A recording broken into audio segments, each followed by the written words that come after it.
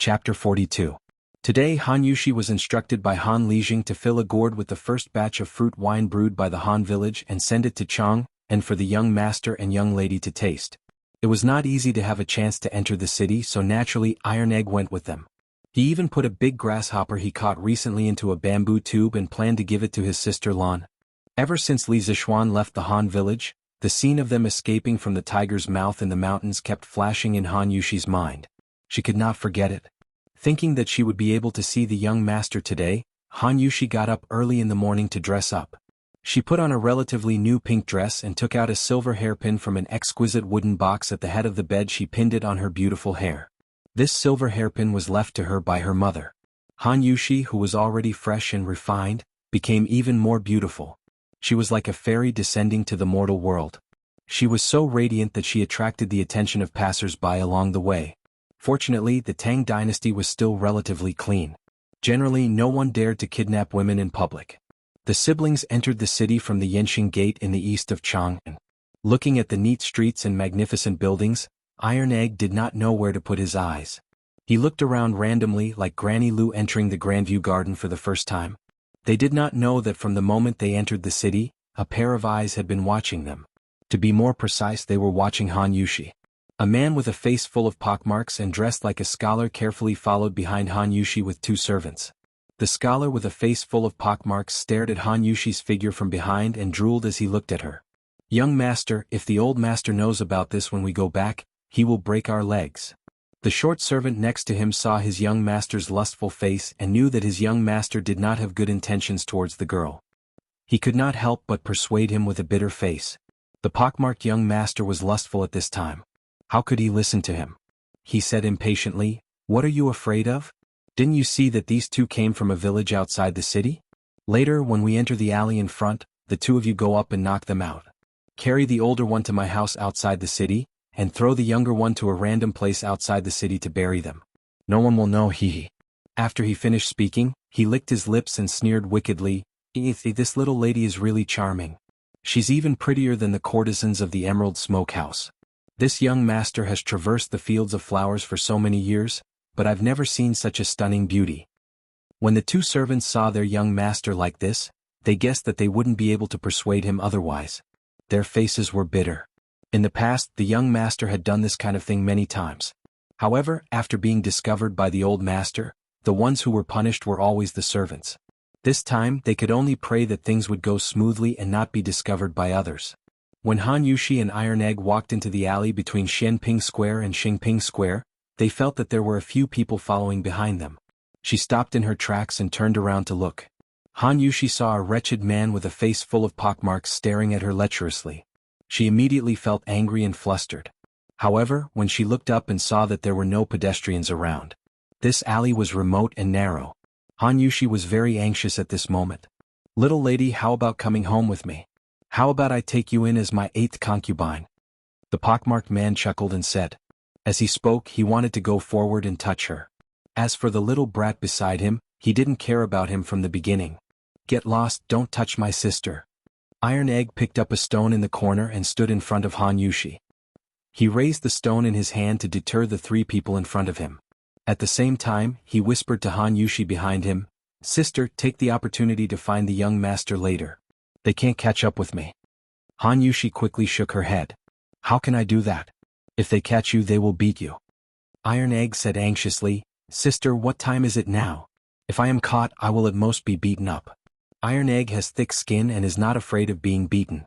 But if you are caught, sister, it will be different." Children from poor families took charge of the family early. Although Iron Egg was young, he still knew a little about the dirty dealings of these rich young masters. He understood that if his sister fell into the hands of this scum, she would definitely suffer a fate worse than death. He might as well go up and be beaten up. Anyway, he had thick skin. Han Yushi's face turned pale when she heard this. After struggling for a while, she said, "Iron Egg, you must be careful. Sister will go and find the young master for help." "Want to leave? None of you can leave." The pockmarked man snorted coldly. Two servants blocked their way, one in front and one behind. At this time, Iron Egg suddenly exploded. He threw the stone in his hand at the servant blocking the way in front and shouted, "Sister, quickly leave from here. I will stop them." Although Iron Egg was young, he usually did a lot of farm work and was not weak at all. His stone hit the servant's forehead directly and smashed him to the ground. The pockmarked man was shocked. He didn't think that this little brat, whom he had always looked down upon, would have such great strength and speed. Seeing that one of his lackeys had fallen, he hurriedly joined forces with another tall servant to close in on this side. At this time, Iron Egg quickly picked up a wooden stick next to him and stopped the two people who wanted to chase after Han Yushi. Han Yushi shed tears and cried, "Iron Egg, sister will go and find the young master to save you." After saying that, she immediately turned and ran out of the alley. She knew that she could not help here. She could only hope that Iron Egg could hold on until she found the young master to save him. Li Zixuan brought Lan Li Qingqian and Steward Wang to the East Market. The East Market was very close to the Li family, so they did not choose to take a carriage and walk directly. They talked and laughed along the way. When they walked to Yongning Lane, they heard Lan cry out in surprise, brother, look, isn't that Sister Yushi?" When Li Zixuan heard this, he immediately turned his head and looked in the direction Lan was pointing. He saw a beautiful girl in a pink dress with a fairy-like face, but she was crying like a pear blossom in the rain. She was wiping her tears as she ran. This girl was Han Yushi. Seeing this, Li Zixuan hurriedly exerted his strength and ran in front of Han Yushi. Han Yushi was thinking about her brother's safety and only knew to run forward without caring about anything else. She did not notice him at all and bumped into his arms. She immediately woke up with an "ah." Looking up and seeing that it was Li Zixuan, Han Yushi was pleasantly surprised. She hurriedly pulled his arm and cried, "Young master, quickly go and save Iron Egg. A few scoundrels are beating him up in front." Li Zixuan's heart ached when he saw Han Yushi crying. When he heard her words, he instantly guessed the situation in his mind. He could not help but be furious. He did not have time to ask her why she entered the city today and directly said, "Yushi, you lead the way. Quickly bring me there." He then shouted at the three people who were following behind, "Yushi and I will go and save Iron Egg first. Lan, Gaoming, you guys follow later." After saying that, he directly took Han Yushi and used the cloud-piercing steps. He ran in the direction Han Yushi pointed. He did not deliberately take advantage of Han Yushi. The situation was urgent and did not allow him to hesitate. Chapter 43. I told you to meddle in other people's business. I'll beat you to death today. Seeing the beauty that was about to be sent to his mouth suddenly fly away, the pockmarked man was very angry. He kicked Iron Egg, who had been knocked to the ground more than 10 times, and cursed as he kicked. Even though Iron Egg's skin was thick, he could not withstand such a fierce kick from an adult man. He was only a child who was not even 7 years old. At first, Iron Egg could still curse at this scumbag. Now he was vomiting blood from the kick and was like a pool of mud on the ground. He was already on the verge of death. Previously, he had thought of letting his sister leave first. If he was caught, he would at most be beaten up. He really did not expect this scumbag to be so vicious. He wanted to beat him to death. Even so, Iron Egg did not regret it. Unlike other 7 or 8-year-old children, Iron Egg was sensible early. He knew that if it were not for his sister, he would have died long ago when he was young. Now that his sister was saved, his death was worth it. Iron Egg's eyelids were getting heavier and heavier. When the scumbag kicked him, he could not feel any pain. He really wanted to sleep. Stop. A shocking roar came from the entrance of the alley. It was like a bolt from the blue, shaking the pockmarked man and the servants' eardrums until they were buzzing. The pockmarked man could not help but take 2 steps back in a daze. Iron Egg. Han Yushi ran over with tears in her eyes. Seeing Iron Egg covered in blood from the beating, Han Yushi picked up Iron Egg and called out Iron Egg's name in a low voice. "Oh, little lady, you called for help so quickly? But can this pretty boy really save you? I think, little lady, why don't you marry me obediently and be my concubine? What future do you have with this gigolo? How can he be as handsome as me?" The freckled man was overjoyed when he saw that Han Yushi had returned. He did not care much about the gigolo beside him. He was not even half as handsome as him. Even though Li Zixuan was filled with rage, he was amused by the shameless pockmarked man in front of him. He touched his face doubtfully and looked at the pockmarked man. After confirming that the scum was talking nonsense, he didn't waste any time and directly flew over to punch him in the head. That scumbag was still being narcissistic at the side when he saw a fist coming towards his face. It was too late for him to dodge. Roar. The pockmarked man was sent flying far away with a punch. The 2 servants who hadn't reacted just now hurried over to help their young master up. The scumbag's mouth was full of blood. He angrily pointed at Li Zixuan and said incoherently, "Little rabbit, Do you know who this master saw, young master, is? Do you know who my father is?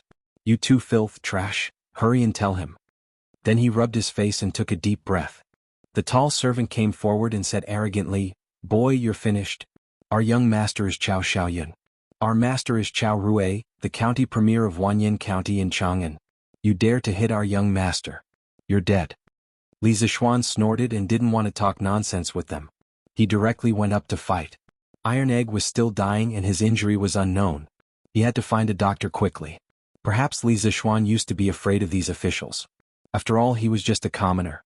Commoners didn't fight with officials. But now he had the help of Cheng Chumo and Li Qingqian. How could he be afraid of a small county premier?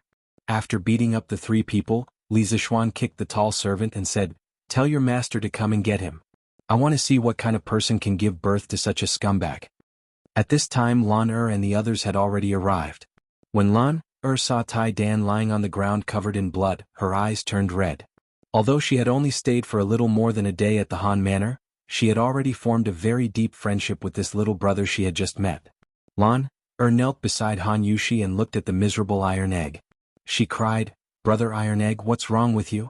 Get up, Lan will treat you to some chicken. Tai forced his eyes open and said intermittently, Sister? Lan, Iron Egg is fine. Iron Egg helped you catch a grasshopper, more powerful than Wei Qin.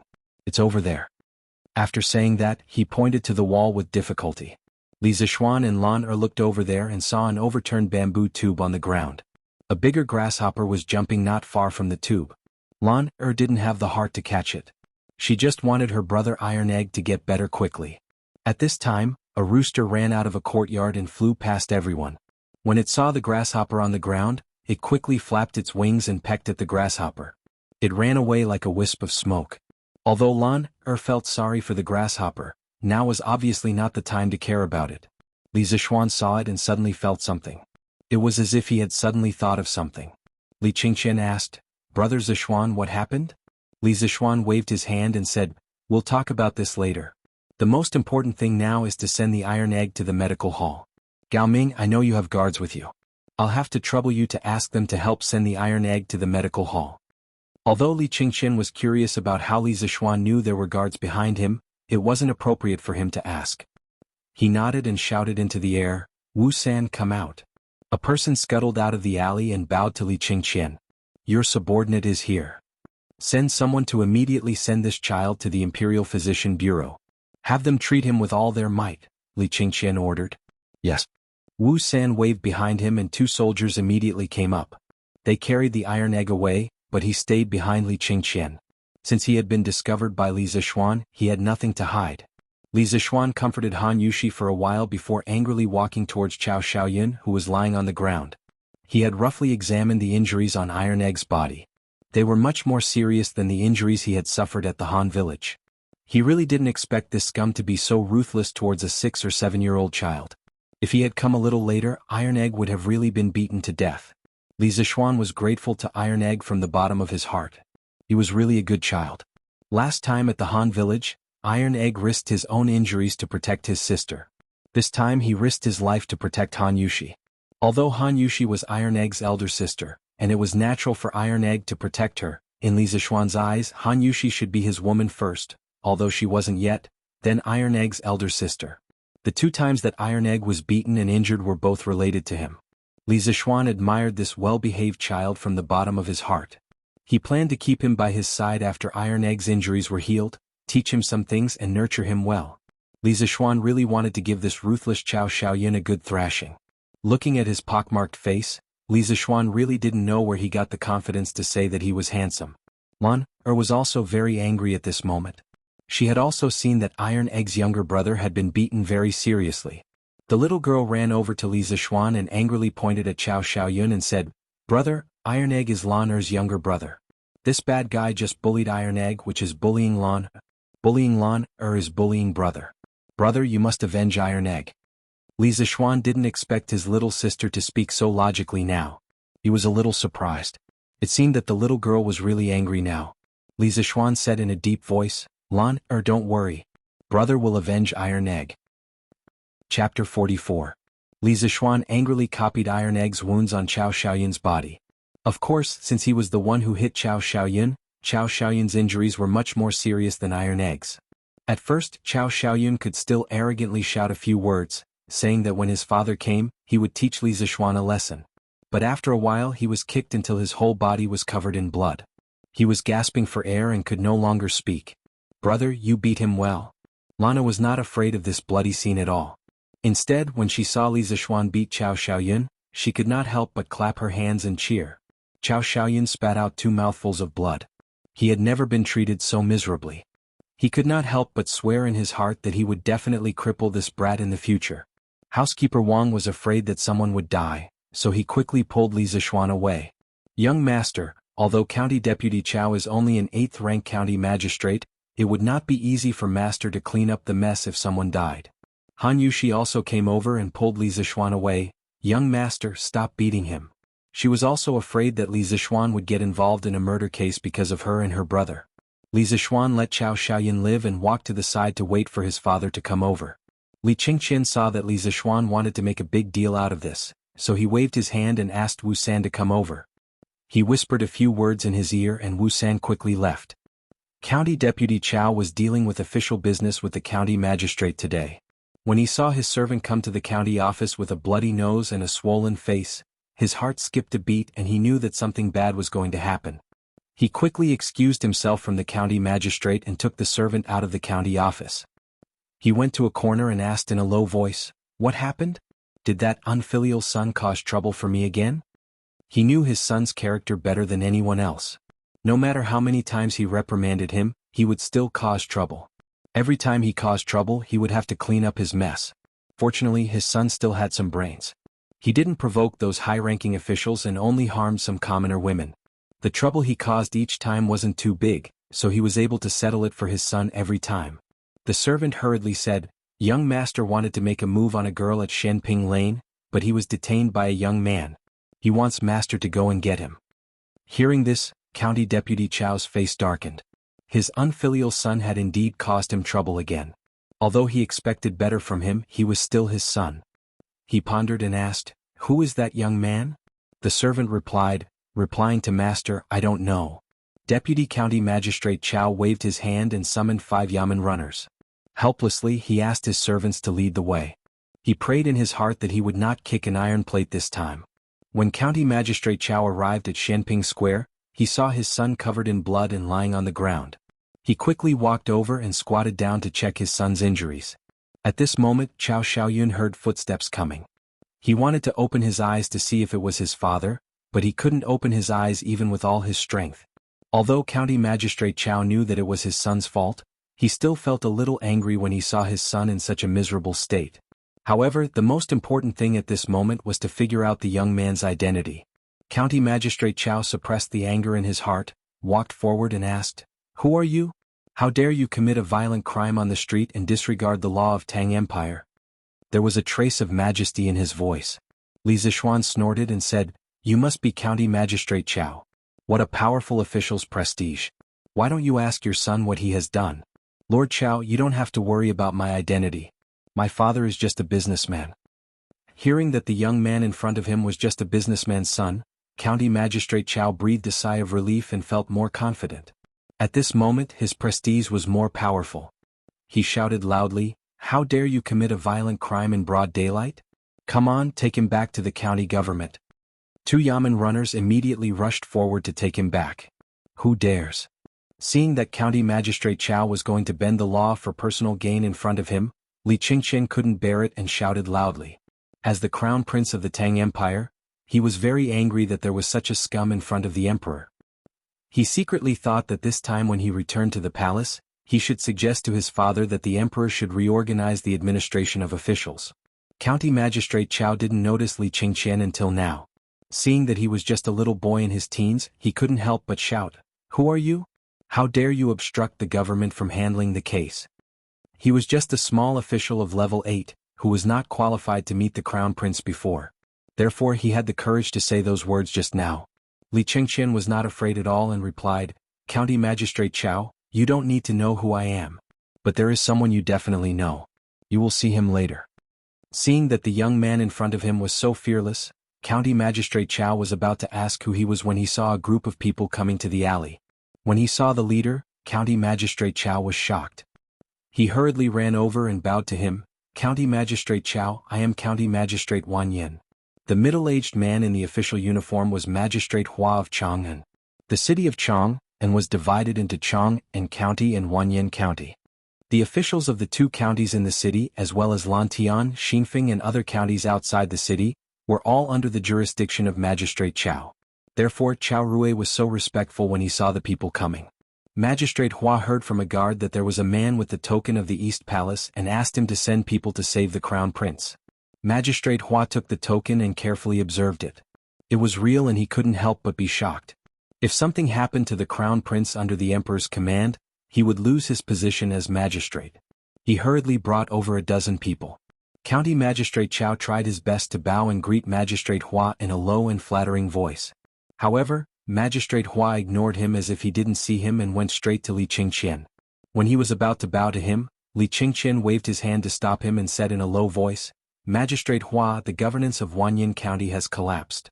I will tell my father the truth when I go back to the palace today." Magistrate Hua's back was covered in a layer of cold sweat when he heard this.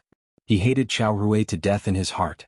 He was about to explain and plead with Li Qingqian, but Li Qingqian ignored him after he finished speaking. He turned around and walked to another 14-year-old boy. At this moment Li Qingqian said to Li Zishuan, "Brother Zishuan, let's leave this matter to Magistrate Hua. Let's go to Shi City." Li Zishuan thought about it. There was indeed no need for him to do anything here. Chow Xiaoyun had been beaten to such a state. If he beat him again he would be beaten to death. Moreover, Li Qingqian had already warned Magistrate Hua personally. As long as there was nothing wrong with his brain, he wouldn't dare to cover for Chow Rui and Chow Rui.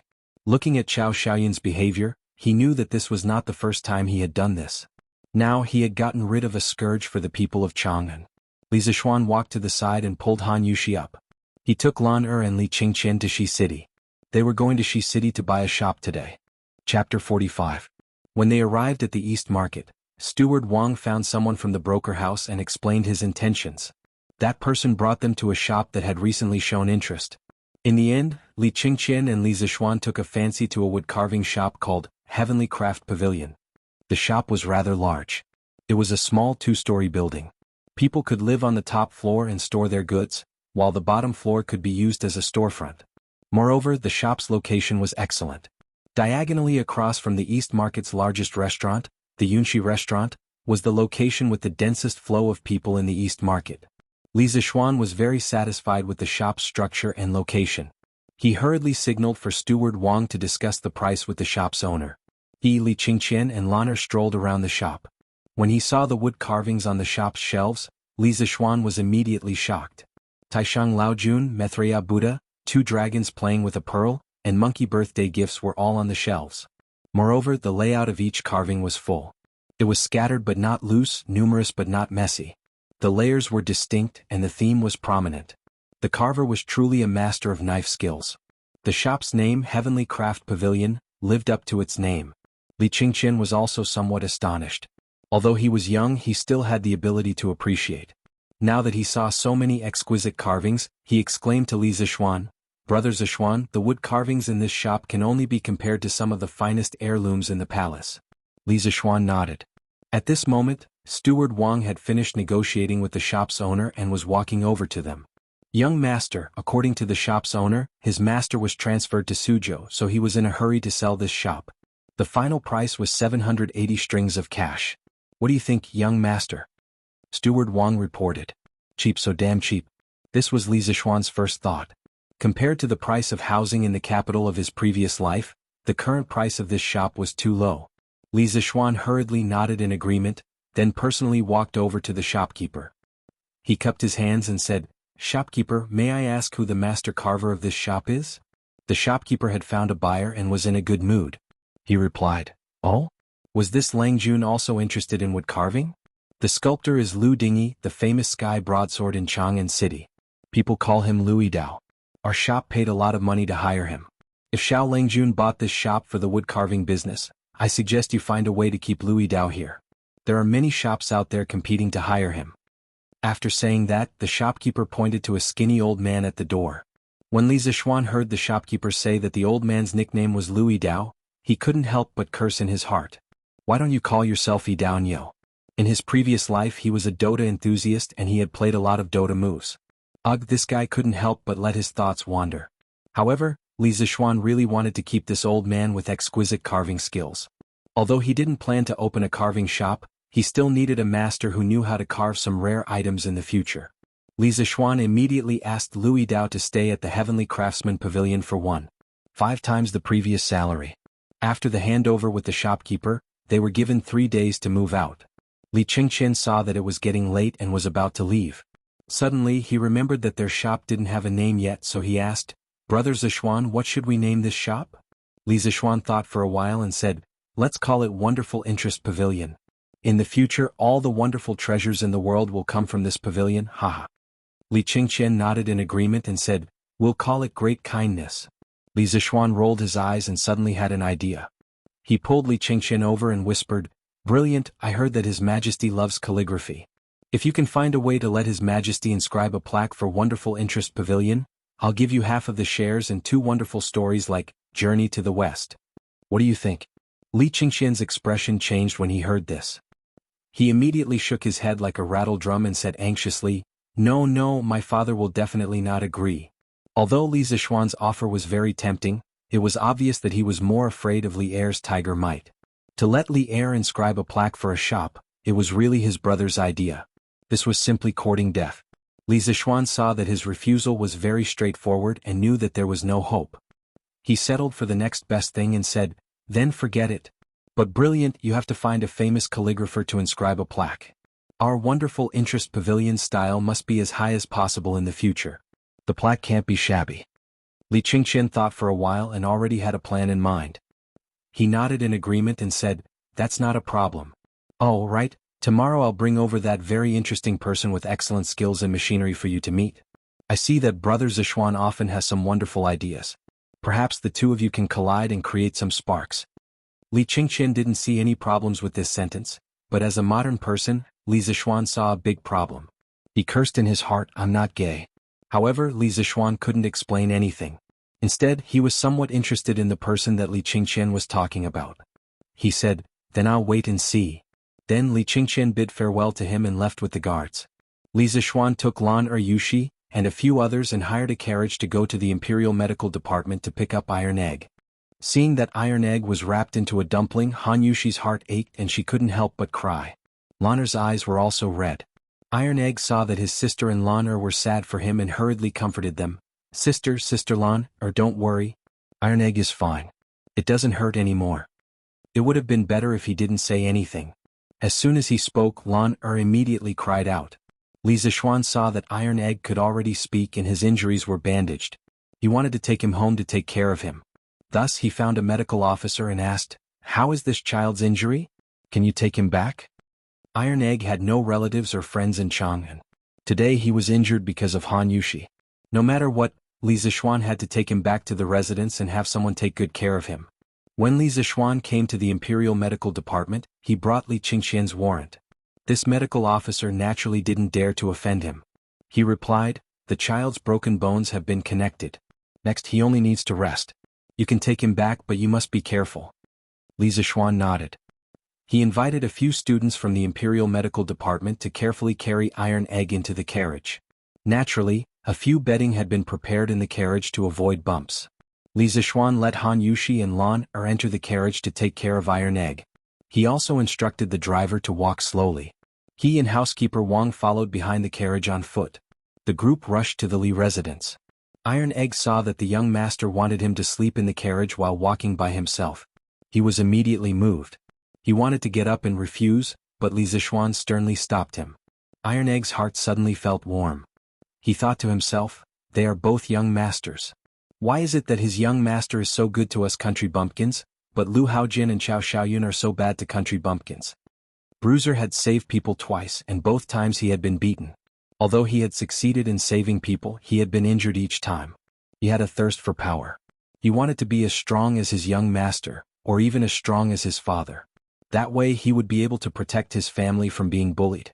Seeing that his young master was so good to his family, Iron Egg had a glimmer of hope. He thought, maybe if I beg the young master, he can teach me martial arts? Even if his young master was unwilling, Iron Egg planned to go back home and ask his father to teach him a few moves. Yes, Iron Egg was not stupid. He also knew that his young master's martial arts were better than his father's. After experiencing so many things, Iron Egg also understood many things. He wanted to become stronger. Chapter 46. When they returned to the Li residence, Madame Li was in the front hall when she heard the commotion at the door. Xin, where did you go? Whose child is this? How did he get hurt so badly? Madame Li asked in shock when she saw her son calling San Bao and Ah Fu to carry a little boy wrapped up like a dumpling. Mother, this is Han Village's Han Lijing's son, Iron Egg. This is Han Lijing's daughter, Han Yushi. Today's matter is a long story. Let me help Iron Egg settle down first.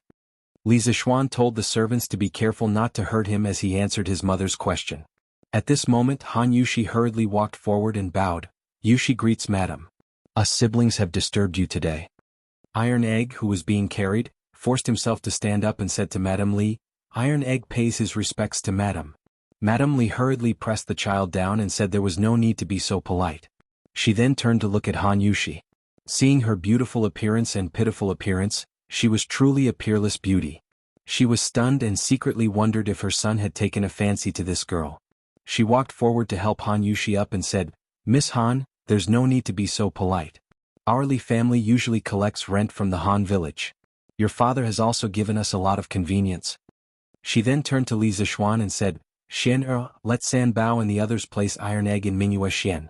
The siblings will stay there tonight. Mother will send a few servant girls over to take care of them. Mingyue Xian was a small independent courtyard in the west courtyard that Li Zishuan lived in. It was used by the Li family to entertain guests. Li Zishuan naturally agreed. Han Yushi hurriedly declined, Madam, we don't need servant girls to serve us. I can take good care of little brother.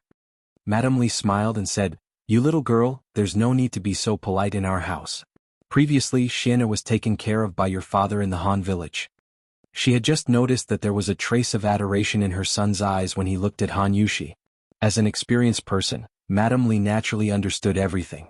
She thought to herself that although this girl's family background was a bit poor, her appearance could indeed be considered stunning. No wonder her son was infatuated with her. Her son was finally enlightened. It seemed that she would soon be able to hold her grandson. Mrs. Li's imagination was running wild, and she began to fantasize happily.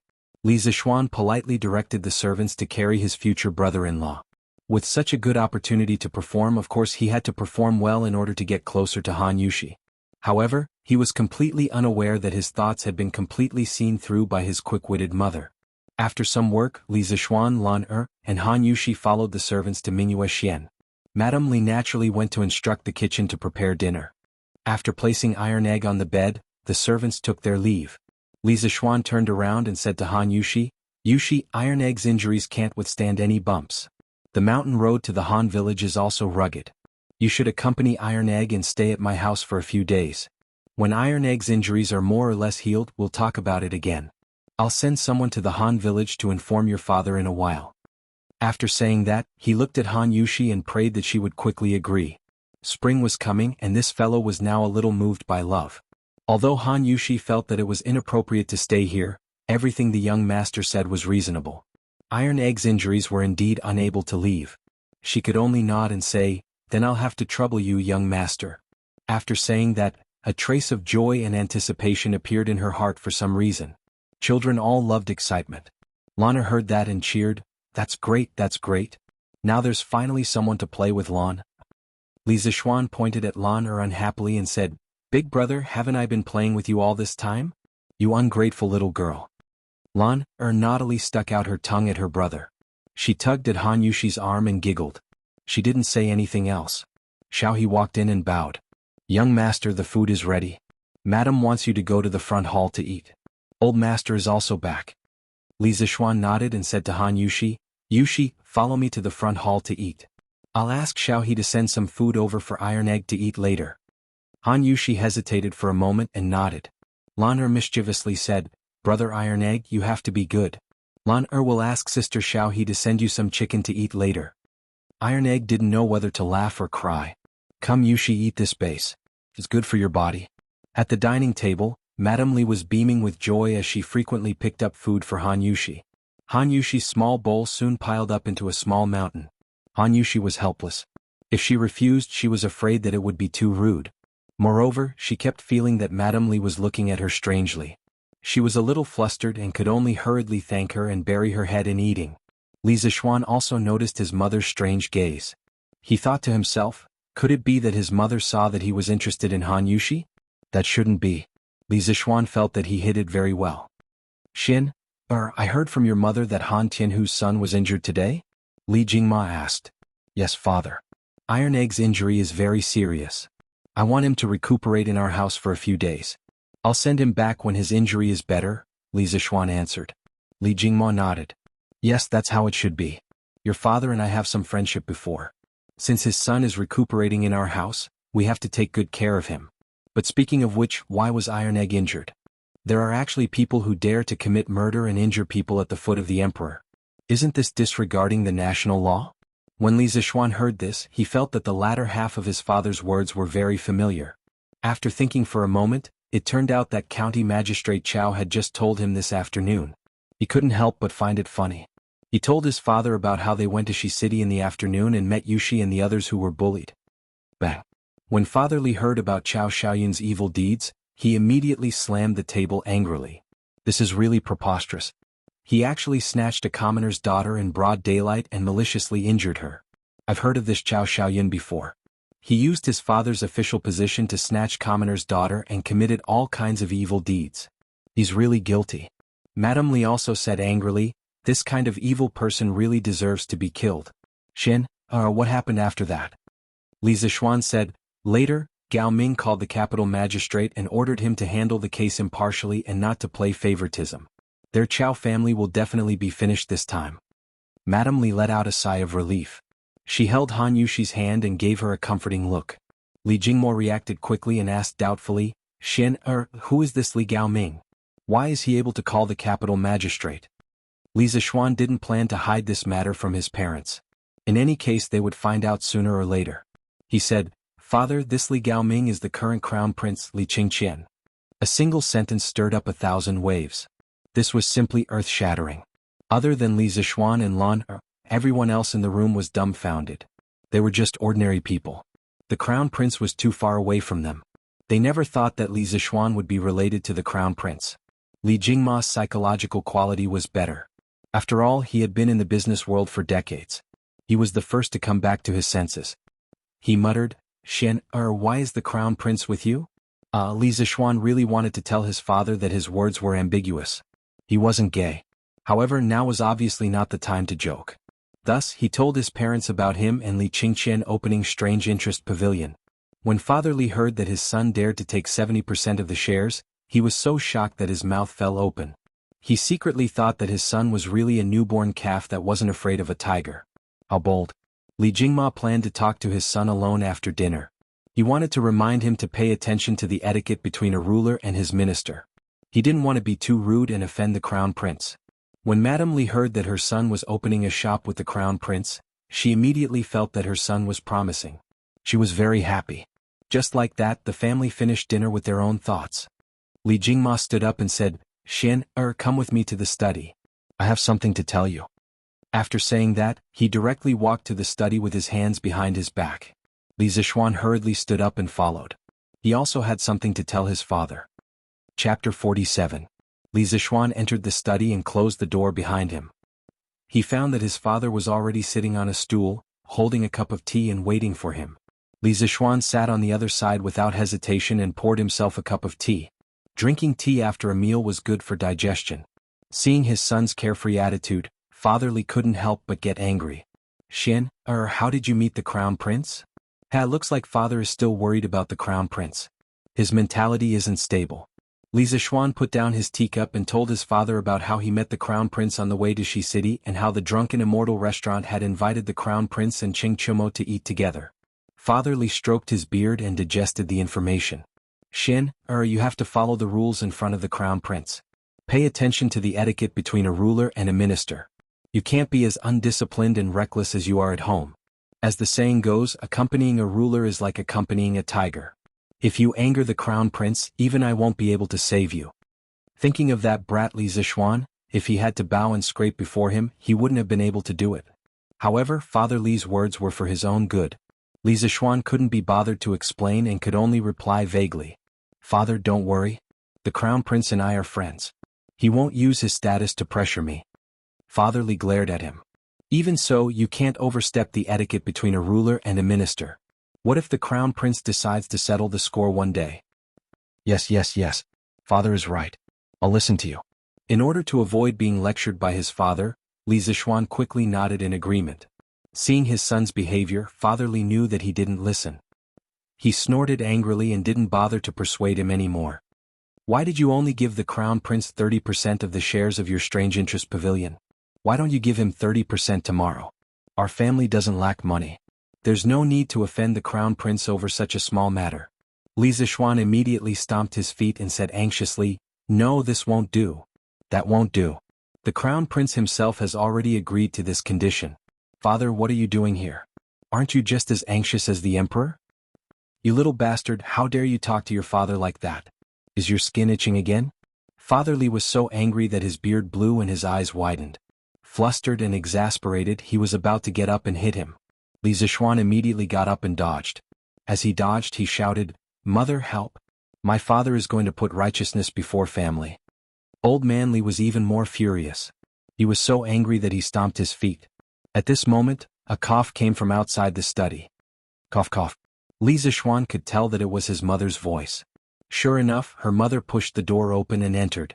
After Mrs. Li came in, she coldly glanced at Old Man Li, then directly sat down beside him and said to Old Man Li, I think you want to sleep in the study again? What couldn't he say to little Xian properly? Little Xian is already so old, yet you still hit and scold him. What a scandal. Old Man Li instantly lost his temper. He sat back down like a wronged wife and sipped his tea in grievance. Li Zishuan saw that the atmosphere was a little stiff. He laughed dryly and went forward to reason with his father. Father, that strange interest pavilion is your son's first business. In the future, its scale will definitely surpass the Tang Empire. Your son has already given the crown prince 30% of the shares. Why can't you see the crown prince clearly? Old Man Li obviously felt that his son was bragging. He laughed coldly, indicating that he didn't believe him. Li Zishuan said helplessly, Father, if you don't believe me, then let's wait and see. Also, your son has something to tell you today. Old Man Li swallowed his tea and said unhappily, What can you possibly want? It seems that his father's heart is full of resentment. Li Zishuan said awkwardly, Father, other than the abilities I told you before, my master is also proficient in divination. Did you know? Old Man Li stared and said, How would I know? Besides, why are you telling me this? Li Zishuan patiently said, Father, when your son was 7 years old, I accidentally heard my master say that on the 4th day of the 6th month of the 9th year of Wuda. Li Zishuan obviously didn't know the exact date. He heard it from Xiaohe when he returned home. The Xuanwu gate would be filled with corpses and blood. At that time your son didn't know what it meant. After my master passed away and I went down the mountain, I found out what happened on the 9th year of Wuda. Li Zishuan's parents turned pale with fright. They had been living in Chang, and naturally knew what happened on the 4th day of the 6th month last year. The location of the incident happened to be the Xuanwu Gate. This incident had now become a taboo among the people of the Tang Empire. No one dared to mention it in public. Mrs. Li stood up and said anxiously, Xian is this true? Li Zishuan nodded solemnly and said, Your son doesn't dare to lie to you. Although Old Man Li was shocked, he still had some doubts and asked, So what if your master has the ability to predict the future? What's the point of telling us this? Li Zishuan stood up and said slowly with his hands behind his back, After I went down the mountain and found out that my master's prophecy came true, I was even more worried because my master left another prophecy before he died. Old Man Li was also a little nervous at this moment and asked hurriedly, What prophecy? Li Zishuan gathered his emotions for a moment and said in a low voice, My master said that on the 6th day of the 2nd year of Jingguan, there will be a large-scale and unprecedented locust plague in the Tang Empire. At that time, the locusts will cover the sky and the earth and pour down in torrents, sweeping across the entire Guanzhong plain. Wherever the locusts pass, the land will be barren and all the crops will be destroyed by the locusts. The Tang Empire will suffer a world-destroying catastrophe. At that time, thousands of people will starve to death because of the lack of food. It's not surprising that the locusts will eat their children. The two elders were stunned by this shocking prophecy and were speechless for a long time. Mrs. Li had always been kind-hearted and couldn't bear to see others suffer. At this moment, the miserable scene described by Li Zixuan touched her delicate heart and her eyes turned red. Mrs. Li gently wiped the corner of her eyes and asked sorrowfully, "Xian, did your master say that there is a way to resolve this locust plague?" She still had a glimmer of hope in her heart. Li Zixuan slowly shook his head and said, "My master said that in the 9th year of Wuda, even if the Turks attacked the vicinity of Chang'an, it wouldn't be terrible. The Tang Empire will have a wise ruler to resolve this disaster. But this locust plague in the 2nd year of Jingguan is the biggest test for the Tang Empire that has just been pacified. No one can resolve it. We can only rely on ourselves to fight against the heavens." At this moment, Old Man Li's face was also a little sad. He shook his head and smiled bitterly, "Alas, we are just mortals. How can we fight against the heavens?" Mrs. Li also nodded her head with a miserable expression. The ancients had always maintained a reverent heart for the heavens. In their view, the locust plague was a punishment from the heavens to the human world. How could mortals resist it? In the end, humans couldn't fight against the heavens. Li Zixuan saw that his parents had accepted their fate and had no fighting spirit. He couldn't help but shake his head. It seemed that his task tonight was a little heavy. He had to pull his parents together. He couldn't complete this plan alone. Chapter 48. The atmosphere in the study was extremely stifling. Li Zongyuan's parents had already believed in their son's prophecy, but even if they knew about it in advance, what could they do? At most, they could stock up a batch of food in advance to ensure that their family members wouldn't starve to death. But there would still be tens of thousands of people starving to death because of the lack of food. Although Li Zongyuan's parents weren't exactly good people, they knew that many people would starve to death in the future, but they couldn't do anything about it. Their hearts were filled with grief. Li Zixuan had been worried that if his father knew about the locust plague, he would try to stock up on food in advance so that he could raise the price of food and make a fortune from the disaster. But looking at his father's sorrowful face, Li Zixuan knew that he was overthinking things. He secretly chided himself for being a petty person. However, knowing that his father wasn't a petty merchant, Li Zixuan felt gratified in his heart. He walked in front of his father and firmly said, "Don't worry. Father, if we don't try, how can we know that we can't fight against the heavens? Master once said that the world thinks that men can't fight against the heavens, but they don't know that it's just an excuse that the weak find for themselves. As long as we try our best, then men can defeat the heavens." When Li Jingma heard his son's words, he felt his blood boil. He raised his head and asked his son, "Xian, have you thought of a good idea?" Li Zixuan sat back down on the stool, took a sip of tea and nodded. "Ever since I returned from Mount Longhu, I've been thinking of a solution. In those days when I thought about how the Great Tang would starve for thousands of miles in a year, I was so worried that I couldn't eat or sleep." Cough, cough. "Don't talk nonsense, get to the point." Li Jingma hurriedly interrupted. He cursed in his heart. "You still have the face to say that you can't eat or sleep. You eat in different ways every day and you even made a chicken to eat. And you don't even wake up until late in the morning." Madame Li was also amused by her son's shameless words. She realized that her son's skin was getting thicker and thicker. But this was also good. A thick-skinned person wouldn't suffer losses easily. In Madame Li's eyes, her son was good. Seeing that his parents' expressions were not as dejected as before, Li Zixuan knew that his goal had been achieved, so he stopped fooling around and seriously said, "Today I thought of a method that can eliminate the locusts to a large extent. At the very least, it can ensure that the grain in our family's farmstead will not be harmed." Li Zixuan saw a rooster snatch away a grasshopper brought by Iron Egg today, so he came up with a plan. In this era without chemical pesticides, Li Zixuan could only think of using biological control to deal with locusts. The overwhelming number of locusts was obviously not something that could be caught by hand. They could only breed animals that could hunt locusts. The power of biological control was not to be underestimated. Li Zixuan read a technical post in his previous life. According to statistics, a black-spotted frog could hunt more than 135 locusts, the larvae of locusts, per day. A swamp frog could hunt more than 120 locusts per day, a toad could hunt more than 160 locusts per day, and an adult bird could eat 167 adult locusts per day. Imagine if tens of millions of white birds could be brought in now. When the locusts outbreak next year, just these tens of millions of white birds could eat all the locusts in the Tang Empire overnight. However, because birds and frogs were not easy to breed on a large scale, Li Zixuan wanted to set up a large-scale chicken farm. He wanted to use all the resources of the Han family manor to breed as many as they could. Li Jingma had traveled extensively for so many years, but he had never heard of a method to deal with the locusts. Hearing this, he asked curiously, "Xian, what method have you thought of?" Li Zishuan did not answer. Instead he asked, "Father, if there is a method to deal with locusts that can guarantee that the Han family manor will not suffer any losses when the locusts come, but it will require our family to fork out a large amount of money. Father, are you willing to do it?" Li Jingma glared at him and said angrily, "You brat, what kind of person do you think your father is? Saving a life is better than building a 7-storied pagoda. If there is a way, how can your father not help?" Madame Li also agreed, "Xian, if you have a method, just say it. Your father and I will support you fully. If the money is gone, your father can still earn more. However, to see so many people starve to death, I'm afraid I won't be able to rest in peace for the rest of my life." Li Zishuan was also touched by his mother's sincere kindness. He nodded and continued, "Father, your method is simple. Father, your son's method is very simple. Our family will be responsible for providing the Han family village with chicken seedlings. Let all the villagers help us raise chickens. Based on the number of chickens raised by each villager, we will reduce their rent by 10% to 30%. When the locusts come next year and the chickens have grown up, we can have the farmers herd the chickens into the fields and let the chickens eat all the locusts. This way, not only will the crops be protected, the chickens will also grow faster. When the locusts are over, we can sell the chickens or supply them directly to the Drunken Immortal restaurant.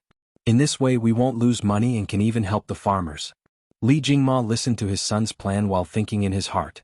When his son finished, he realized that his son's plan was logical.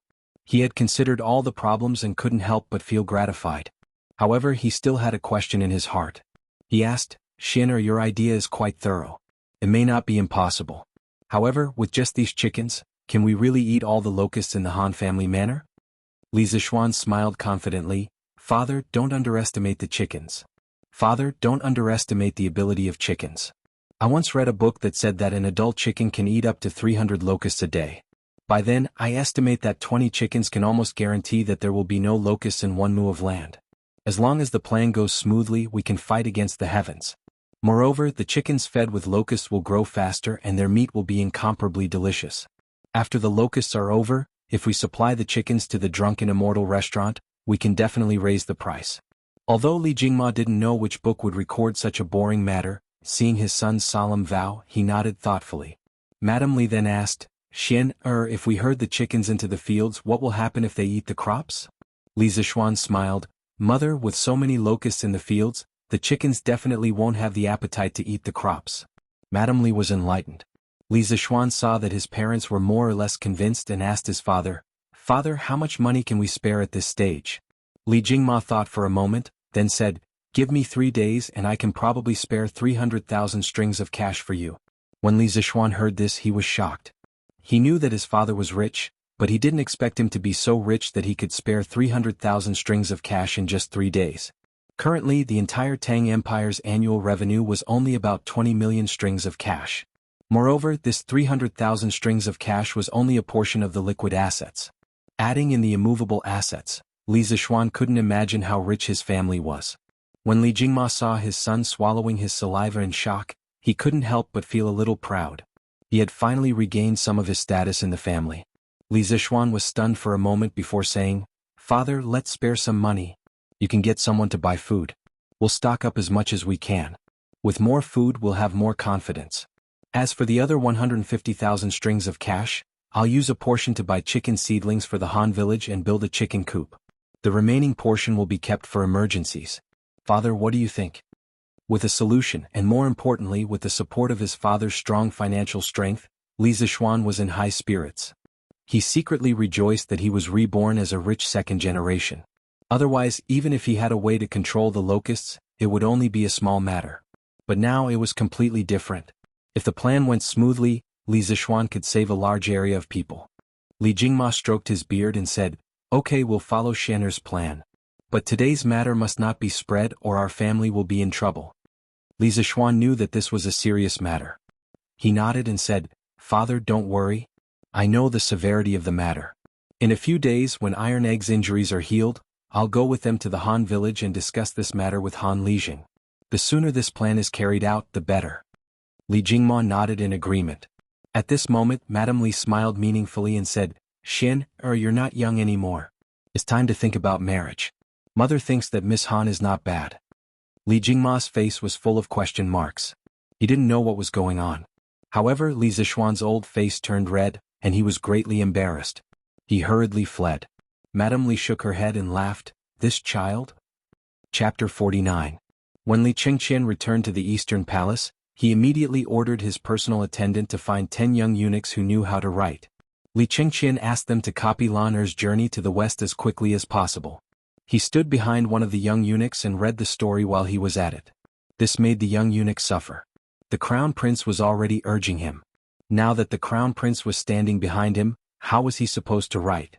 The young eunuch's hands began to tremble uncontrollably and sweat began to appear on his forehead. As a result, his speed naturally slowed down. Li Qingqian had been reading this page for quite some time. Seeing that the young eunuch still hadn't finished copying, he couldn't help but feel displeased. Looking carefully at the young eunuch's trembling hands, Li Qingqian understood what was going on. He felt somewhat helpless, but he couldn't be too harsh.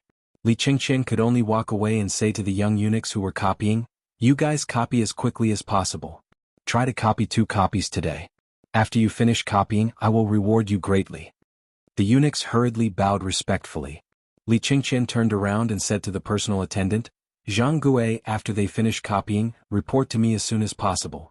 The personal attendant quickly bowed and said, Yes, Your Highness. Li Qingqian returned to his bedroom to rest. 4 hours later, Zhang Gui brought 2 booklets and delivered them to Li Qingqian's bedroom.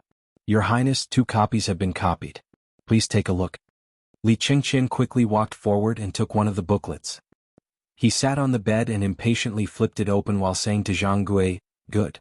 Not bad. Those who copy will be rewarded. Zhang Gui, have someone deliver the remaining booklet in your hands to Chang'e Palace. Yes.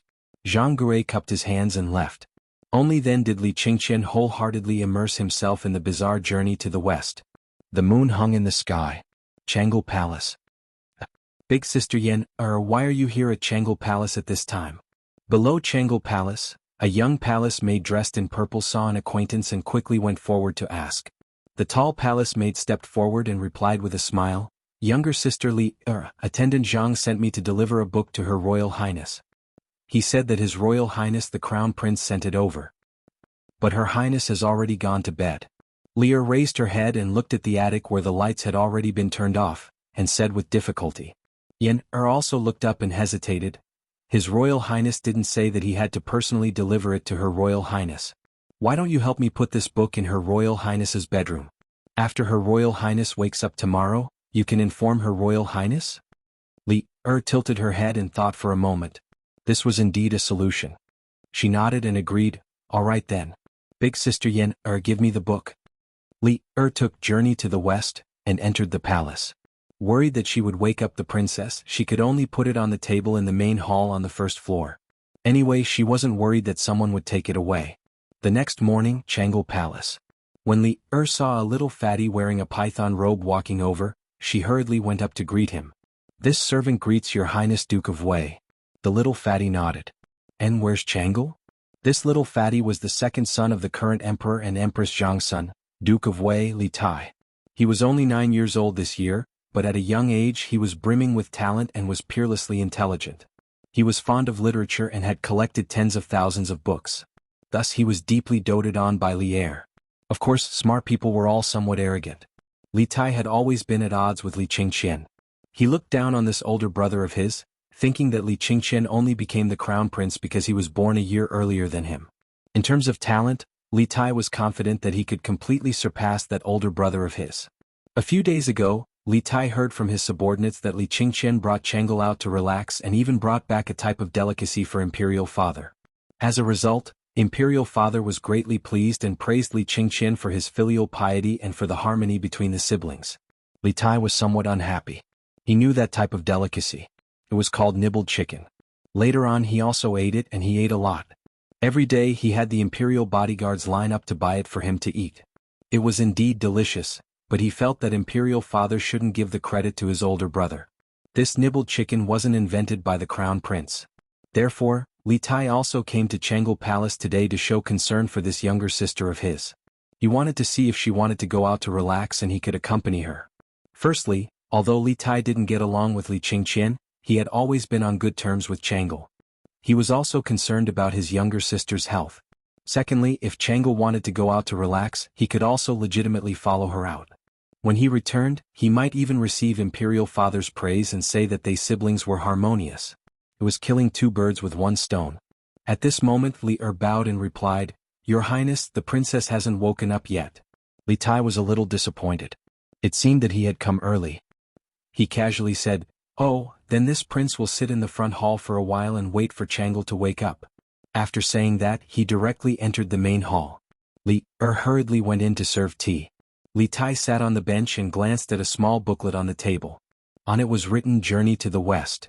He couldn't help but feel curious. He thought to himself, what kind of book is this? This prince has read a lot of books but he has never seen it before. He immediately took the booklet and flipped through it. Li wanted to stop him but she didn't dare. This Prince of Wei's temper had always been bad.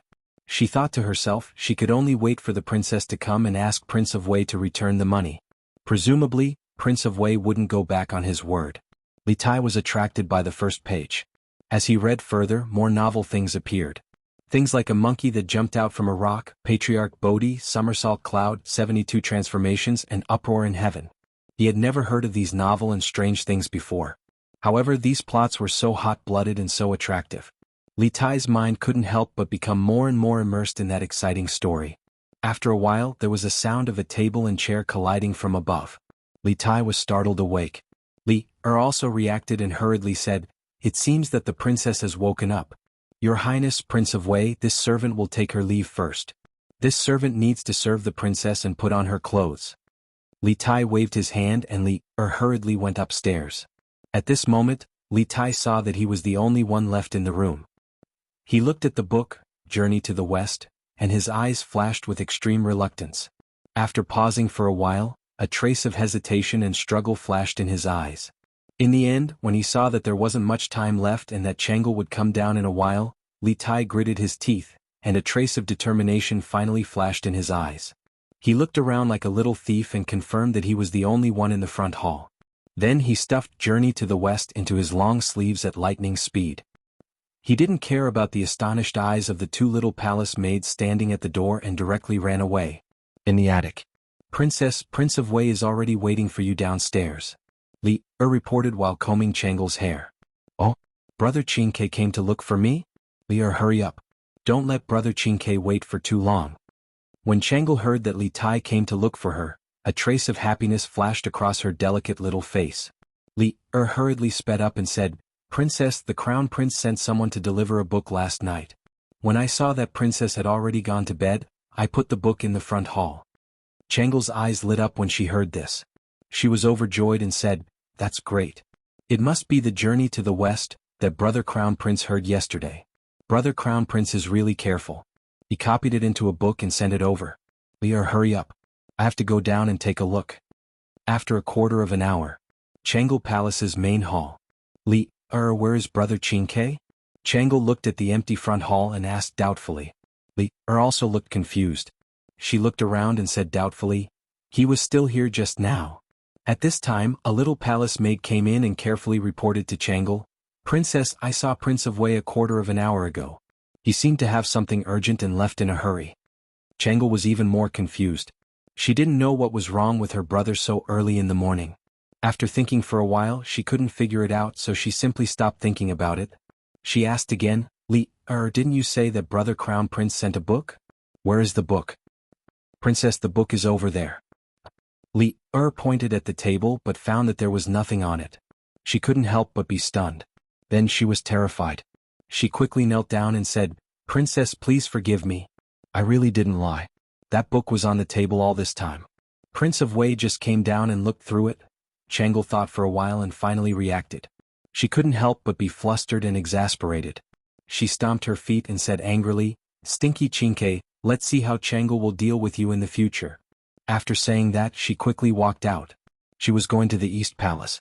Since Li Tai had stolen Journey to the West, even if she went to find Li Tai now, she probably wouldn't be able to get it back in a short time. She might as well go to the East Palace and see if there were any other copies. It had to be said that Chang'e really understood Li Tai very well. Li Tai ran back to Prince of Wei's mansion in a flash. He even looked back with a guilty conscience to see if anyone was chasing after him. When he saw that there was no one behind him, he let out a sigh of relief. He instructed the imperial bodyguards at the gate, "Except for my imperial father's summons, if anyone else comes, just say that I am not here. Do you understand?" Although the two imperial bodyguards felt strange, they didn't dare to ask in detail. They quickly bowed and answered. Li Tai then hurriedly returned to his bedroom and carefully took out the small book. Then he couldn't wait to start reading again. His mind slowly entered the bizarre world of Journey to the West. Chapter 50. Last night, the more Li Qingqian read Journey to the West, the more he read, the more excited he became.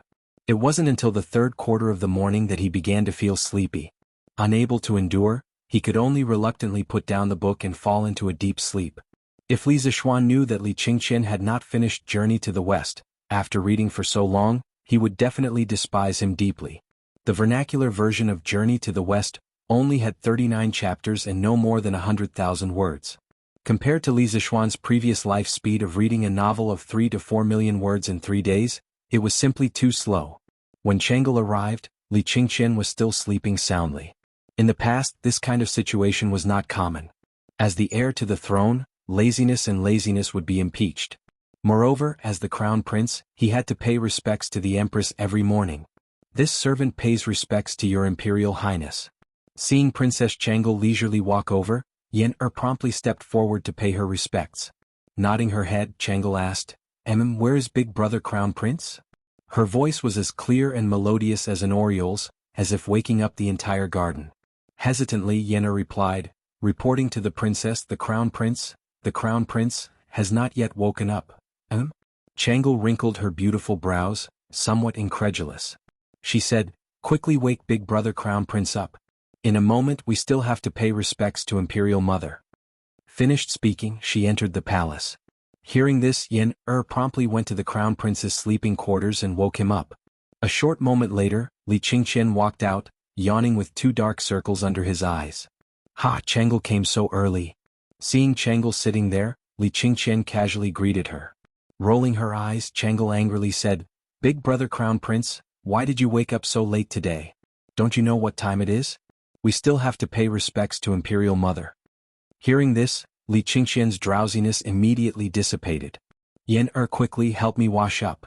On the palace road, brother and sister hurriedly made their way to the inner court. Seeing Li Qingqian lose his self-control today, Chang'e curiously asked, "Big brother crown prince, what's wrong with you today? You look listless." Li Qingqian said embarrassedly, I was reading Journey to the West last night and forgot the time." Hearing Journey to the West, Chang'e remembered the purpose of going to the Eastern Palace in the morning. She said angrily, "Brother crown prince, the Journey to the West that you gave me last night was secretly taken away by brother Qingke this morning." Brother Qingke is too much." She wrinkled her nose. Li Qingqian was stunned.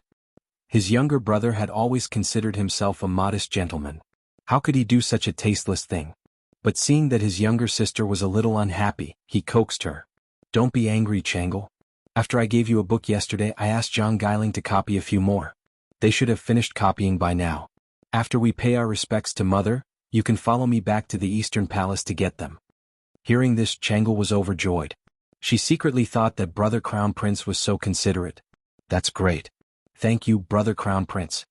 After paying her respects to Empress Zhang's son, Chang'e impatiently pulled Li Qingqian to the Eastern Palace. Just now, Chang'e had not made any complaints about Li Tai in front of her imperial mother. She only believed that Li Tai was playing around with her and was not truly angry. It was not worthwhile to tell her imperial mother and have Li Tai be criticized. It had to be said that Princess Chang'e's heart was extremely good. Li Qingqian could only call for Zhang Gue and have him fetch another copy of Journey to the West for Chang'e. Chang'e took the book and fondled it admiringly. If it were not for the fact that this was not the right place, she would have immediately flipped it open to read the story. Li Qingqian understood his younger sister's feelings. He said, "Chang'e, quickly go back and read. Today I still have to make a trip out of the palace to return the original copy of Journey to the West to Lon. While I'm at it, I'll bring an interesting person to Li Zixuan." Chang'e curiously asked, "Who is it?" Li Qingqian kept her in suspense. "Someone who is like Li Zixuan, always having some strange and wonderful ideas." Oh, that's right. Yesterday I saw a very interesting toy at the Lee estate. It's called a skateboard. It's very suitable for you, Changle. I also plan to open a shop with Li Zixuan that will specialize in selling these strange and bizarre items. Hearing this, Changle became even more interested. Hearing Crown Prince say this, Changle is also interested. If Crown Prince brother does not have enough money, Changle can lend some of her private savings to Crown Prince brother. Li Qingqian thought it over. The daily expenses of the Eastern Palace were quite large. To take out 200 strings of coins at once and have to scrape them together was truly troublesome. He said, Changle, why don't you take out 100 strings of coins? I'll give you 10% of the shares. What do you think? Changle was very excited to have the opportunity to open a shop. Okay. Tomorrow I'll have someone send the money over. It's a pity that I still have to attend the palace ceremony today. Otherwise, I would be able to leave the palace with Crown Prince brother and take a look at that shop. Li Qingqian comforted her. There's no rush. When the shop officially opens, you can come with me. Prince Wei's residence. Li Tai had not gone out ever since he returned in the morning. He even forgot to greet Zhang Sun. This little fatty was lying on the bed, reading Journey to the West, with great interest while muttering to himself. Sigh, this monkey is really too heaven-defying. He even dares to bully the Jade Emperor. This is really King satisfying. Wow, this golden hoop incantation is really powerful. This monkey won't dare to be impudent in the future. This golden cudgel is really magical. Can be big or small. I'll ask the Imperial Work Supervisor if he can make one for me. This Zhu Beiji is really funny. I can't take it anymore. Sigh, why is this damned monk so stupid? This old woman is obviously a transformation of the white bone spirit. How can he not see it? If I were Sun Wukong, I would definitely beat this damned monk to death with a single blow. I'm so angry. Huff huff. The maids outside the bedchamber could not help but look at each other in dismay when they heard Prince Wei's angry curses and laughter. They thought to themselves, could it be that Prince Wei had lost his mind? Li Tai was quick-witted. His reading speed was much faster than Li Qingqian's. He finished reading Journey to the West in one morning. Sigh, it's finished so quickly? Which damn person wrote this? It's so short. He could have written another 100 or so chapters. Li Tai said angrily as he flipped through the book and realized that it was gone. He angrily threw the book to the ground. However, even though he threw the book away, he could not help but recall the story he had just read. Li Tai hesitated for a while before picking up the book. He muttered, this story is really interesting. Let me see who wrote this book. I'll get him to write a story for me later. He saw a person's name on the cover of the book. Li Zixuan? I've never heard of him. However, this person is quite talented to be able to come up with such an interesting story. However, the writing style is immature. Why does it look like it was written by a child? It's such a good story, but the writing is so lousy. It's a disgrace to the educated. Li Tai was still thinking about how talented the person who could come up with such an interesting story was. However, when he saw the words, he could not help but feel angry. The young eunuchs of the Eastern Palace copied the original handwriting in order to respect the original author. At this moment, the words that Li Tai saw were naturally immature. In the eyes of a prince like him, who had a small accomplishment in calligraphy, these words were like dog scratches. They were not worthy of such an interesting story. Thinking about it this way, although the person who wrote this story had a strange idea, it was only a little clever. It could not be compared to this prince's talent. Li Tai stroked his chin and thought narcissistically. P.S. Some people are thinking that the story is progressing too slowly. Even now, the main character hasn't come up with many inventions. Swordsmen admit that this is indeed the case. Swordsmen in the early stages of the story have to spend a lot of time and effort to portray the personalities of the characters around the main character to set up a stage for the main character. Swordsmen don't want the main character to only come up with inventions. Swordsmen want to create characters with flesh and blood. They don't want to simply copy modern inventions and bring them back to ancient times to build up the plot. This is too blunt. The main character will slowly bring in many advanced technologies that Great Tang doesn't have. There will be many exciting things. Everyone don't be anxious. However, swordsmen will make sure that every invention comes naturally. This is a story with flesh and blood. It isn't a simple encyclopedia that relies on inventions. Swordsmen want to let the main character fully assimilate into Great Tang before changing it. If the main character comes up with advanced technologies, the main character won't be able to acclimatize. Swordsmen want to make the plot more natural and rich. So everyone don't be anxious. You will fall in love with many characters in the story. Swordsmen are already sick of fast food novels. Swordsmen don't want to write fast food novels. Those novels are enjoyable for a moment, but after a while they become boring and don't leave an impression on the readers. Thus, readers who want to see the main character using advanced technologies to show off his skills in great tang, be patient. Whatever you want, this book will have it. It just needs to be set up so that when the conditions are right, success will come naturally. Don't you think so? Chapter 51. Iron Egg, are your injuries better? After breakfast, Li Zixuan came to Mingyue Xian to check on Iron Egg's injuries. When Iron Egg saw that the young master had come, he quickly got up but was pressed down by Li Zixuan. He could only continue to lie down and said, "Young master, Iron Egg's injuries are almost healed. He should be able to get out of bed tomorrow." Li Zixuan nodded and said, "And that's good.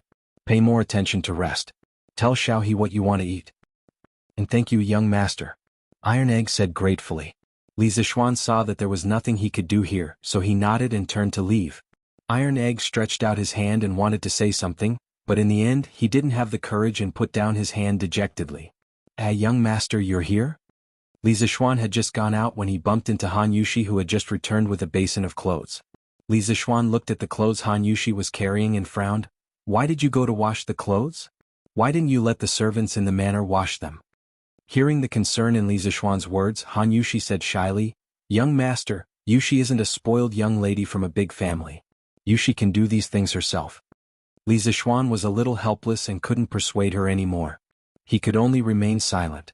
Han Yushi suddenly seemed to think of something and exclaimed, Young master, I almost forgot about business. Please wait for Yushi for a while." After saying that, she hurriedly ran into the room, leaving behind a confused Li Zixuan. After a while, Han Yushi came out with a wine gourd. Li Zixuan looked at it and found it familiar. After thinking carefully, it seemed that when Yushi ran over to ask for help yesterday, she was carrying it. He couldn't help but be a little puzzled. "Young master, Iron Egg and I entered the city this time mainly to bring some of the first batch of fruit wine for you to try. After what happened yesterday, Yushi almost forgot about it." After saying that, Han Yushi herself felt a little embarrassed. Li Zixuan laughed in spite of himself. But when he thought of the fruit wine he had drunk at the Han Manor, Li Zixuan really missed it. Just as he was about to open it and smell the wine, he saw the little girl, Xiaohe, hurriedly running over as if someone was chasing after her. Young master, Crown Prince is here." The young maidservant ran over and said while panting. If it was in the past she wouldn't have been so nervous. However, ever since she found out that Li Zixuan was the Crown Prince yesterday, she was so scared that she screamed when she saw Li Zixuan today. She quickly ran over to find Li Zixuan. This made Li Qingqian very gloomy. He thought to himself, could it be that my complexion is not good today? Li Zixuan, on the other hand, was very calm. He made a no sound and said, "If the Crown Prince is here, then he's here. How can you be so flustered? You have to be as calm as me." After saying that, he turned and said to Han Yushi, "Then Yushi, I'll leave first. I'll come back later to try this wine. Call me if you need anything." Han Yushi nodded. Li Zixuan came to the front hall and found that it wasn't just Li Qingqian. There was also a man around 16 or 17 years old accompanying him. That man was quite handsome, but he didn't care about his appearance and was dressed very casually. After Li Zixuan came in, he bowed to Li Qingqian and said, "Greetings, Your Highness the Crown Prince." In private he could call Li Zixuan brother, but now that there were outsiders, Li Zixuan didn't want to give others something to use against him because of such a small matter. Li Qingqian hurriedly said, "Brother Zixuan, there's no need to be so courteous. Today I'll introduce you to an interesting person. This is Yan Xiaoning, the son of the Minister of Works, Yan lied. He's obsessed with the art of machinery. Xiaoning, this is Li Zixuan. I've mentioned to you before that he's quite good at all kinds of exquisite machinery. Moreover, his imagination is often wild and unrestrained, always exceeding expectations. The two of you should be able to become like-minded friends." Hearing Li Qingqian's introduction, Li Zixuan was secretly surprised. He only asked Li Qingqian to help him find a skilled craftsman. Who knew that he would actually trick the son of the Minister of Works? How could he afford to hire such a great person? However, the name Yan lied was somewhat familiar.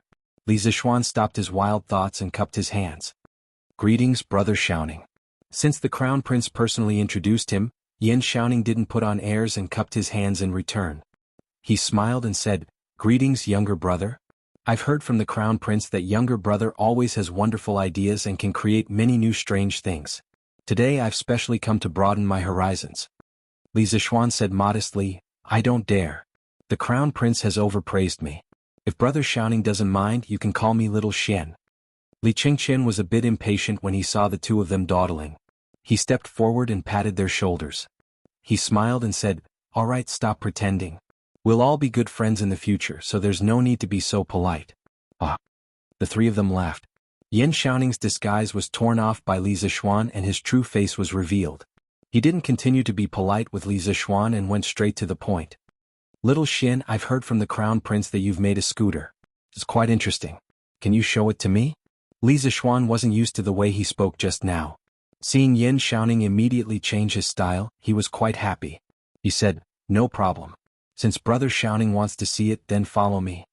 Lan should be in the west courtyard at this time.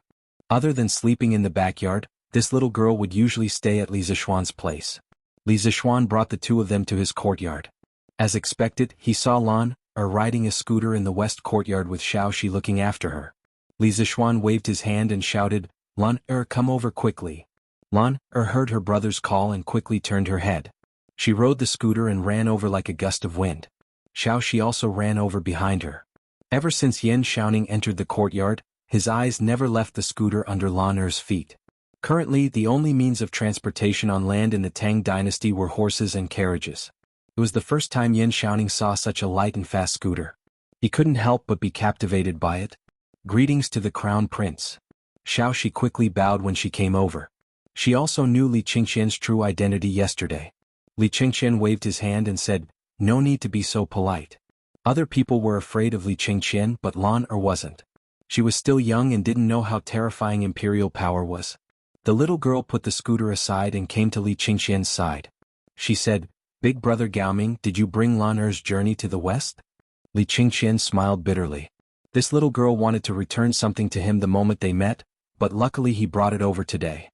He passed the booklet in his hand to her and smiled, I brought it. To thank Lan, big brother Gaoming also brought a gift for Lan." As he spoke, he took out a palm-sized jade white lion from his sleeve. "Wow, so cute. Thank you, big brother Gaoming." Lan won't ask big brother Gaoming for the previous request. Lan snatched the jade white lion and cheered. Li Qingqian was overjoyed. He didn't expect to get such a pleasant surprise by giving a jade white lion. No one wanted to owe someone a favor all the time, not to mention that he was the empire's heir. Every action of his was important. Li Qingqian secretly thought that this jade white lion was really worth it. Li Zixuan secretly shook his head. This little girl really picked up sesame seeds and threw away watermelons. Obviously, a promise from Li Qingqian was much more precious than this little toy. However, this was his little sister's own choice. Li Zixuan didn't want to interfere. "Lan, come and greet your big brother Xiaoning. He's here to make something fun for you today." Li Zixuan saw that after talking for so long, he actually forgot that Yan Xiaoning was at the side. He quickly said. When Lan heard this, her eyes instantly lit up. Other than eating, a child's hobby was nothing more than playing. Lan went forward and said obediently, "Lan greets big brother Xiaoning." A cough cough. "Hello little sister Lan." Hearing someone call him, Yan Xiaoning quickly shifted his gaze from the scooter. At this time Lan mischievously shook the jade white lion in her hand and blinked her eyes. She meant, "Where's the greeting gift?" Yan Xiaoning was dumbfounded. His mind wasn't here just now, so he didn't know what was going on. This was like a child asking for a red packet from an adult during Chinese New Year. Li Zixuan didn't know whether to laugh or cry. He scolded, "Lan don't be rude." Chapter 52. Little Xian, can you lend me your scooter to take a look? The few of them had just sat down on the stone bench in the west courtyard. They hadn't even exchanged greetings for a while when Yan Xiaoning couldn't help but ask impatiently. Yan Xiaoning seemed to be an impatient person. Li Zixuan found it funny and said, "No problem brother Xiaoning, you can take a look if you want." Hearing this, Yan Xiaoning hurriedly placed the scooter on the stone table. Then he came over and observed it carefully. From time to time, Yan Xiaoning would flip the scooter around while sighing.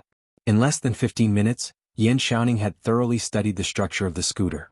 He put down the scooter, looked at Li Zixuan and said, "Li Zixuan. Little Xian, although the structure of this scooter is simple, its creativity is really surprising. Why didn't I think of such a simple and convenient thing before? I really can't figure it out." Yan Xiaoning hit his head in annoyance after he said that. Li Zixuan smiled and said, "Brother Xiaoning, you don't have to be annoyed. Actually, think about it carefully. The structures of many things that we use in life are generally not complicated. For example, the structure of a carriage is also very simple.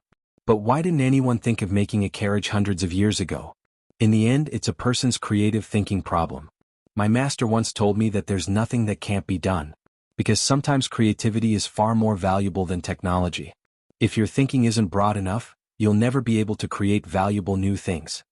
Yan Xiaoning was enlightened. He clapped his hands and laughed. Yes, yes, yes, that's what I meant. I've encountered many similar problems before. It's obviously very simple, but I just can't think of it. Little Xian, you've hit the nail on the head. Li Qingqian also nodded thoughtfully at the side. Li Zishuan said modestly, Brother Xiaoning, you're just a bystander. Many times, if you jump out of the picture and change your thinking, you can often get unexpected results. Yan Xiaoning nodded in agreement. He looked at the scooter and said, But little Xian, your scooter has a lot of imperfections. For example, the wheels will probably be very jerky when you turn them. Also, the handle at the front of your scooter can only be used as a handrail. It can't control the direction of the scooter. Li Zishuan nodded. He thought to himself that this brother was indeed from an engineering family. He really understood the mechanical structure. He could see the flaws of this simple scooter at a glance. Well, Brother Xiaoning is right. When I made this scooter, it was just a casual move to coax my little sister. This scooter can indeed continue to be improved. Oh? So little Xian, you already have an improvement plan? Yan Xiaoning was very curious. He could see the problem with the scooter, but it didn't mean that he had a solution now. I do have some ideas. Xiaoxi, go to the kitchen and get me a piece of unburnt wood. Li Zishuan instructed Xiaoxi. He could barely write with a brush, but drawing was really difficult for him. The lines of an engineering drawing needed to be horizontal and vertical. The soft tip of a brush was very difficult to do. At least he couldn't do it. Xiaoxi accepted the order and left. Li Zishuan saw that Yan Xiaoning and Li Qingqian were confused, so he smiled and explained, I'm more used to drawing with charcoal. I want to draw a drawing for Brother Xiaoning so that it'll be easier to explain. The two of them nodded. After a while, Xiaoxi walked over with a burnt wood stick. After Li Zishuan took it, he pulled out his sword and swung it a few times. Everyone only saw a blur in front of their eyes. They saw that Li Zishuan had a thin and long wooden stick in his hand. It was even sharp at the bottom. It was also Li Zishuan's first time using the wind-chasing sword to sharpen a pencil. When he saw that the result was pretty good, he couldn't help but exclaim in his heart that his control over his strength had become more skillful. Good swordsmanship. I didn't expect little Xian to know swordsmanship. Yan Xiaoning praised. The Tang people valued martial arts, and the children of high officials and nobles loved to carry swords. Although Yan Xiaoning's swordsmanship wasn't high, he still had a good eye. He didn't expect that this new friend of his not only had a unique idea in terms of machinery, but also seemed to be quite skilled in swordsmanship. Yan Xiaoning was now more and more interested in Li Zishuan. Li Zishuan didn't reply. He directly spread out a piece of paper on the stone table and started to draw. In his previous life, Li Zishuan was very proficient in mechanical drawing. Whether it was a computer drawing or a manual drawing, the drawings he drew didn't need to be modified by a teacher. They could be sent to the factory directly for processing. In his previous life, Li Zishuan's college organized an internship at the FAW headquarters. Their task was to go to the workshop and draw the key parts of the cars they saw in the workshop. They also had to mark the dimensions. At that time, due to the limited conditions in the workshop, they couldn't even use a ruler. As a result, many of the students drew crookedly like a dog paddle. Only Li Zishuan's drawings were like works of art. It wasn't because he had taken art classes, but because Li Zishuan's copying ability was very strong since he was young. When he was young, he could look at the New Year's painting on the wall and completely draw the flying dragon. Moreover, his drawings were very beautiful. Later on, when he went to college, Li Zishuan couldn't help but regret that he didn't enroll in an art school. It had to be said that Li Zishuan was an engineering dog with artistic cells. At this moment, Li Zishuan was in front of the paper. He closed his eyes and thought about the structure of the ball bearing. The strange thing was that Li Zishuan's mind quickly formed a three-dimensional model of the ball bearing. This strange scene scared him so much that he almost cried out in surprise. When he opened his eyes, he saw that everyone was waiting for him to pick up the pen. Li Zishuan didn't care about the reason why there was a three-dimensional image in his mind and directly picked up the pen to draw. At this moment it was really smooth. Li Zishuan felt very strange at this moment. It was as if his brain was a computer and his hands were a printer. The three-dimensional image in his mind was directly reproduced on the paper through his hands. Soon, Li Zixuan had drawn the three-dimensional view of the ball bearing and the isometric view on the paper. Of course, he didn't mark the dimensions and tolerances. He was just explaining the theory of the ball bearing and didn't need to do that. Li Zixuan put down the pen and sighed softly. Yan Xiaoning couldn't wait to come over. He wanted to see what Li Zixuan was drawing. He saw that there were 4 different drawings on the paper. The lines were horizontal and vertical. Some were real and some were fake.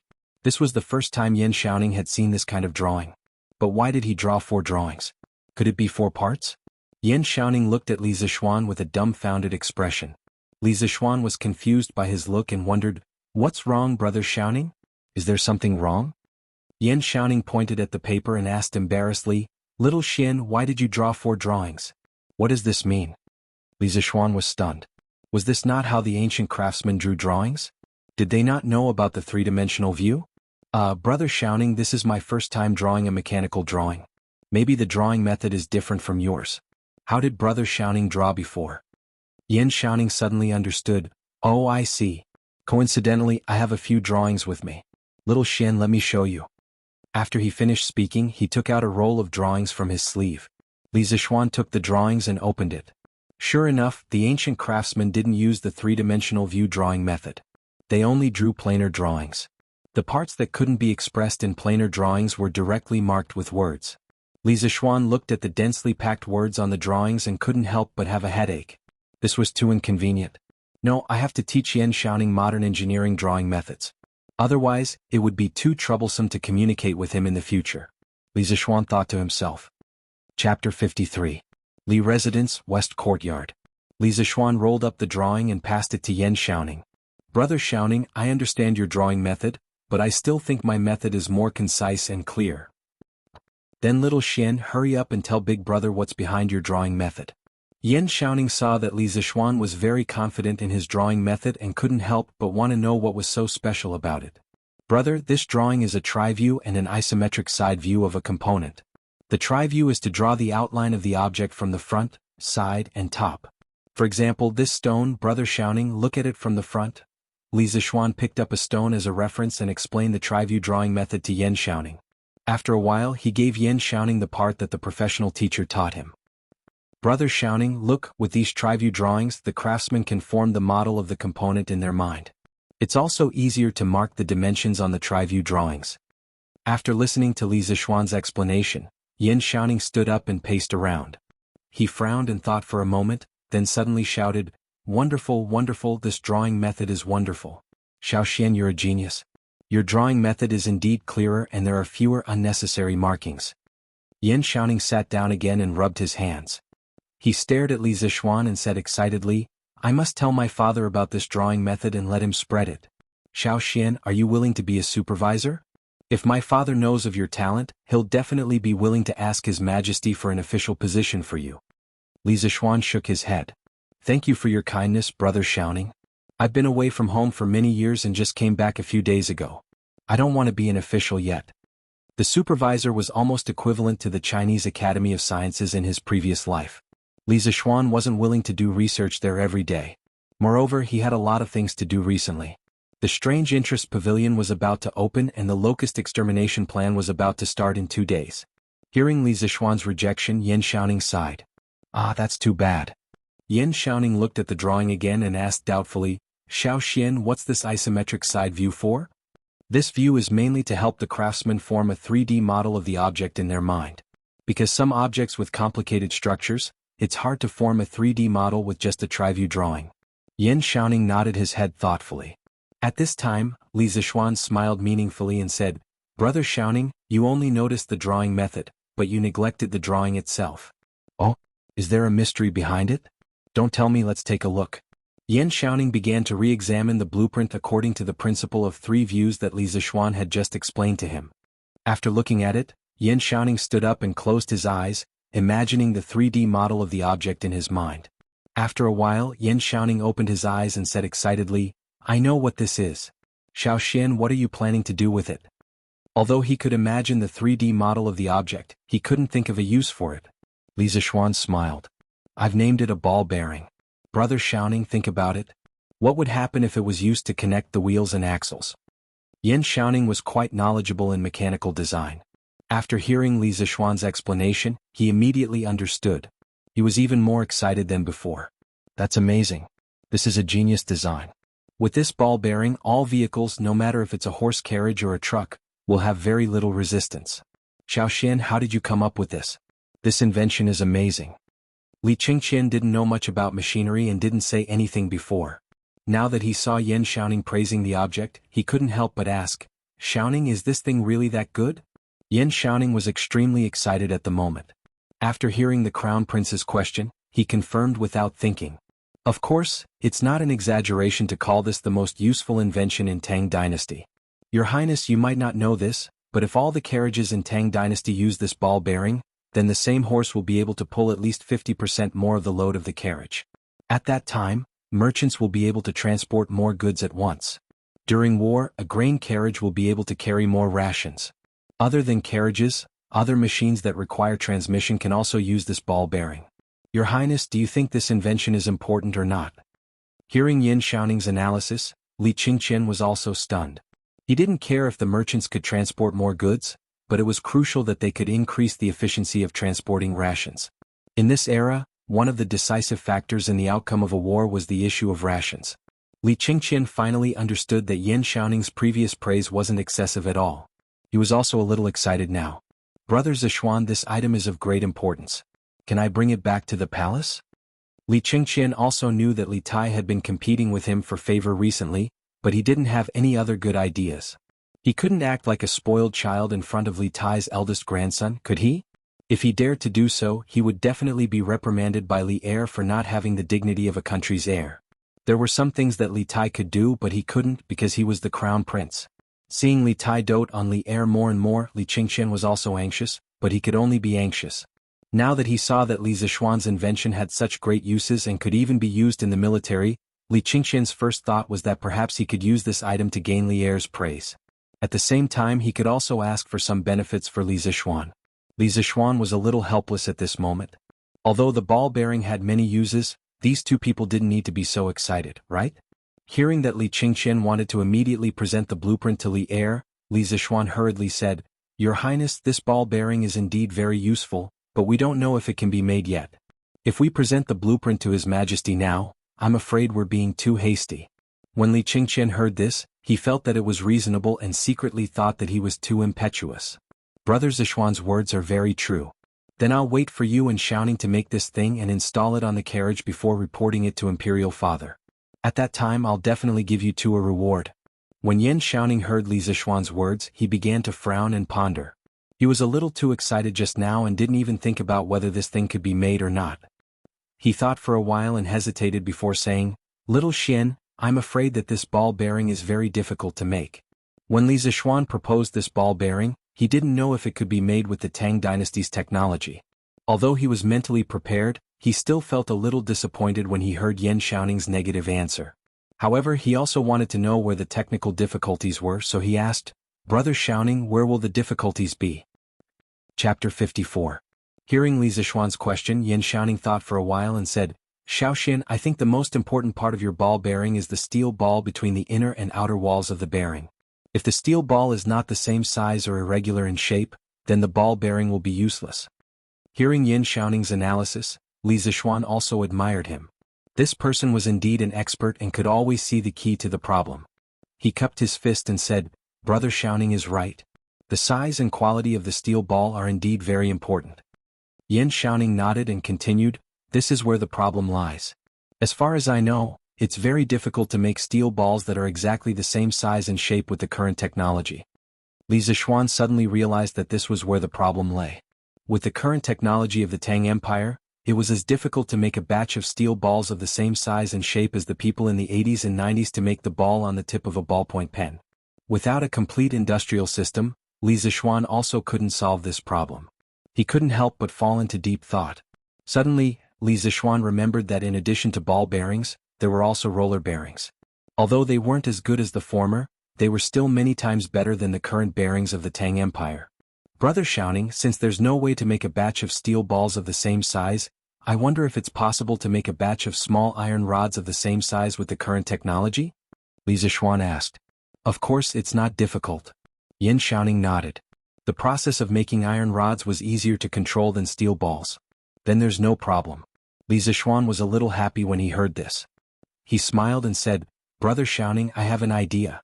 We can replace the steel balls in the ball bearing with small iron rods of the same size and then add some grease to increase lubrication. What do you think? Yan Xiaoning closed his eyes and thought for a while. Then he opened his eyes and looked at Li Zishuan with a strange expression. Li Zishuan was puzzled by his look. He touched his nose and said, Brother Xiaoning, what's wrong? Yan Xiaoning sighed and said, Xiaoxian, you're really a monster. Why do you have such wonderful ideas one after another? In the past, I thought that I was extremely smart. Today it's really infuriating to compare myself to others. I really want to break open your head and see what's inside. Li Zishuan laughed and said, Don't worship me. I'm just a legend, ha. Yan Xiaoning was speechless. Li Qingqian interrupted, Xiaoning, does that mean you can create it? Yan Xiaoning nodded and said, Your Highness, if we use this plan we can indeed make it. Although it may not be as good as the ball bearings compared to the bearings currently in use, this kind of roller bearing is still completely superior. As for the specific performance, we can only test it after it's built and installed in the car. Li Qingqian said excitedly, That's good. Xiaoning, you'll have to work hard for the next few days to make this thing.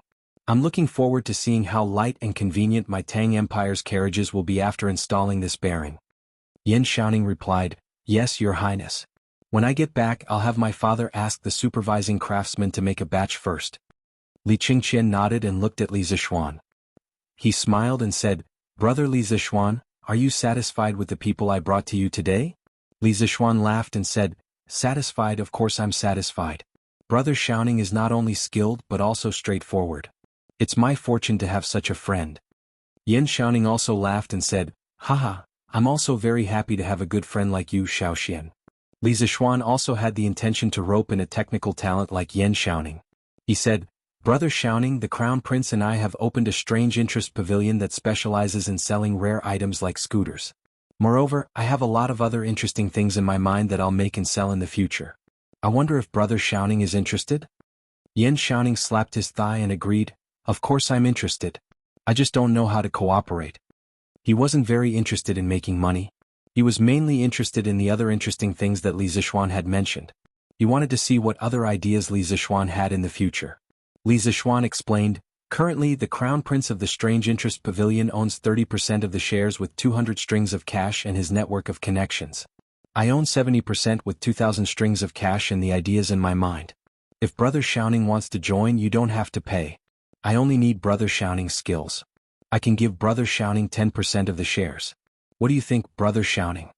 Yan Xiaoning was a little surprised when he heard that the Crown Prince only owned 30% of the shares. He secretly thought that Li Zishuan was really bold. Since the Crown Prince only owned 30% of the shares, then it was kind of Li Zishuan to give him 10%.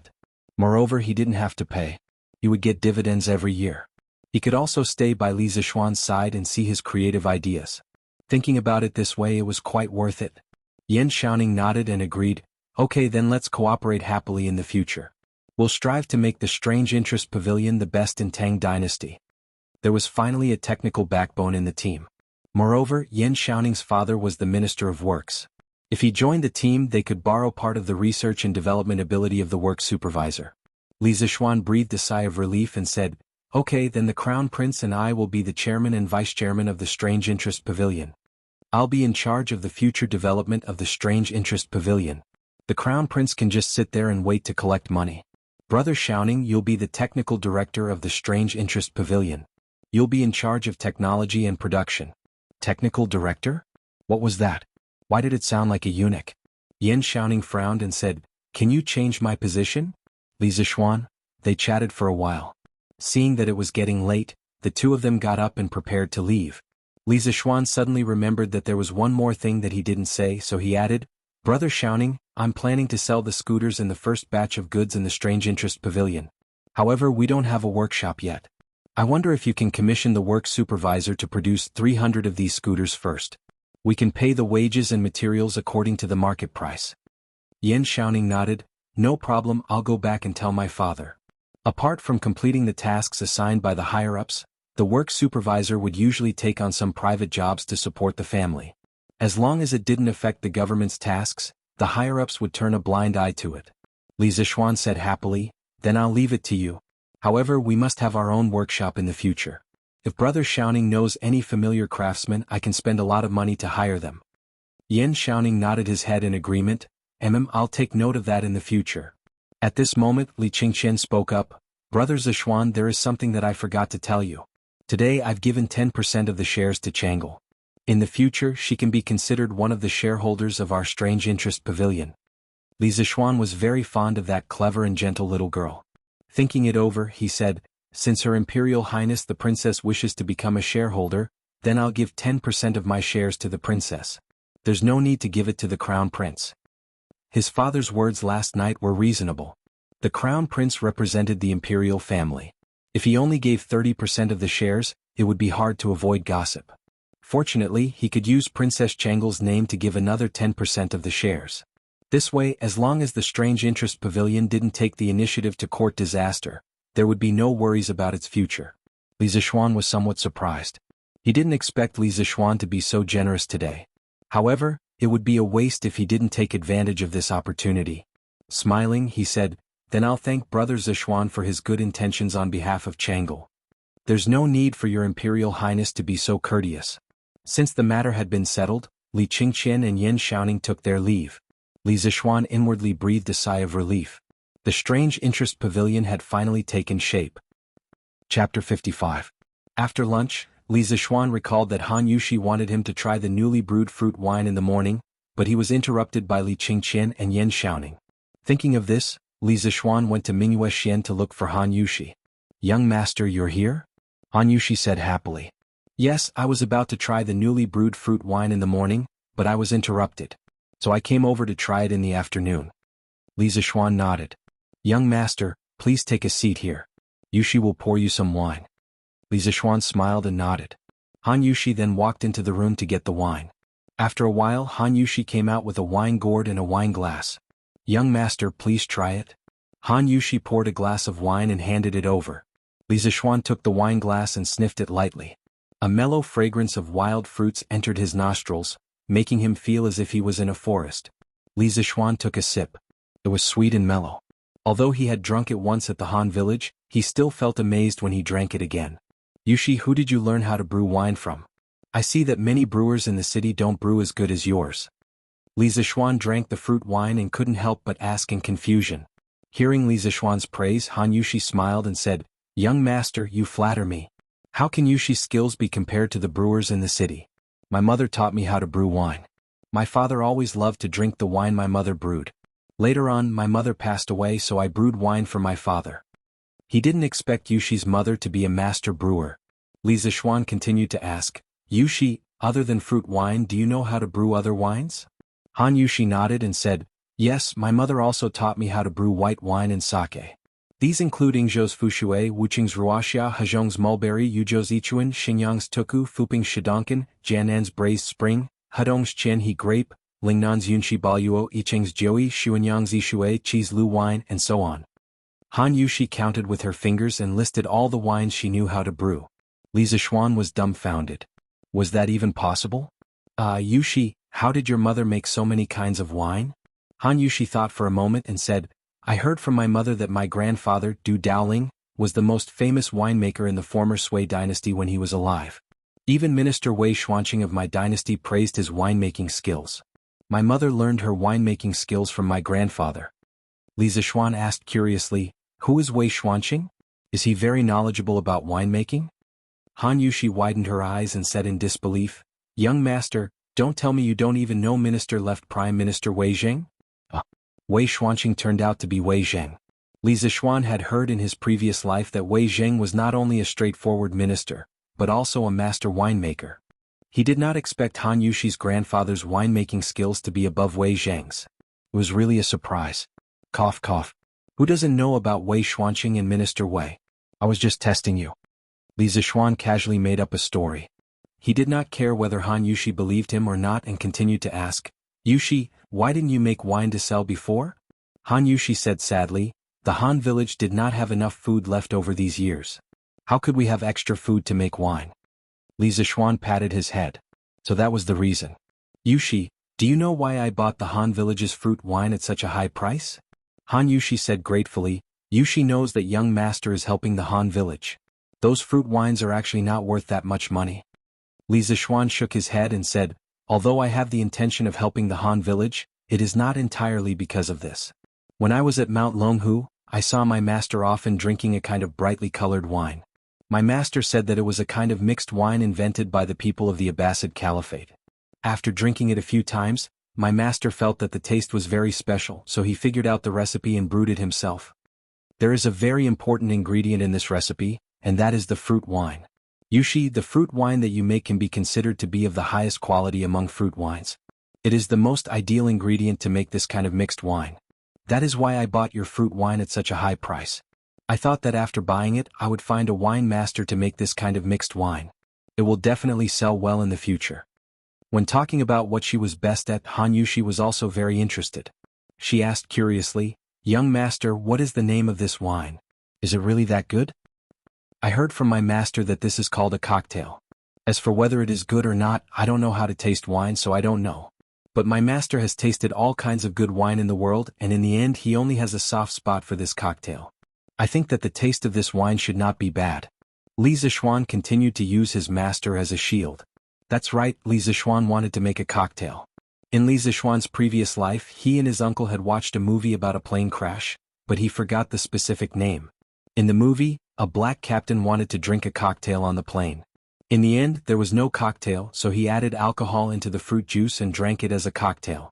One day, his uncle was eating at his house and suddenly remembered this scene. He added the same amount of Huiyuan 100% orange juice into half a glass of whiskey. In the end, he watched his uncle drink it to his heart's content.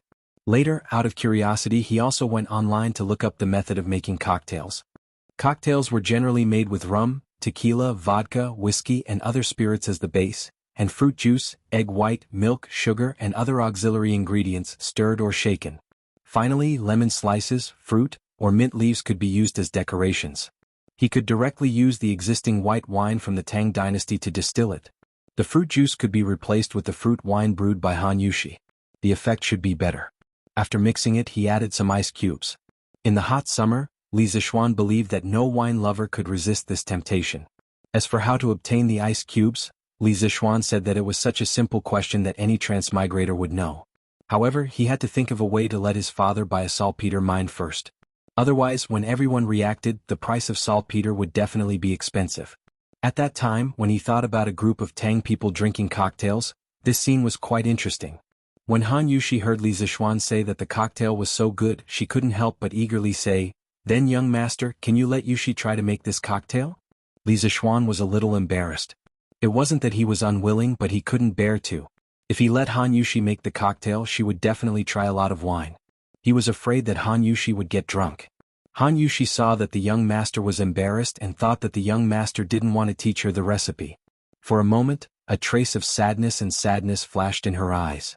She quickly said, I'm sorry, young master. Yushi was rash. When Li Zishuan saw her sad face, how could he not know that she misunderstood? He quickly explained, Yushi, don't misunderstand. It's not that I don't want you to try it. I'm just worried that you will taste too much wine when you mix the cocktail and get drunk. When Han Yushi heard that, it turned out that she misunderstood. Her face turned from sadness to joy and said embarrassedly, young master, you don't have to worry about this. Yushi has a special physique. No matter how much wine I drink since I was young, I won't get drunk. My father and I don't know what's going on. Li Zishuan was stunned. There was such a thing? He had seen it on the internet in his previous life. There was a kind of person who was born to not get drunk even after 1,000 cups. He didn't expect to meet such a strange person in the Tang dynasty. Yushi, is what you said true? Li Zishuan still couldn't believe it. Of course it's true. Young master, you can ask my father if you don't believe me. There's no need. I believe. Then there's no problem. Yushi, you're also a master brewer. I'll copy the recipe for you later. As for the ratio of the various ingredients, you can slowly try it. When you return to the Han village this time, tell your father that when I'm done with some things, you can come to Chang and to help me mix the wine. I'm representing my father to try to hire you as the bartender of our Zuaishan restaurant. How about a monthly salary of 10 strings of coins? Teaching this recipe to Han Yushi was more reassuring than teaching it to others. Li Zishuan really didn't expect this matter to go so smoothly. Han Yushi was very surprised when she heard this. She didn't expect that she could finally help the young master. She quickly said, "Young master, you've helped the Han village so much. How can Yushi ask for a salary?" Yushi is already very happy to be able to help the young master mix the wine. Li Zishuan insisted, "This monthly salary is what you deserve. You have to take it. If you don't want it, I won't help the Han village in the future." Han Yushi could only nod her head reluctantly.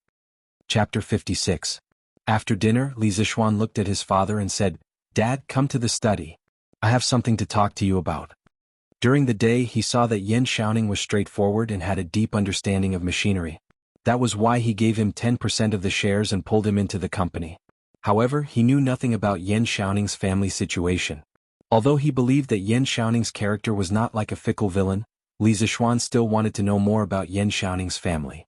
Recently, the cooking at home had been getting better and better. Old man Li was about to sit on a stool and drink a cup of tea after finishing his meal when he heard that his son was looking for him. He was about to say, "You brat, why are you looking for me?" Who knew that after Li Zishuan finished speaking, he didn't wait for his reply and went straight to the study. It turned out that what this kid said just now was not a discussion but a notice. Father Li was so angry that he almost fainted. At this point, what else could he say? Madam was still glaring at him, so Father Li could only follow him unhappily. Li Zishuan, on the other hand, didn't mean what his father thought. He was just lost in thought for a moment. It was Father Li who thought too much. In the study, Li Zishuan saw that his father had sat down and asked directly, "Dad, do you know Yan Lied, Minister Yan?" Father Li was puzzled. "Of course I've heard of the Minister of Works of the Tang Empire. Why are you asking this? Did you offend someone from his family?" He was still a little worried. "No, Dad, what are you thinking? Am I the kind of person who likes to stir up trouble? It's mainly because the Crown Prince brought Minister Yan's son, Yan Xiaoning, over today to talk to me about the wonderful pavilion. I saw that Yan Xiaoning was straightforward and was quite proficient in machinery, so I gave him 10% of the shares and pulled him into the wonderful pavilion." Father Li was a little surprised when he heard this. A light flashed through his eyes. "Shin, is your wonderful pavilion really that promising? Why do so many people think highly of him?" He had originally thought that this strange interest pavilion was just something his son was doing for fun, so he didn't think much of it. Who knew that the Crown Prince would want to invest, and now the son of the Minister of Works? Old man Li, who had been in business for many years, immediately smelled a business opportunity. Could there really be a great opportunity here? Li Zishuan said proudly, "Of course, father. My wonderful taste pavilion is going to dominate the Tang Empire in the future.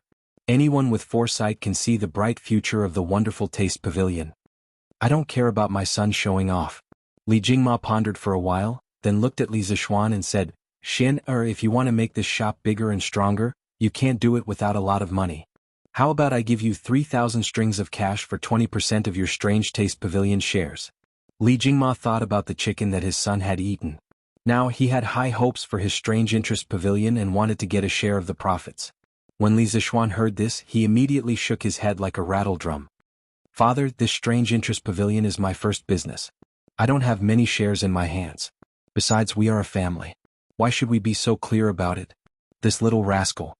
Old man Li could only stare at him angrily. "Father, I'm still talking about business with you. What do you think of the Yan family? There won't be any problems if I cooperate with Yan Xiaoning, right?" Seeing that his father was leading him astray, Li Zishuan quickly changed the topic. Li Jingma thought about it seriously, then said slowly, "I've heard of Minister Yan. Minister Yan came from an engineering family. He was a master craftsman in the 9th year of Wuda and was promoted to the Minister of Works this year. Minister Yan is an upright person with superb skills. He has great attainments in architecture, craftsmanship, and painting. He can be considered a master of his generation. The current Chang and city of the Tang Empire was planned and designed by Minister Yan. His younger brother Yan Libin is a master craftsman.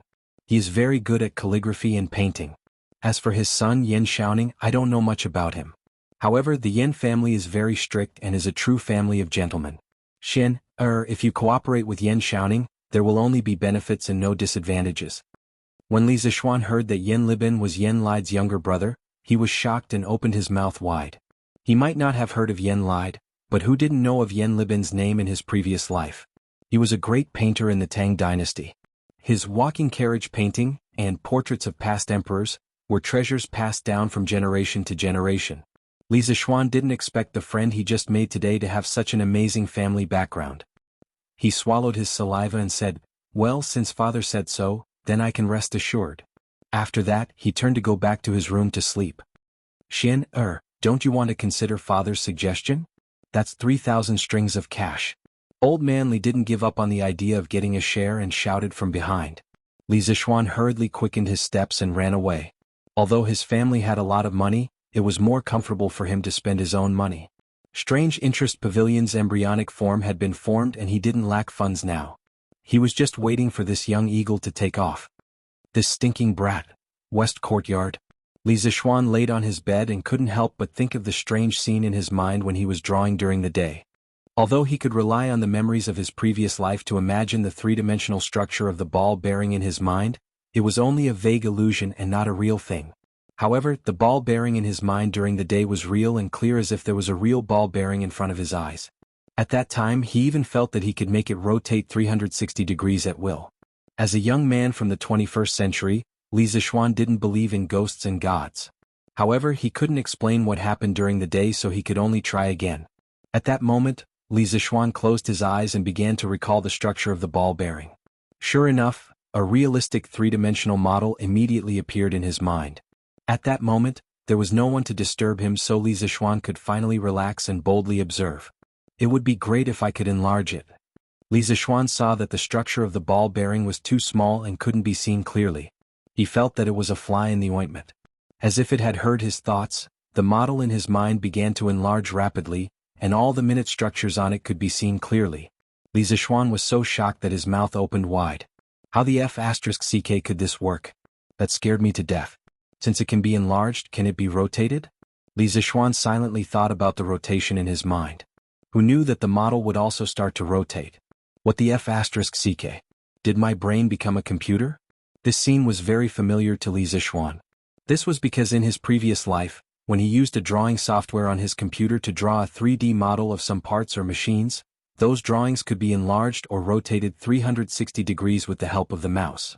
Right now, it was as if there was this software in his brain. What the hell was this? Li Zixuan's heart had a trace of fear of the unknown, but also a trace of excitement. He opened his eyes and looked around. After confirming that he was alone in the room, he closed his eyes again. Since the ball bearing works, can I change it to something else? Li Zixuan was eager to try. Let's try a bicycle? Li Zixuan's mind moved and a 3D model of an unbranded bicycle appeared in his mind. The outline of every part of the bicycle and every assembly could be seen clearly. Li Zixuan could even see every grain on the tires. Could this be my golden finger? I can recreate a 3D model of a modern object in my mind? As if he had found a new toy, Li Zixuan was having a lot of fun. Cylinders, water wheels, motorcycles, etc. flashed through his mind. After a while, Li Zixuan became a little arrogant. He wanted to create a big treasure. Why don't I try a tank? Li Zixuan's mind moved and a huge armored tank appeared in his mind. But it did not last long. In less than 2 seconds the tank disappeared. Immediately after, there was a sharp pain in his mind. It was not physical pain but mental pain. Li Zixuan had never experienced this kind of pain before. He could not help but groan and pass out. Chapter 57. In the study of the Yen residence. A lean and elegant old man stared at the drawing on the table for a long time without saying a word. After a long time the old man finally turned around and said to the young man in front of him, "Ning, this drawing method and the ball bearing were invented by Li Zixuan?" Yen Xiaoning nodded, "Yes, father." This old man was the Minister of Works. Yen lied. The drawing on the table was exactly the same as what Li Zixuan drew during the day. It turned out that Yen Xiaoning used his memory to copy the drawing that Li Zixuan drew during the day. A light flashed in Yen Li's eyes as he praised, "I have never seen such a drawing method before, but it is indeed very convenient and worth popularizing. Furthermore, this ball bearing is truly a genius creation, but it's a pity that it's difficult to manufacture. I don't know who his teacher is, but his knowledge of machinery is so profound. I'm afraid he has already caught up to you, Ning. He is a promising talent. Ning, you should invite him back to the manor some other day and test him for father. If he is really talented, this old man will ask His Majesty to give him an official position in the Imperial Censorate." Yen Xiaoning smiled bitterly, "Father, I also told Li Zixuan today, but he said he wants to be filial at home and doesn't want to be an official right now." Yen Li glared and said angrily, "Nonsense, with such talent, how can he not work for the country? Call that brat over some other day and I will talk to him." At such a young age he is already not thinking about improving himself, how ridiculous. The next day before dawn, Li Zixuan woke up. He woke up in pain. He felt as if there were thousands of needles stabbing into his brain. Li Zixuan felt that it would be better if he just fainted, but this kind of thing couldn't be fainted so easily. Li Zixuan held his head in pain. His face was ferocious and his veins were bulging. Large beads of sweat rolled down his forehead and down his back. Waves of piercing pain came from the depths of his soul, causing Li Zixuan to groan uncontrollably. But at this time, it was usually the time when people were sleeping soundly. Xiao He and Xiao Shi were still sleeping soundly in the room outside. Am I going to die the moment I transmigrated to the Tang dynasty? Wasn't I just thinking about the tank? You damned heavens. You want to kill yours truly the moment yours truly found out that he had a cheat as well? This Goldfinger doesn't even have AF * King instruction manual. I don't even know if I can use it for a treasure like a tank. Li Zixuan's heart flashed with anger and unwillingness. He had just discovered that he had a cheat, but he did not expect that he would lose his life because he did not use it properly. How can he blame me for this? This young master doesn't know what to use and what not to use. Just as Li Zixuan felt that his head was about to explode, there was a slight fluctuation in his dantian. Then there was a cooling sensation in his mind, which slightly relieved Li Zixuan's pain. Li Zixuan was shocked. He suddenly remembered that he was severely injured at Zhongnan Mountains. Sun Simiao had said that he would need to rest for a month to recover. But he had used the Taishin Sutra and recovered more than half of his injuries in a day. This meant that the Taishin Sutra was very useful for healing injuries. But this time it seemed to be a mental injury. He did not know if the Taishin Sutra would work. Forget it, I don't care anymore. I'll just treat it as a last resort. If I don't take any measures, I'll probably die from the pain or become mentally disabled. Li Zixuan endured the pain in his mind and sat up. He crossed his legs on the bed and used all his strength to activate the 5th level of the Taishin Sutra. At this moment there was a warm feeling in his dantian.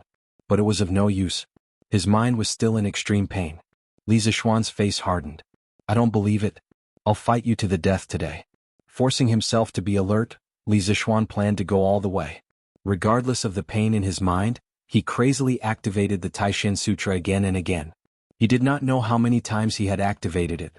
The true energy in Li Zixuan's body was constantly being compressed. His body was completely soaked in sweat, and water could be wrung out of his clothes. At this moment, his face was extremely pale and he was in extreme pain. His hard work paid off. The quantitative change finally led to a qualitative change.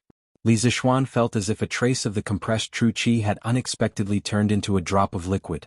He only heard a clear ding-dong sound. His previously incomparably violent mind immediately calmed down when he heard this clear sound. At this moment, Li Zixuan's mind felt extremely clear. It was as if the dry and cracked earth had welcomed the moisture of rain. He was so comfortable that he wanted to shout. Could it be that my Taishin Sutra has broken through to the 6th level? This was Li Zixuan's first reaction. After a careful examination, he found that the Taishin Sutra was still at the 5th level. However, it seemed to be closer to the 6th level than before. In other words, it would not take long for him to become a master. But why did the pain in his mind disappear? Could it be that the Taishin Sutra could not only heal physical injuries but also mental injuries? Li Zixuan could not find any other explanation. He could only think of it this way. But why did he almost kill himself when he experimented with the tank last night? Was it because the tank was too big and its structure too complicated? Could it be that his mind could not handle such a large amount of information? Should he try again? Li Zixuan was courting death. Li Zixuan had no other choice but to slowly try it himself. In the time travel novels he had read in his previous life, the main character would usually receive a system grandpa to explain how to use the gold finger. However, this gold finger of his did not even have a manual. He could only rely on himself to figure it out.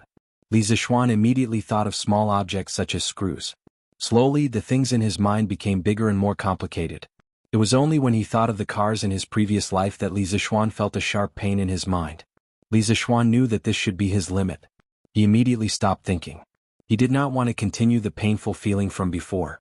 Li Zixuan was now sure that this gold finger of his should be able to construct a three-dimensional model of some industrial machinery and parts in his mind.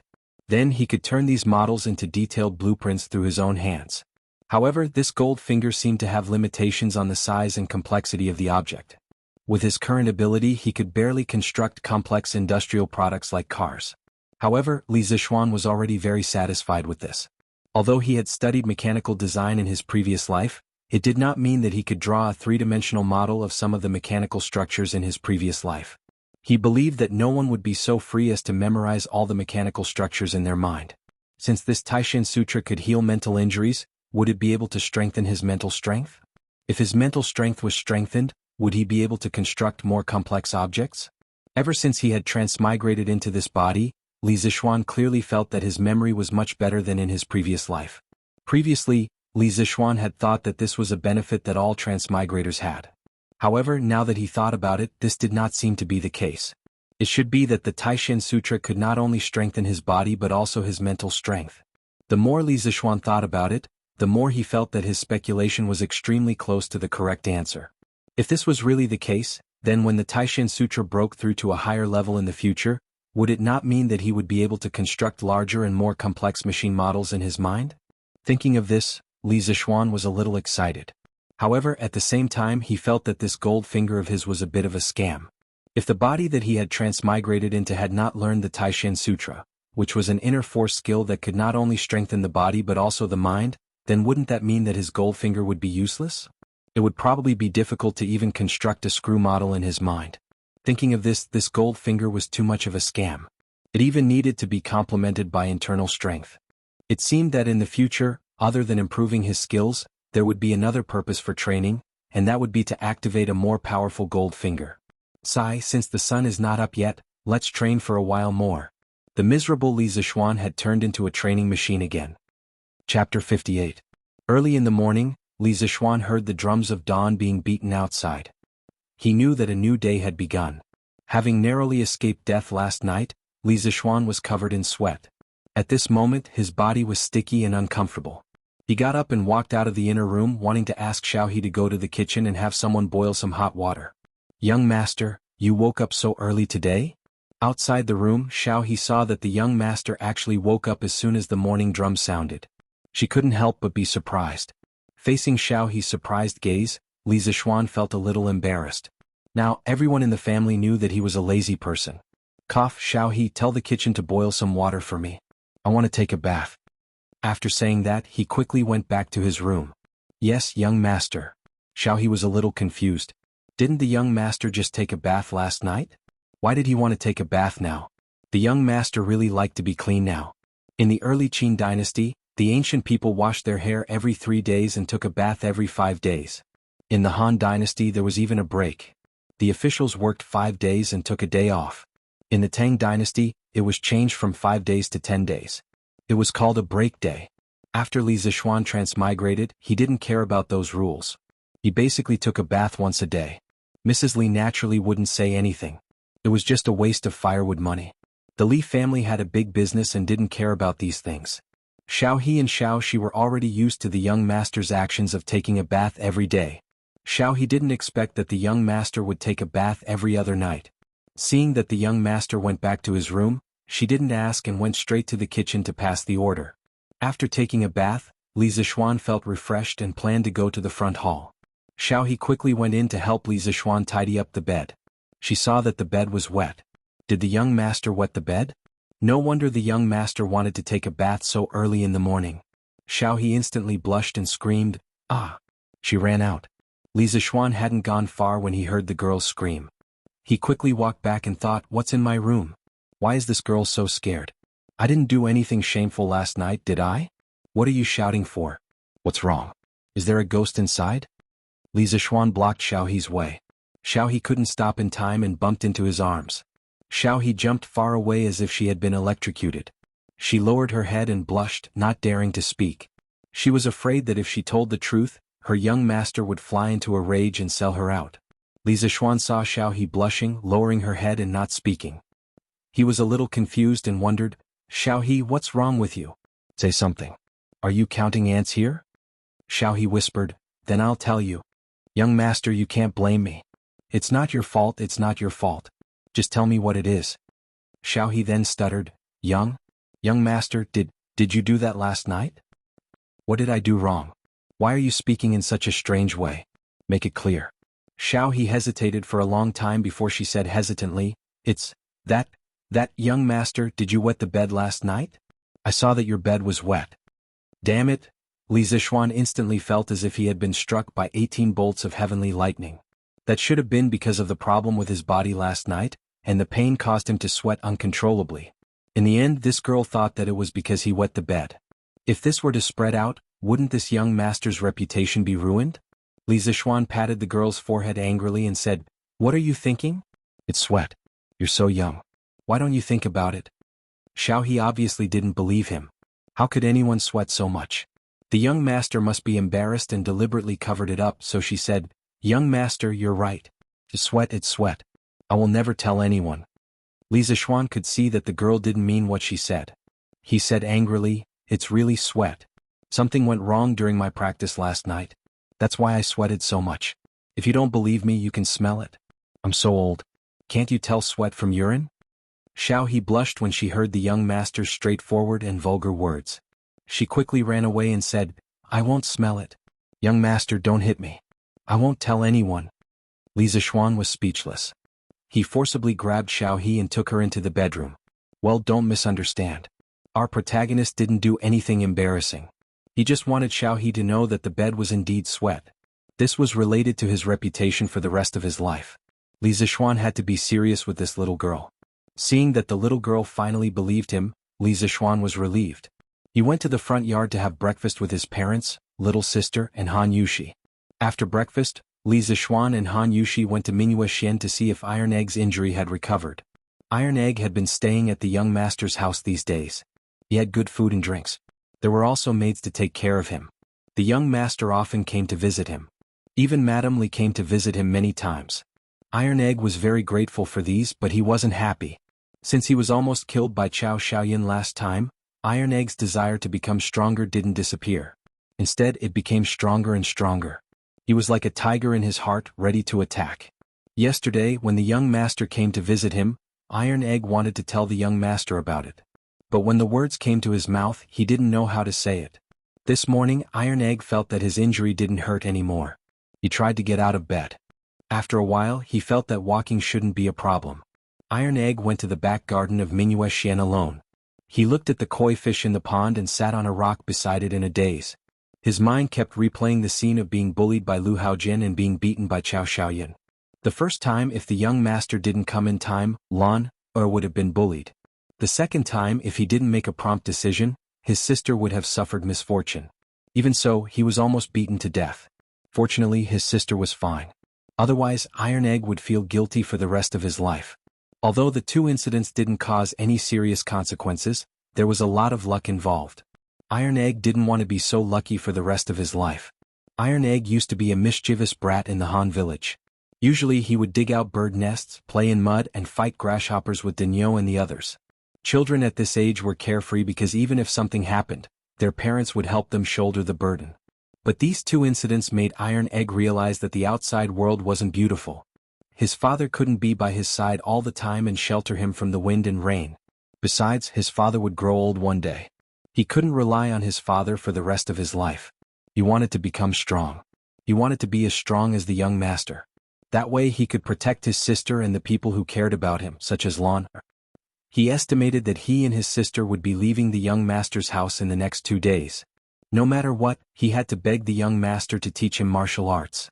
Whether the young master agreed or not, he had to try. Iron Egg kept encouraging himself in his heart. He had to perform well and be sincere so that the young master would accept him. At this moment, voices came from the entrance of Mingyue Xian. Iron Egg walked out of the garden and saw that the young master and his sister had come together. He quickly went to greet them. "Young master, you're here. Iron Egg, why are you out of bed?" Li Zixuan saw Iron Egg walk over and was shocked. Iron Egg smiled and said, "Young master, Iron Egg's injuries are almost healed. He can barely walk." "Oh, that's good. Iron Egg, you were injured so badly that I was worried sick."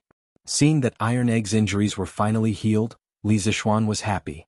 "Young master, since Iron Egg's injuries are healed, I'll go back with Iron Egg today. My father hasn't seen Iron Egg for a few days. He must be worried sick."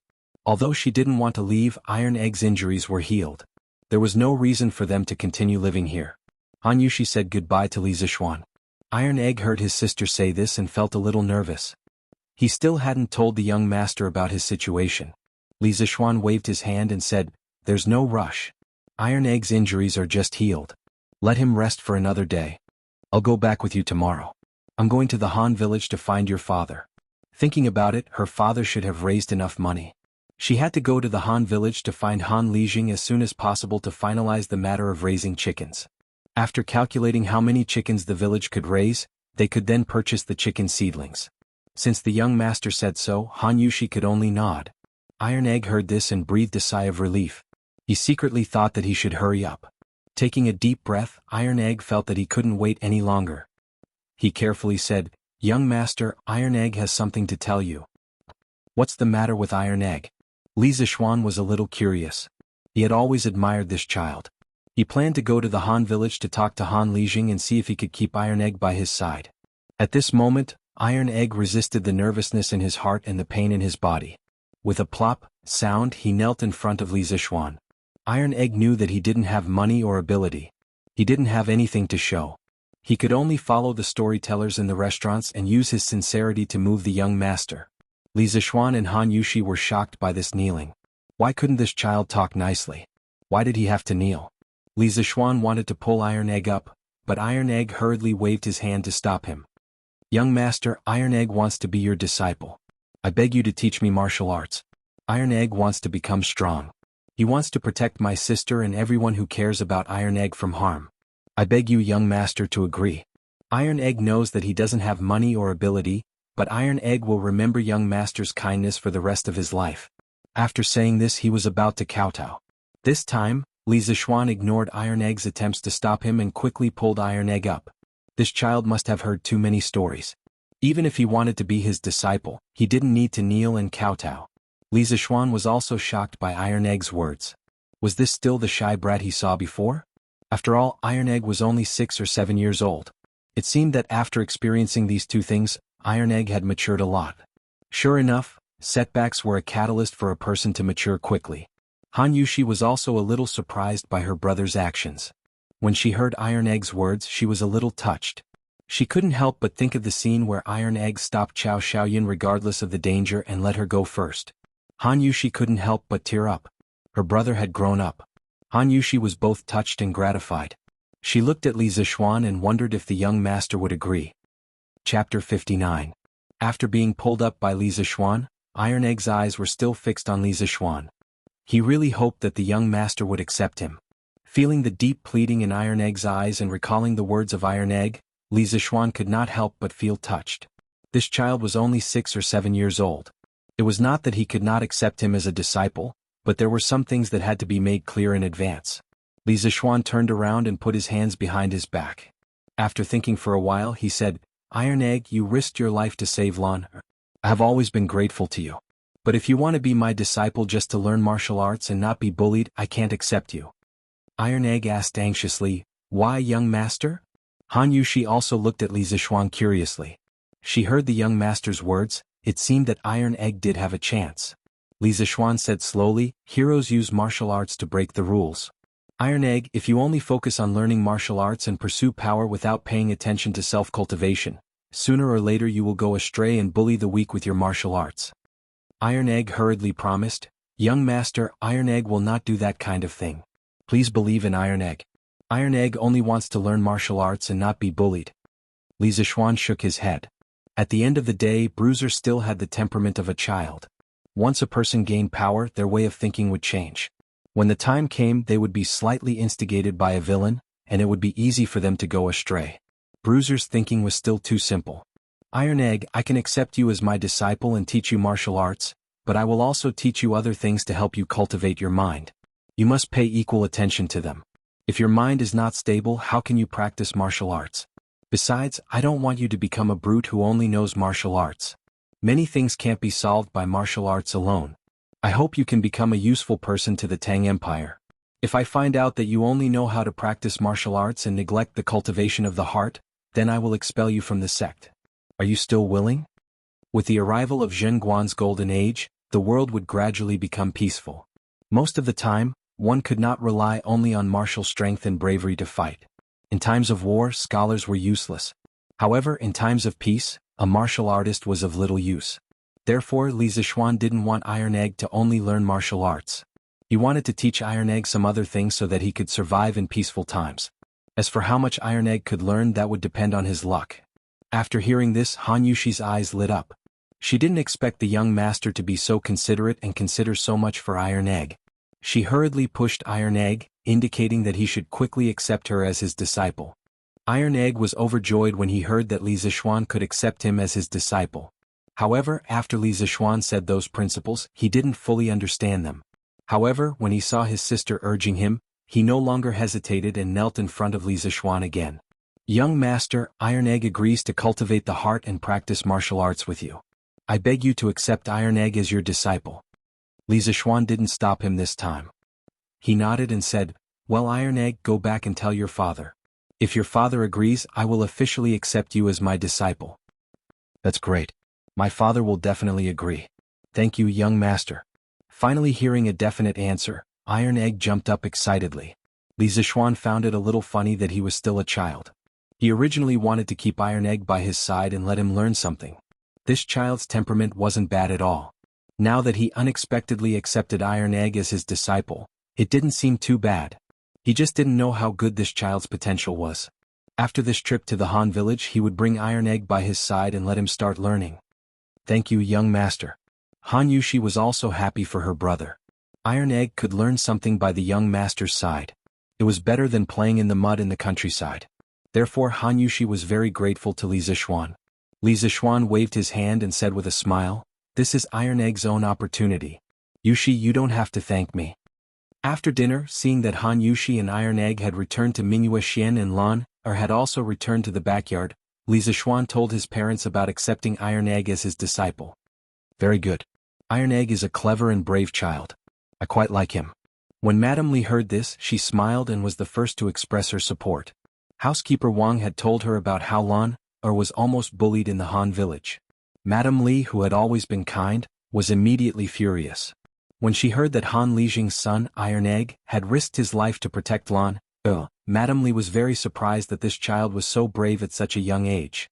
When she heard that her son wanted to accept him as his disciple, she naturally agreed. Moreover, Madame Li had her own little plan. If her son accepted Iron Egg as his disciple, then his relationship with Han Yushi would naturally become closer.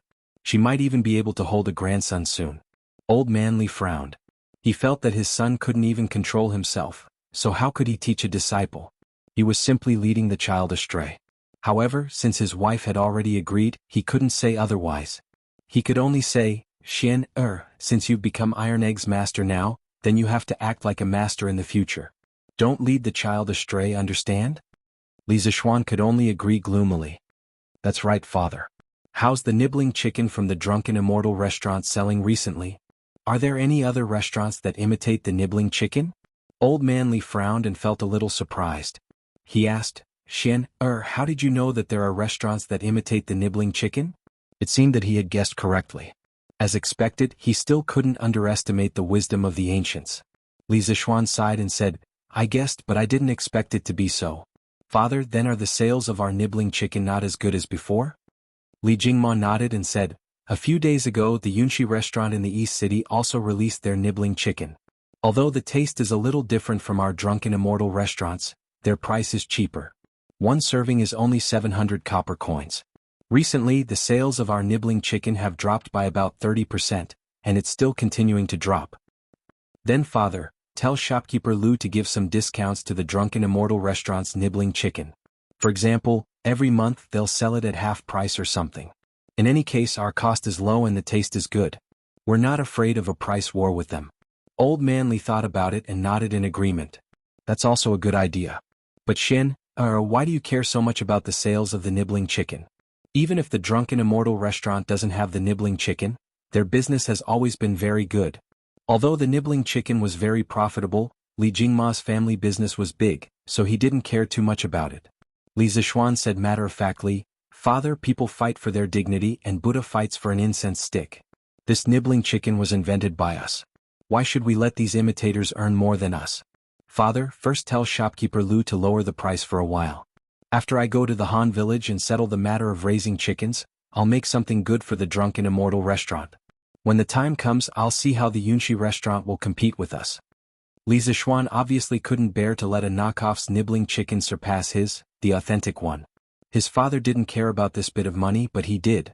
Hearing that his son was going to make something new, Li Jingma was curious and asked, what are you going to make? Father will naturally find out in the future. That's right, father, how's the preparation of the 300,000 strings of string of money? Old man Li glared at him and said, naturally there's no problem. The funds will all be in place by tomorrow. When the time comes, I'll send the money to the family storehouse. I'll give you the key. Then thank you, father. Your son will go to the Han village tomorrow and explain the matter of raising chickens to the villagers. Then we'll start buying the chicken seedlings. This autumn harvest, father, you must remember to send people to buy grain. Yes, father knows. You just have to take care of your own matters. You're not young anymore. It's time for you to learn how to do some things. This matter can be considered a test for you. Li Zixuan nodded and said solemnly, your son understands the importance of this matter. I won't mess it up. Chapter 60. The next day after breakfast. When Li Zixuan saw that Tai Dan was walking more naturally and easily than yesterday, he knew that Tai Dan's injuries were more or less healed. He called San Bao over and asked him to hire a carriage to head to the Han family manor. But in his heart he thought, after Yan Xiaoning finished making the roller bearings, I have to make a luxurious carriage for my family first. Otherwise I have to hire a carriage every time I go out. How troublesome it is. As a rich second generation, it was not too much to ask for a luxurious carriage, right? After letting Iron Egg and Han Yushi get on the carriage, Li Zixuan was embarrassed to go in the same carriage as Han Yushi. He could only ride the big white horse at home and follow the carriage to the Han village. Father, Iron Egg and I are back. As soon as they arrived at the door of the small courtyard of the Han family, Han Yushi jumped off the carriage, supported Iron Egg and shouted into the courtyard. After being away from home for so many days, she was also a little homesick. Then she heard footsteps in the courtyard. Before the person arrived, the sound came first. Yushi, Iron Egg, you're back? Han Lijing walked out and saw that his son and daughter were back. There was a flash of surprise in his eyes. A few days ago, Li Zixuan asked someone to send a letter to him, saying that Iron Egg was injured in Chang and City and was recuperating in the Li family. He had been very worried these days. Although he usually ordered his son around and didn't care about him at all, when he heard that his son was injured, Han Lijing couldn't help but worry. He had been feeling uneasy for the past few days. Now that he finally saw that his son was fine, he felt relieved. At this moment, Han Lijing caught a glimpse of Li Zixuan standing to the side. He was shocked and interrupted his thoughts of talking to his son and daughter. He hurriedly went forward and said, "Young master, you're here too." Li Zixuan said apologetically, "Uncle Han, this time Iron Egg and Yushi came to the city. It's my fault that I did not take good care of them and let Iron Egg get injured. I'm really sorry, Uncle Han." Han Lijing quickly waved his hand. Although he didn't study much, he could still distinguish right from wrong. It was too far-fetched to blame Li Zixuan for this matter. "Young master, please don't say that. You can't blame young master for this matter. Young master, thank you for taking care of Iron Egg after he was injured. Let's not just stand outside. Let's go in and talk. Uncle Han, other than sending Iron Egg Yushi home, I also have something to discuss with Uncle Han." They sat down in the room and chatted for a while before Li Zixuan cut to the chase. "Young master, if there is anything you need, please tell me." Han Lijing sat up straight and earnestly said, "I don't dare to instruct you, but I have something to discuss with Uncle Han. Previously, when I was at my house, I found that Yushi's winemaking skills were very good, so I wanted her to help me make a new wine. The monthly salary is 10 strings of coins. I don't know if Uncle Han is willing." Han Lijing's eyes widened. 10 strings of coins. It was more than what he worked hard to earn in a year. He quickly shook his head and said, "Young master, you can't do that. It's our family's honor that Yushi can help you. Previously, young master has brought so many benefits to our family. You can't ask for such a high salary from young master." Li Zixuan said, "Uncle Han, what I want to discuss with you is not about money. I want to ask if you are willing to let Yushi help me make a new wine. As for the money, if Yushi is willing to help me, she deserves it. Once the new wine is made, the profit will be far greater than this small amount of money. Please don't refuse." When Han Lijing heard this, he finally thought of the crux of the problem. His daughter was still an unmarried daughter. Although the villagers would not be as particular as those wealthy families, if his daughter were to appear in public to help the young master make a wine, it would inevitably cause gossip. However, his family had received so many favors from the young master's family. Now that it was rare for him to be able to help the young master, it was really difficult to refuse. Han Lijing was also in a dilemma for a moment, so he might as well give the choice to his daughter. Yushi, are you willing to help the young master make a wine? I respect your decision. Han Lijing's tone was somewhat solemn. When Han Yushi heard that she could help the young master, she was only excited and did not think so much. Now that she saw her father's solemn expression, she realized that things were not as simple as she thought. She was a girl. If she agreed to help the young master, she would definitely not be able to avoid getting along with him day and night. It would easily cause gossip. However, it was rare for her to have the opportunity to help the young master. She really did not want to refuse. Moreover, she did not hate working with the young master. She even had some faint expectations in her heart. Han Yushi gritted her teeth and said, "Father, I want to help the young master make a wine." Even though she knew that she should not do this, Han Yushi still could not bear to refuse the young master's request for help. As long as I can help the young master, let others gossip if they want to, Han Yushi thought in her heart. Han Lijing sighed softly in his heart. Ever since Li Zixuan left the Han family manor last time, he realized that there was something wrong with his daughter. However, as a father, it was really difficult for him to speak about a girl's private matters. If only the child's mother was still alive. He hoped that his daughter would not regret it in the end and would have a good ending. Young master, since Yushi has agreed, then this old man has no objections. Li Zixuan did not think as much as the father and daughter. He was still in the mindset of a modern person. He did not think that there was anything wrong with letting Han Yushi help him make a wine. However, he also noticed that the atmosphere was a little strange. When he heard Han Lijing's words, he could only suppress the doubts in his heart and cup his hands to thank him. "Uncle Han, there is one more thing. Iron Egg told me yesterday that he wants to be my disciple and wants me to teach him martial arts. You are his father, so I thought that this kind of thing should only be done with your consent." This. Han Lijing was a little shocked. He secretly thought that Iron Egg, this stinky brat, even knew how to find someone to be his disciple? He looked at Iron Egg in surprise. At this time, Iron Egg had his head down and was counting ants. He was quite courageous when he wanted to be his disciple, but after that, being looked at by his father like this brat also felt a little embarrassed. "I heard that the young master also has a famous master. Iron Egg can be your disciple, it is his good fortune. As long as the young master does not think that this brat is stupid, of course I will agree." Han Lijing thought about it and said with some gratitude. His son's future following the young master was obviously better than playing in the mud in the countryside. Which father did not want his son to be successful? In the past, he could not even take care of his children's food and clothing. Naturally, he did not have the time to think about his son's future. Now that there was such a good opportunity, of course he would agree. Li Zixuan nodded and said, "Since Uncle Han has agreed, then after 2 days when I am done with the matters at hand, Iron Egg will follow me back to Chang and to study martial arts." Han Lijing solemnly bowed and said gratefully, "Thank you, young master, for promoting this stinky brat. If this brat is disobedient in the future, young master, feel free to scold and discipline him. If he is beaten to death, he deserves it. This old man will not say a word." Li Zixuan smiled and shook his head. He said, "Uncle Han, this time I came to the Han village because there is a very important matter that I need to discuss with you." Han Lijing saw that he was serious and asked in confusion, "Young master, what is it?" Chapter 61. Han Village, Han Family Small Courtyard. "Uncle Han, my father and I plan to have all the farmers in the village help us raise chickens. We will be responsible for providing the chicken seedlings, and we will also use a portion of the rent as payment for everyone raising the chickens." Li Zixuan revealed the main purpose of his visit to the Han family village this time. Hearing this, Han Lijing asked curiously, "Young master, isn't it just asking everyone to help raise a few chickens? Why do we need to pay them? It's not like it takes much effort." Li Zixuan explained, "Uncle Han, it's not about raising a few chickens. We plan to raise at least 50,000 chickens in the Han village. Of course, we need to pay the farmers a corresponding amount." So many? Even though Han Lijing was someone who had escaped death on the battlefield, he was still shocked by the huge number of chickens. Han Yushi, who was beside him, also opened her small mouth in shock. "Yeah. Young master, why are you and master raising so many chickens?" Han Lijing really couldn't understand. "We have a use for these chickens next year. Now, I need to trouble Uncle Han to gather all the farmers in the village at noon. I will talk to them about this matter.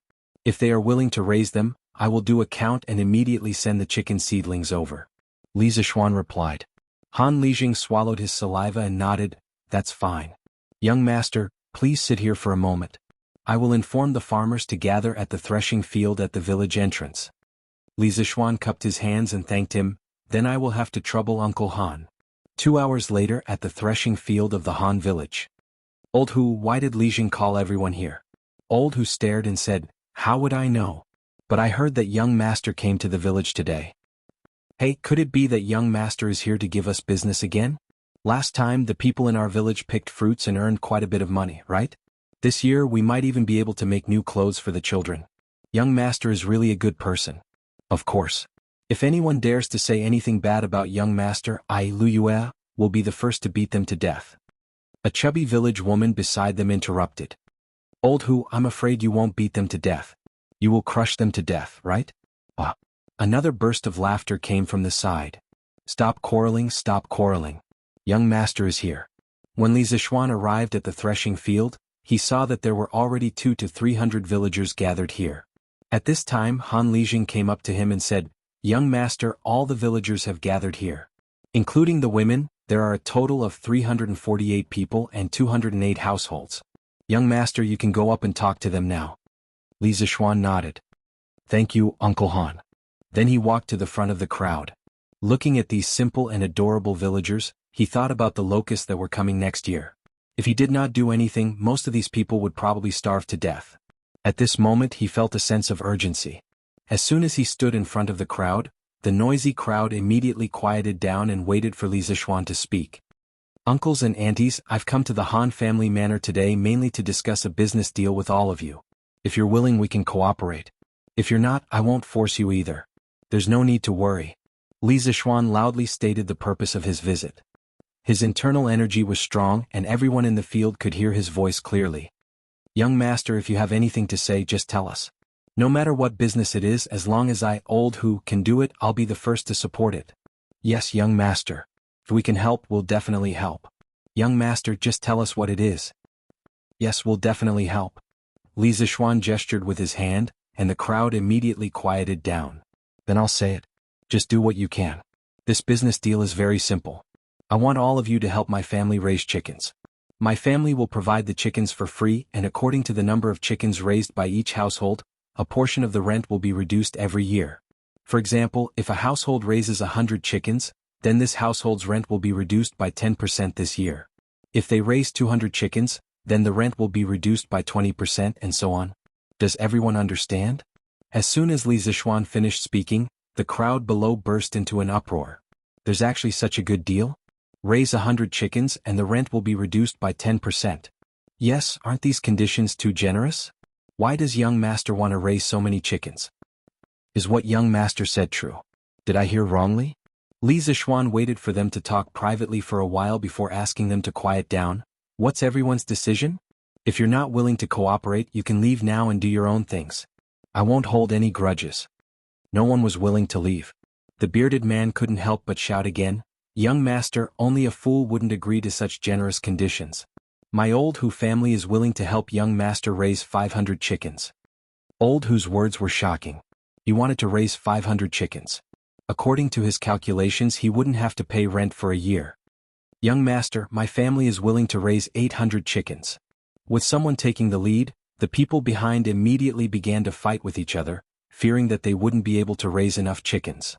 Li Zishuan coughed heavily, interrupting the noisy crowd, and said loudly, each family can raise a maximum of 400 chickens, and you must ensure that the chickens have at least an 80% survival rate. Please consider the number of chickens in your family and do what you can. Don't simply give a number. If you've thought it through, go to Han Lijing's place to register and sign the agreement. After a few days I will send the chickens over. Only then did the crowd quiet down, and each of them was thinking about how many chickens they could raise. Young master, these chickens, whose eggs do they belong to? The village woman who called herself Lu Yui asked embarrassedly. You woman, young master has already given us so many benefits, why are you still so greedy? Of course, these eggs belong to young master's family. The bearded man immediately jumped over and scolded angrily. Husband, I'm just asking. I didn't say that I'm greedy for these eggs. Lu Yui retorted without any confidence. Li Zishuan coughed heavily to stop the couple's quarrel and said loudly, the chickens that each family raises and the eggs that they lay belong to each family. I know that everyone doesn't have much food to feed the chickens, but I can pay for a chicken farm in the back of the mountain. Everyone can raise the chickens in the back of the mountain and let them find their own food. You can leave a few children to take care of them. In addition, in order to prevent the chicken plague, I will pay to help you build a ventilated chicken house, but you must clean the chicken house every day. I will also provide you with quicklime, and you can sprinkle it around the chicken house. When everyone heard this, they were so excited that their faces turned red. This benefit was too good. They didn't have to do anything at all. At most, they would just have to clean the chicken house.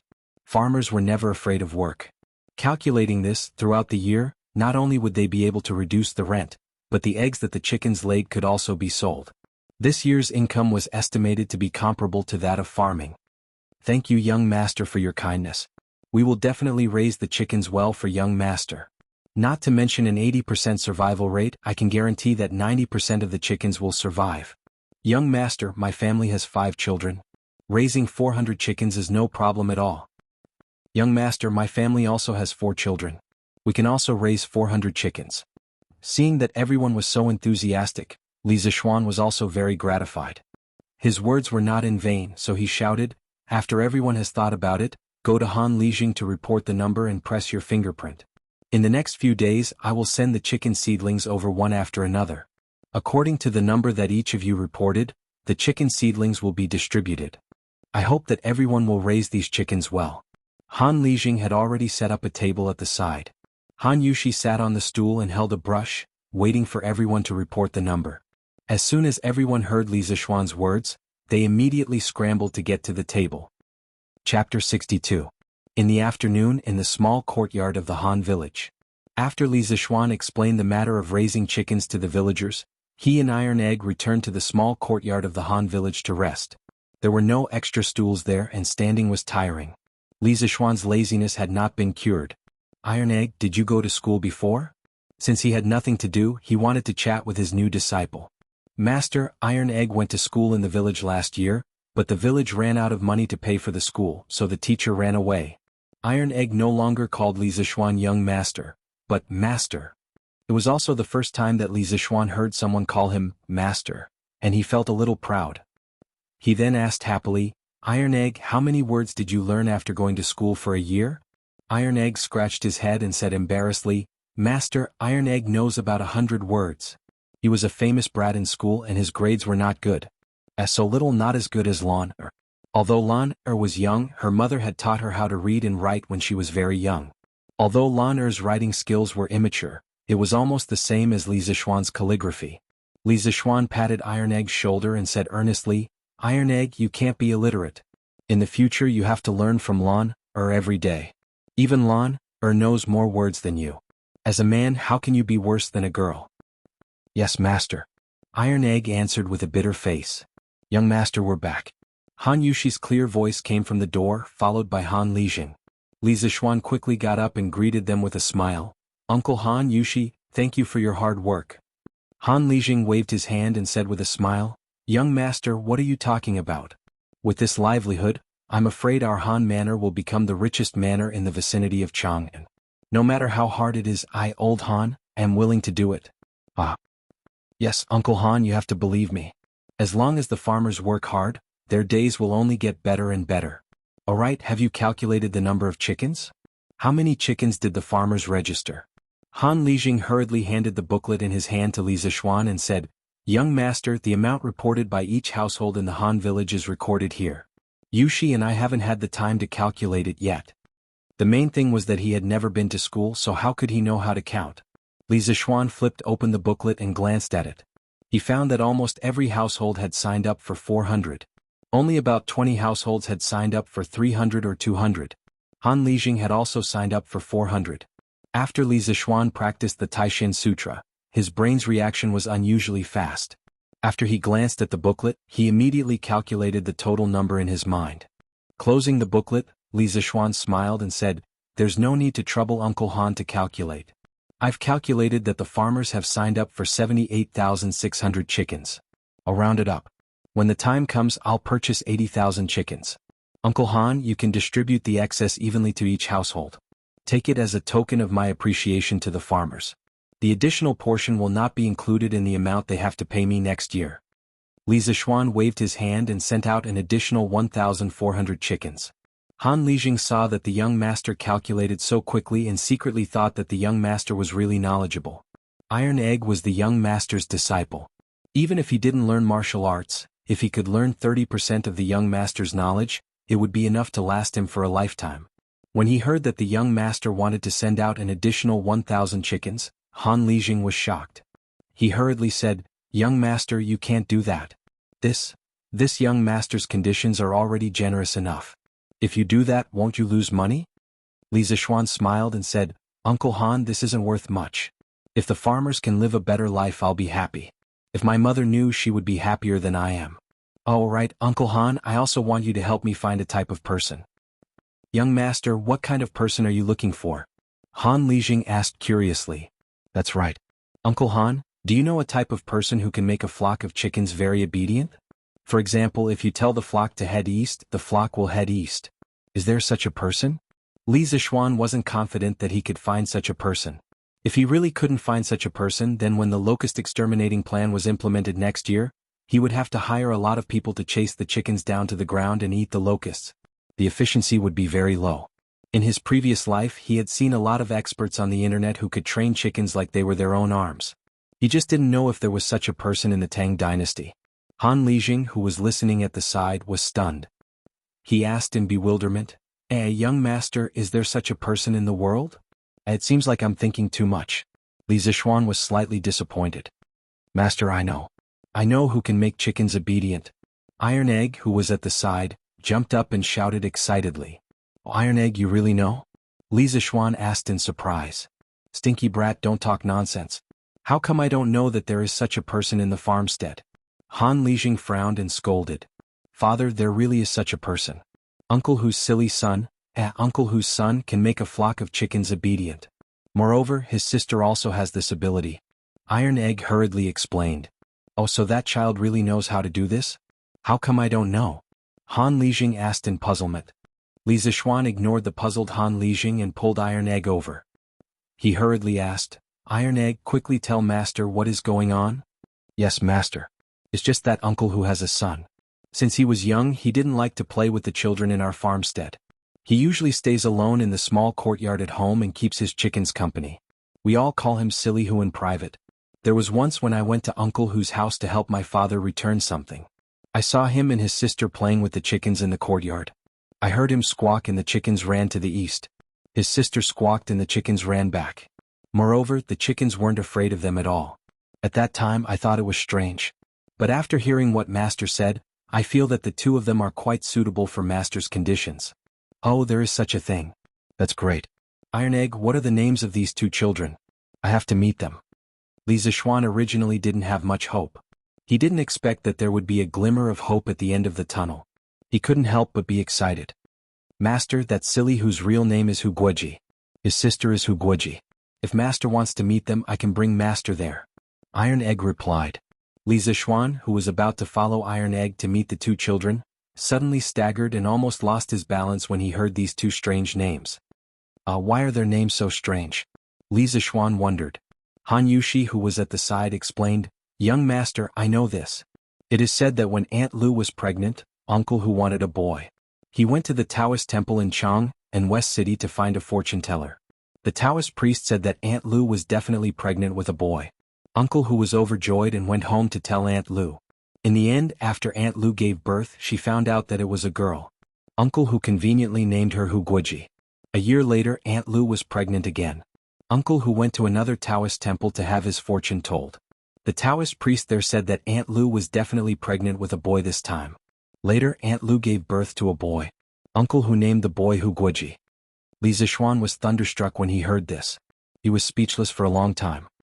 He silently mourned for these two unlucky children to have such an unreliable father. The world was really big. There were all kinds of strange things. There were many strange things in modern society. He didn't expect to encounter such a strange thing in the Tang dynasty. "Uncle Han, then I'll have to trouble you to bring me to meet the two children. I'm quite interested in their abilities." Han Lijing nodded and said, "Okay, then Yushi, you and Iron Egg can stay at home and cook. Young master must be hungry after being busy for so long at noon. We'll be back soon." Han Yushi nodded and agreed, "Okay, father." Yushi will go and cook now. Chapter 63. On the way to Li Zishuan's house, Han Lijing introduced his family situation to Li Zishuan. The uncle who that iron egg mentioned was called Hu Han Yun. The people in the village called him Old Hu. He used to be a blacksmith and a government soldier. He only moved to the Han village 10 years ago. Hu Han Yun's wife was Lu Yui, whom he met after he moved to the Han village. She was considered a flower in the village when she was young, but her personality was very shrewish. Young master, actually this Old Hu is also a pitiful person. Han Lijing suddenly sighed heavily. Li Zishuan was puzzled. Oh, Uncle Han, how is he pitiful? Sighed back then. Old Hu also fled from the north and came to our Han village. He was a forthright and righteous person. He could talk to anyone. It didn't take long for him to take root in the village. Later he finally married Lu Yui. Everyone thought that his good days were coming. Who knew that Lu Yui's first child was actually born? More than a month after it was born, everyone found out that the girl was born blind. Old Hu's family didn't have much money to begin with. In order to raise money, he did everything he could. Then he brought his daughter to basically all the big and small medical centers in Chang'an, but no one could cure that child's eyes. Ah? Old Hu's child was a blind girl? Li Zishuan was shocked. He had met Hu Hanyun before. This man gave him the impression that he had a carefree personality. He didn't expect him to bear such a painful misfortune. Sigh, young master, this isn't the worst. Later on, Lu Yu'er gave birth to a son, Hu Guoji.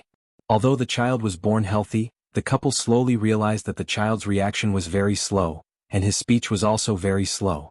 The doctors all said that the child was a bit stupid. Someone in the village advised Old Hu to send the foolish child to the temple. Old Hu refused and said that even if his son was a fool, he would raise him for the rest of his life. Han Lijing finished and shook his head. His face was full of worry. Li Zishuan was silent after hearing this. In this era, the medical conditions were definitely not as good as in the future. Moreover, the people in this era were even poorer. There were always misfortunes. Alas, even though the world is at peace, the common people are still suffering. The two of them walked for a while before Han Lijing stopped. He pointed at a dilapidated farmhouse in front of them and said, "Young master, we've arrived. That's Old Hu's house." Li Zishuan looked around and realized that this courtyard was even more dilapidated than Han Lijing's house. The courtyard was surrounded by a low wall made of reeds and bamboo sticks, and there were a few dilapidated huts inside. It could be seen that this family lived in poverty. Han Lijing came to the front of the courtyard and shouted inside. Old Hu quickly opened the door. "Young master is here." Li Zishuan saw Han Li shouting at the door from behind. He suddenly felt like laughing because this scene was very similar to a joke from his previous life. "Old friend, quickly open the door. I'm checking your water meter." Fortunately, his tolerance was good, otherwise he would have laughed out loud. At this moment, a woman's voice came from the courtyard. "Is here. Is Han Lijing here?" Li Zishuan recognized the voice. It was Lu Yui's voice. He heard it during the mobilization meeting in the afternoon. When the courtyard door opened, it was indeed the plump Lu Yui. Just now, he heard from Han Lijing that she was a flower in the village when she was young. Li Zishuan took a closer look and found that her facial features were still considered normal. It was just that the years had left too many traces on her face. It seemed that she had suffered a lot in these years. But why was her figure so fat? Could it be that women get fat easily when they reach middle age? "Lijing, you're here? Oh, isn't this young master?" "Young master is also here. Quickly come in and have a seat." She quickly came over to pull Li Zishuan. Li Zishuan quickly moved away and cupped his hands. "Hello Aunt Lu, we're here to see the Hu siblings. Are they at home?" Lu Yui was puzzled. "Young master, why are you looking for these two children? I'm afraid that these two children are insensible and impolite. They'll offend young master." Li Zishuan waved his hand and smiled. "Aunt Lu, it's okay. Why would I be calculative with two children? Do I look like such a petty person? I heard from Uncle Han about these two children today. Coincidentally, I know a famous doctor. I'm here to see these two children. I'll ask that doctor later to see if there's a cure." Lu Yui heard this and a huge surprise rushed to her head.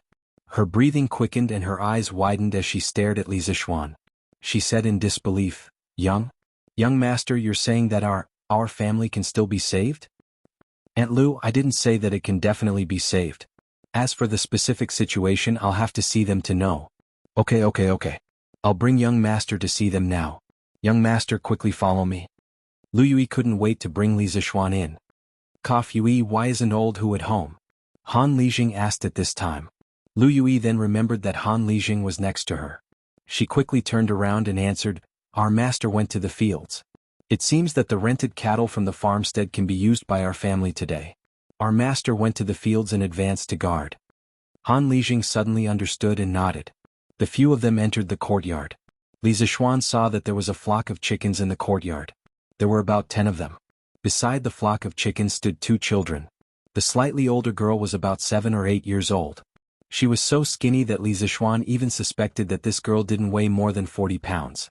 The girl's facial features could be considered delicate and pretty. However, her pair of lifeless eyes somewhat destroyed her beauty. The little boy was slightly chubby and was about 6 or 7 years old. He was squatting on the ground with his hand supporting his chin. He was muttering something to the flock of chickens. No one knew what he was saying. After he finished speaking, he was still laughing. Lu Yui saw that her son was making a fool of himself in front of the young master. She angrily shouted, "Sure enough, quickly come over and greet the young master. You actually came over too." When the little boy heard the shout, he stood up and turned his head. He smiled at Lu Yui and said, "Mother?" After he finished speaking, he didn't immediately run over. Instead, he turned around and pulled the bamboo stick in the girl's hand. He brought the girl along with him. Li Zixuan looked at his actions and raised his eyebrows thoughtfully. "Sure enough, quickly greet the young master." Seeing her son and daughter walk over, Lu Yui said to them, who actually bowed and politely said, "Greetings, young master." Although she couldn't see, the direction in which he bowed was actually facing Li Zixuan. Li Zixuan was also somewhat surprised. However, what made him even more surprised was this girl's temperament. It was a kind of calm and indifferent, like an ancient well without any ripples. Standing beside her was like standing on the surface of a calm lake. This girl, at such a young age, her temperament was probably even more indifferent than those monks. At this time, Wuxia chuckled and scratched the back of his head. He laughed foolishly and said, "Sure, greets, young master." This child's pronunciation was really very slow. Moreover, it seemed that this child was really struggling to speak. Also, when Wuxia said this sentence coupled with his name, Li Zixuan felt that it was a little strange no matter how he heard it. Chapter 64. Looking at the 2 children in front of him, Li Zixuan felt a little uncomfortable. Other children at this age were playing with their friends outside, but these 2 children could only squat at home and play with a flock of chickens. How sad. "Aunt Lu, you go do your things first. I want to talk to these 2 children alone for a while." Then young master, if you need anything, call me." Lu Yui responded and brought Han Lijing to sit in the front hall. "Is your name Guoji?" Li Zixuan bent down and tried to smile kindly. Perhaps because he felt Li Zixuan's goodwill, Hu Zixuan said with a silly smile, "Young master, already know the name. Why are they still asking for me?" It seemed that this child wasn't stupid. Previously, when Li Zixuan saw that he didn't forget to pull his sister along when he came over, Li Zixuan felt that this child wasn't as stupid as Han Lijing and the others said. Now that he saw Hu Guiyuan, although he spoke slowly, his thoughts were very clear and organized. Li Zixuan was even more certain of his judgment. "Sure enough, I heard that you can make chickens very obedient. Can you show it to your brother?" "Yes." Hearing Li Zixuan mention chickens, Hu Guoji suddenly became excited and quickly pulled his sister to the flock of chickens in the east corner of the yard. Li Zixuan crossed his arms with great interest as he stood to the side, watching the 2 siblings play out what kind of tricks they would play. He saw Hu Guoji raise 2 chubby little hands and let out a burst of hurried, goo goo goo sounds. The flock of chickens seemed to have heard the order and excitedly surrounded him. Goo goo goo, sounds around him. "Just, sister, it's your turn," Hu Guoji shouted at Hu Guoji. She took out a willow leaf from her waist, put it to her mouth and blew an incomplete tune. The flock of chickens that were surrounding her turned around and ran to her side. Li Zixuan was dumbfounded as he watched from the side. In his previous life, his family had also raised chickens, but when his mother usually called the chickens to feed them, those chickens would only run over and watch nearby. They would only dare to come over to eat when his mother was far away. It wasn't like this. When the chickens heard the voices of the 2 siblings, they were not afraid of them at all. They surrounded them as if they had taken drugs. It was really amazing. What Li Zixuan didn't expect was that there would be something even more extreme. Sure enough, Hu seemed to be a little high at this time.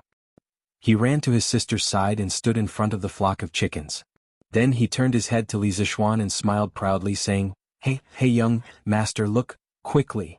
Hu Guoji raised his hands, half squatted, and jumped up and down. His mouth made a very rhythmic g sound. The flock of chickens in front of him at this moment seemed to have heard his call and lined up neatly in front of him. What was even more amazing was that the flock of chickens actually followed Hu Guiji's rhythm and began to jump. They also tilted their necks and turned their heads neatly. Perhaps Hu felt that it was boring for his brother to play alone, so he put the willow leaf next to his mouth and played a happy and melodious tune with Hu Guiji's rhythm. In the small courtyard, a young girl was standing under the sun and playing a tune.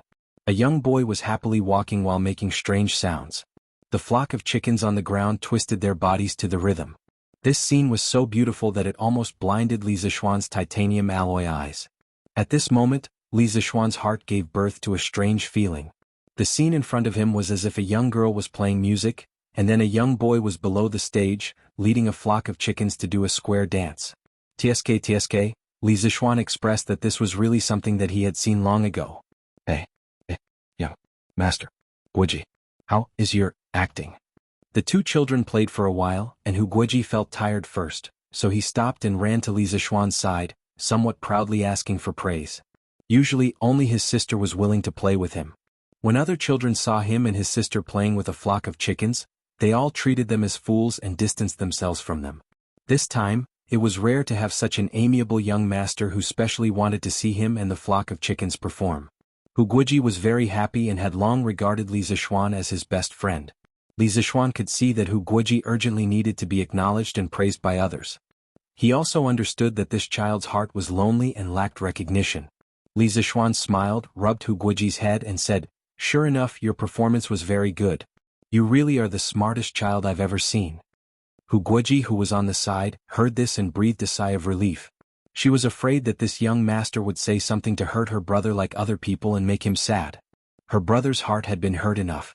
At this time, when she heard Li Zishuan praise her brother, Hu Guiji felt a trace of gratitude towards Li Zishuan from the bottom of her heart.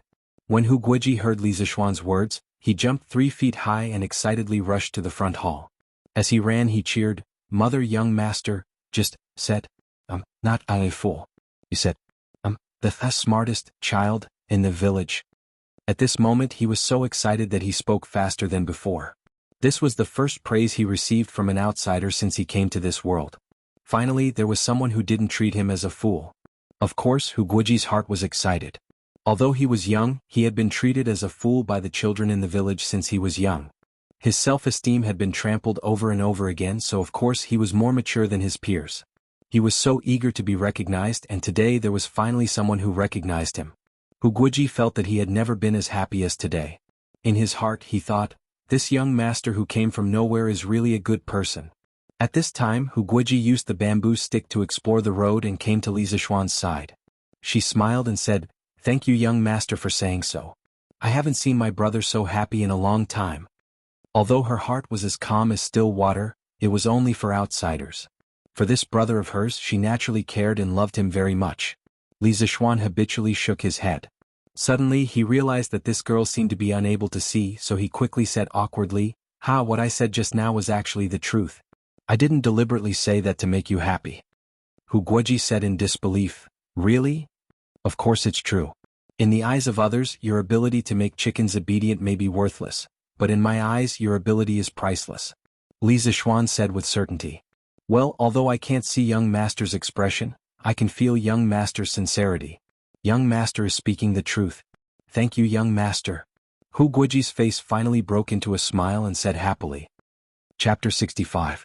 Actually, how did you and your brother manage to make the chickens listen to you? Li Zishuan saw that this little girl was not as distant to him as before, so he wanted to chat with her. Hu actually replied softly, "Young master, isn't this normal? You actually believe that anyone who spends all their time with these chickens will eventually have the ability that my brother and I have. Moreover, my brother and I treat these chickens as our good friends, so naturally they will listen to us." Li Zishuan was silent. This sentence sounded simple, but it contained endless loneliness and sorrow that ordinary people could not imagine. If it were not for their rough childhood, how could they spend all their time at home with these chickens? Actually, I just said that your and your brother's ability is valuable in my eyes. Do you know why? Li Zishuan wanted to change their fate, but this also required them to work hard. He could not cultivate their habit of reaping without sowing. Hu actually shook her head and said, "Although I can feel that young master is telling the truth, I can't think of what my brother and I can do for young master with this ability." Actually, you should have heard from your mother that I want to raise a large number of chickens in the Han family manor, right? Who actually nodded. Li Zishuan continued, I need you and your brother to teach your ability to a group of people. Next year, I need you to lead these people to help me control the flock of chickens in the manor. When I tell you to drive the flock of chickens, you just have to do it. Hu actually was puzzled and asked, Young master, what do you need these chickens to do? Li Zishuan smiled and said, You will naturally know next year. I can't tell you now. I really hope that you can help me. This is not a deal. If you are willing, you can treat me as a friend. As your friend, I will also find a way to find a famous doctor to treat your illness. Hu actually was surprised when she heard this, but then she shook her head and said, Young master, as long as you can find someone to treat my eyes, I am extremely grateful. When I was young, my father spent a lot of money to treat my eyes. I don't want to trouble others anymore. Moreover, I am already used to the darkness. As for the matter that young master mentioned, he was actually very willing to help. This girl was so young, but she was so sensible. Li Zishuan was still lamenting how unfortunate old Hu was, but now it seemed that he was lucky to have such a sensible daughter. Li Zishuan smiled and said, Since we are friends, we don't need to care about these things. I will keep your eye disease in mind. If it can be cured, I will definitely find a way to cure it for you. In fact, there is more than darkness in this world. When you can see it one day, you will be fascinated by this colorful world. Hu actually looked forward to the world described by Li Zishuan. He said, In that case, thank you, young master. Aunt Lu, I've seen these two children. I'll talk to the famous doctor later and see if he can treat them. I also want these two children to help me. I hope Aunt Lu can agree. Li Zishuan entered the house and said to Lu Yui. Lu Yui smiled happily and said, Young master, you have helped our family so much. We don't know how to thank you. Young master, if you need anything, please tell us. Li Zishuan told Lu Yui the plan that he had just told Hu actually. Han Lijing and Lu Yui were both shocked. They really didn't know why Li Zishuan did this. Lu Yui couldn't help but ask, Young master, what is the use of letting people learn this? Li Zishuan smiled and said, It is very useful. Aunt Lu, you will know next year. Aunt Lu, let these two children help me teach people. I can spend 20 strings of coins to hire them. The tens of thousands of chickens that our Han family village will raise in the future will be called the Sky Chicken Brigade. These two children will be the captains of the Sky Chicken Brigade. In June next year, the sky would be filled with locusts pouring down. There would be a Sky Chicken Brigade on the ground, like divine soldiers descending from the sky. This would be a war without gunpowder. It would be a battle between man and heaven, a battle between chickens and locusts. Lu Yui didn't care about the Sky Chicken Brigade. She just heard that the young master was going to give her 20 strings of coins. This was 20 strings of coins. Lu Yui had never seen so much money. She really didn't expect that her stupid son and blind daughter could bring so much profit to the family. At this moment, her eyes were shining. Li Zishuan felt that her eyes were full of small amounts of money. He couldn't help but find it funny. Of course, Lu Yui wouldn't refuse Li Zishuan like old Hu. She and old Hu had been married for so many years and had become more realistic. She hurriedly agreed. Young master, don't worry. I will urge Wang Jinghe to teach this ability to others. Li Zishuan nodded and smiled. Thank you for your cooperation, Aunt Lu.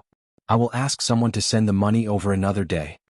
He then turned to Han Lijing and said, Uncle Han, let's go to the field to find Uncle Hu. We have to tell him about this. On the way to the field, Han Lijing couldn't help but ask, Young master, what do you want Wang Jinghe and Wang Jinghe to teach people to train chickens for? Li Zishuan smiled. Uncle Han, it's not convenient for me to talk about this now, but please keep this in mind. When you go back later, inform the people in the village.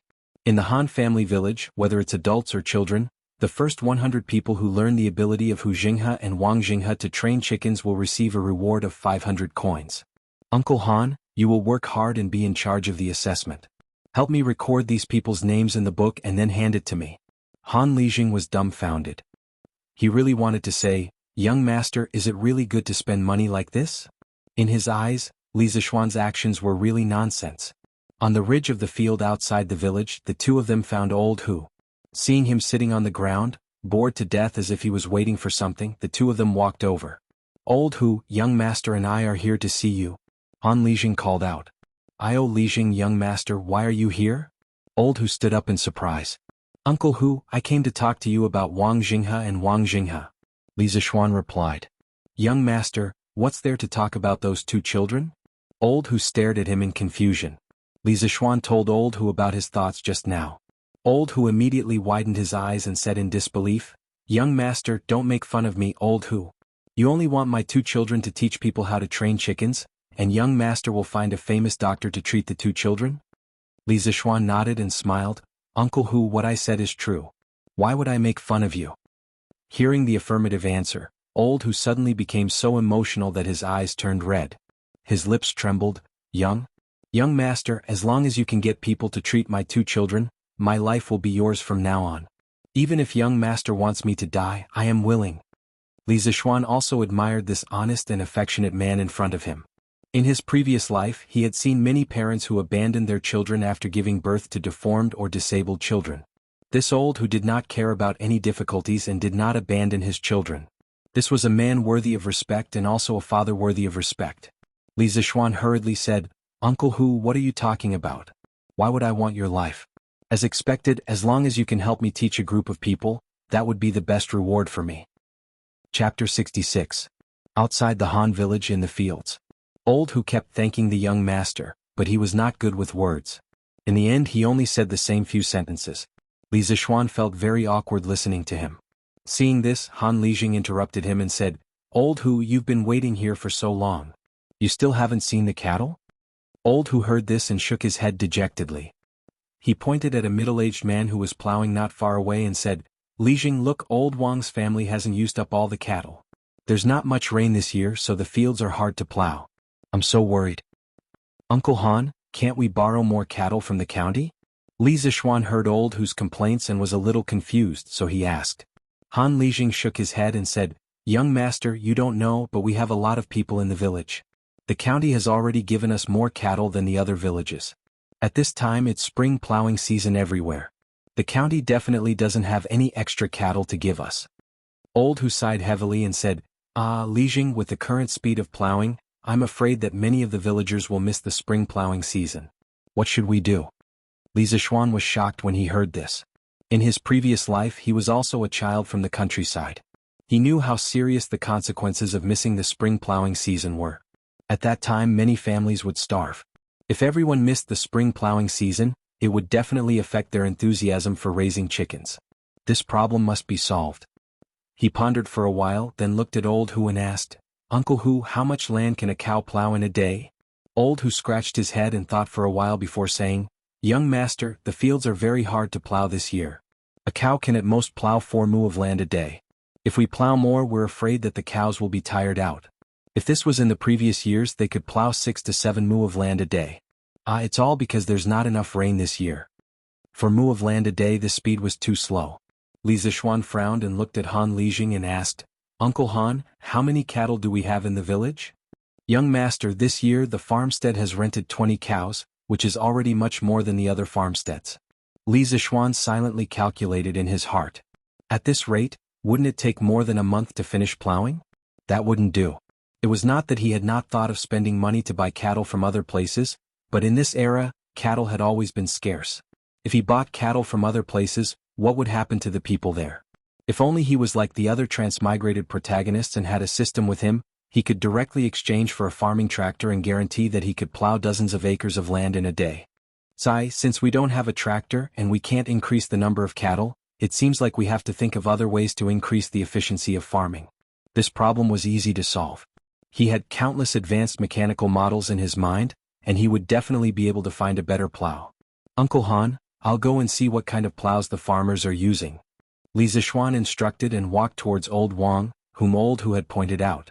Han Lijing and Old Hu quickly followed.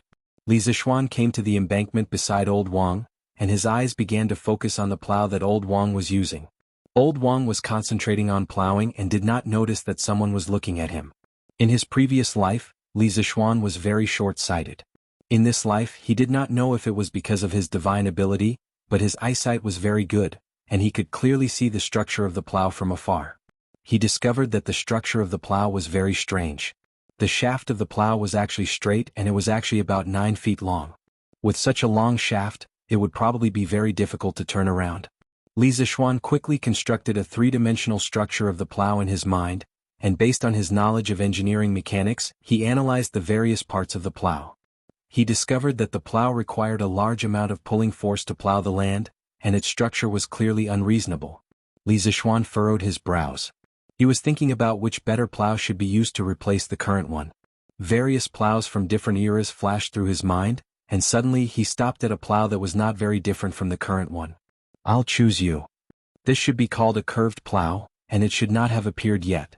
The structure of this curved shaft plow should have been modified from the structure of the plow in front of us. Even though the modification is not very big, every modification is very crucial.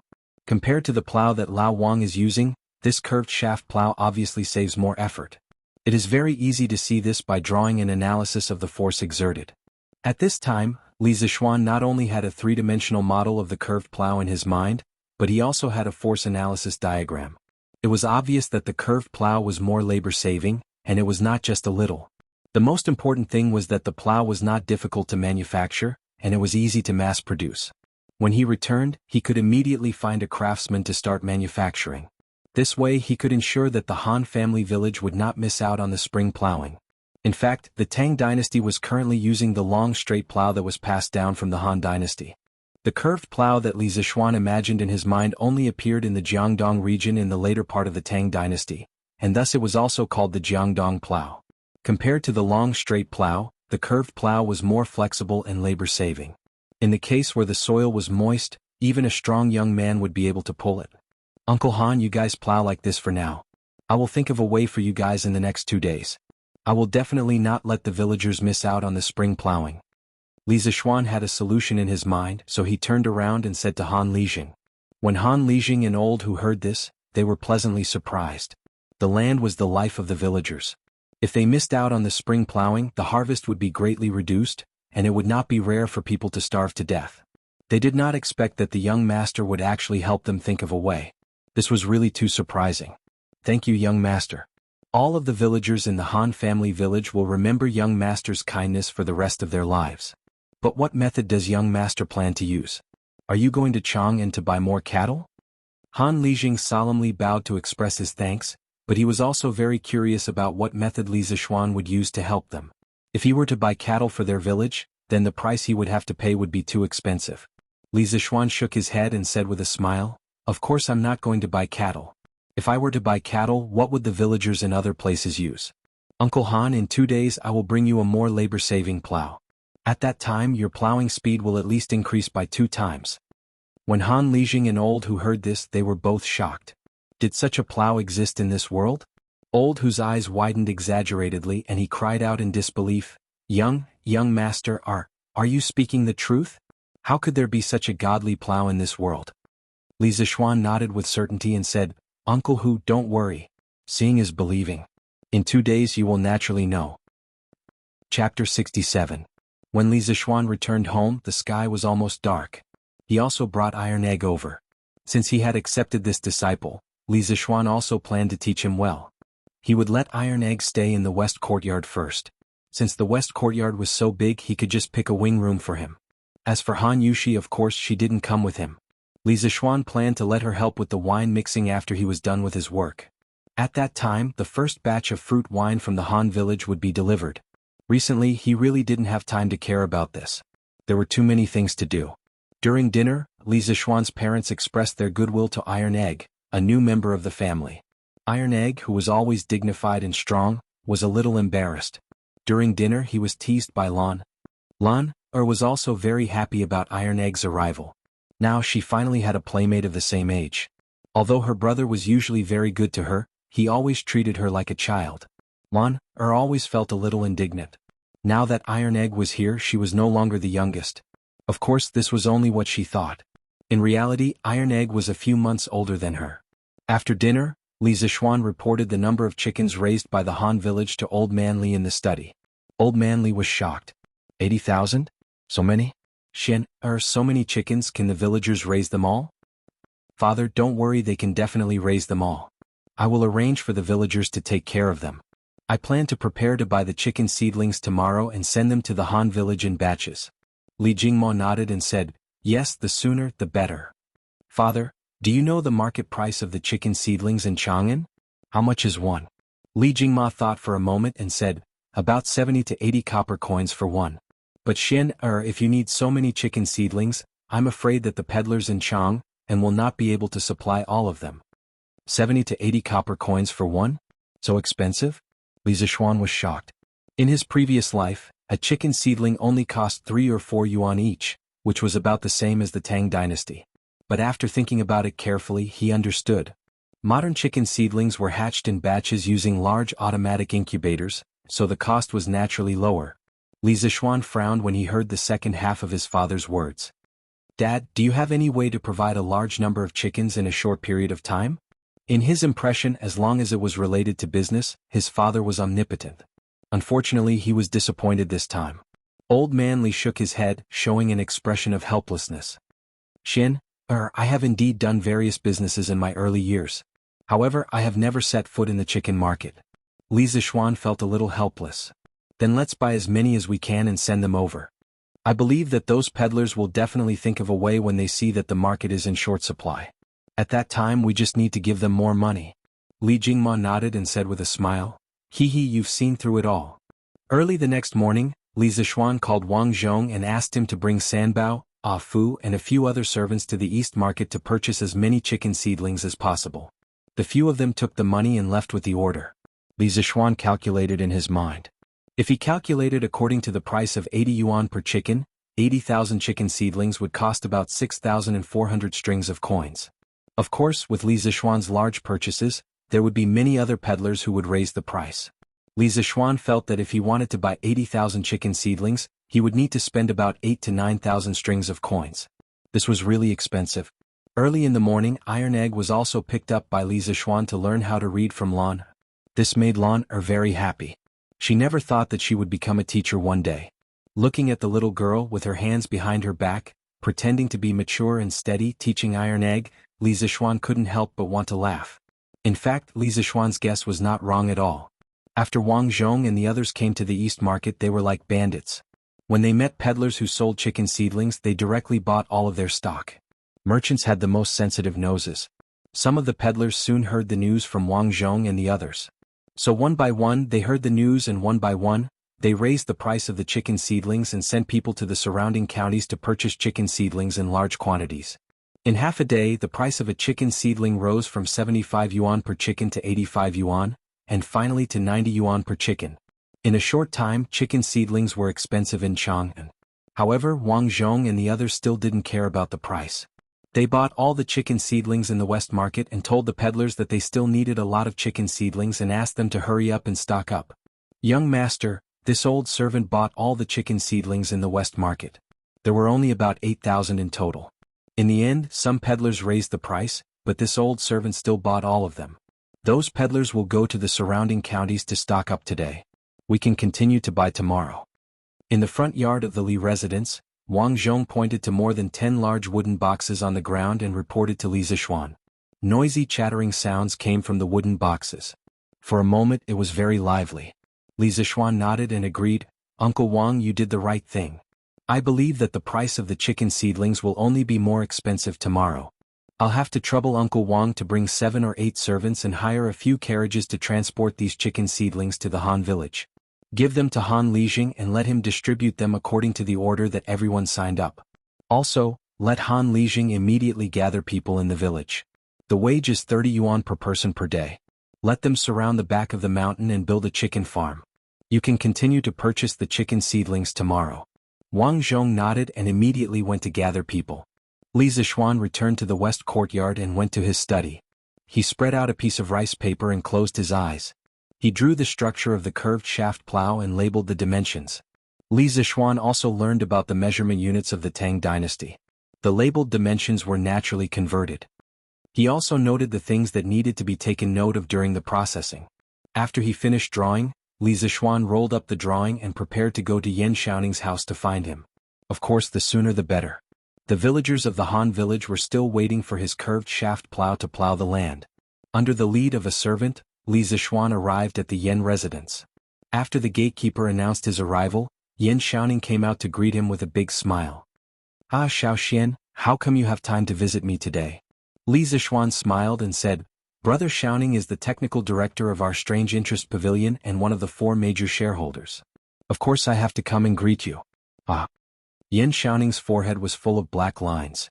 He hated the title of technical director, but Li Zixuan wouldn't agree to change it no matter what. Now that he heard these words, he felt a little disgusted. Yan Xiaoning coughed twice and said, "Xiao Xian, come with me to the front hall. Why are you standing at the door?" Li Zixuan nodded and followed Yan Xiaoning into the residence. Chapter 68. In the front hall of the Yan mansion. After the two sat down, Li Zixuan asked, "Brother Xiaoning, how many scooters have you made?" He didn't come here just to deliver the blueprint. He was also very concerned about the opening of the Strange Interest Pavilion. Yan Xiaoning smiled proudly and said, "Hee Xiao Xian, you don't trust me? The first batch of 300 scooters was completed yesterday. We're just waiting for the opening of the Strange Interest Pavilion." With his father's current status, it was easy for him to get someone to make some scooters. Li Zixuan's heart also relaxed. This Yan Xiaoning was really direct and efficient, unlike some pedantic scholars who did things indecisively. As an engineering student, he didn't embarrass his fellow engineering students. "Brother Xiaoning, I'm relieved. Otherwise, how can the Strange Interest Pavilion open without products? By the way, Brother Xiaoning, have you found the craftsman for the Strange Interest Pavilion?" He had asked Yan Xiaoning to help him find a group of skilled and honest craftsmen. The Strange Interest Pavilion must have its own workshop in the future. This would be more conducive to keeping secrets and monopolizing the technology. Yan Xiaoning was even more proud when he heard Li Zixuan ask about the craftsman. He smiled and said, "Hee, I wanted to give you a surprise, but since you asked, I'll tell you. After my father found out that I'm working with you on the Strange Interest Pavilion, he gave me one of our previous workshops. In the future, this workshop will be a part of the Strange Interest Pavilion. The craftsmen in the workshop used to work in the general's office. Their skills are excellent." Li Zixuan was really surprised when he heard Yan Xiaoning's words. He only asked Yan Xiaoning to help him find a few craftsmen. He didn't expect Yan Xiaoning to give him a workshop directly.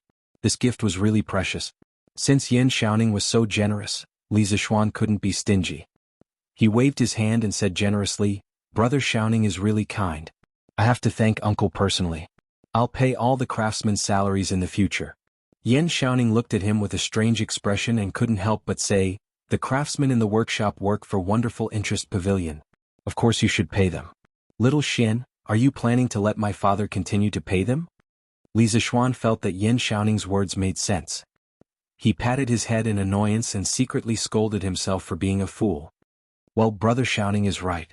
I've been so busy these 2 days that I've become muddle-headed. Where is the workshop? Shall we go and take a look?"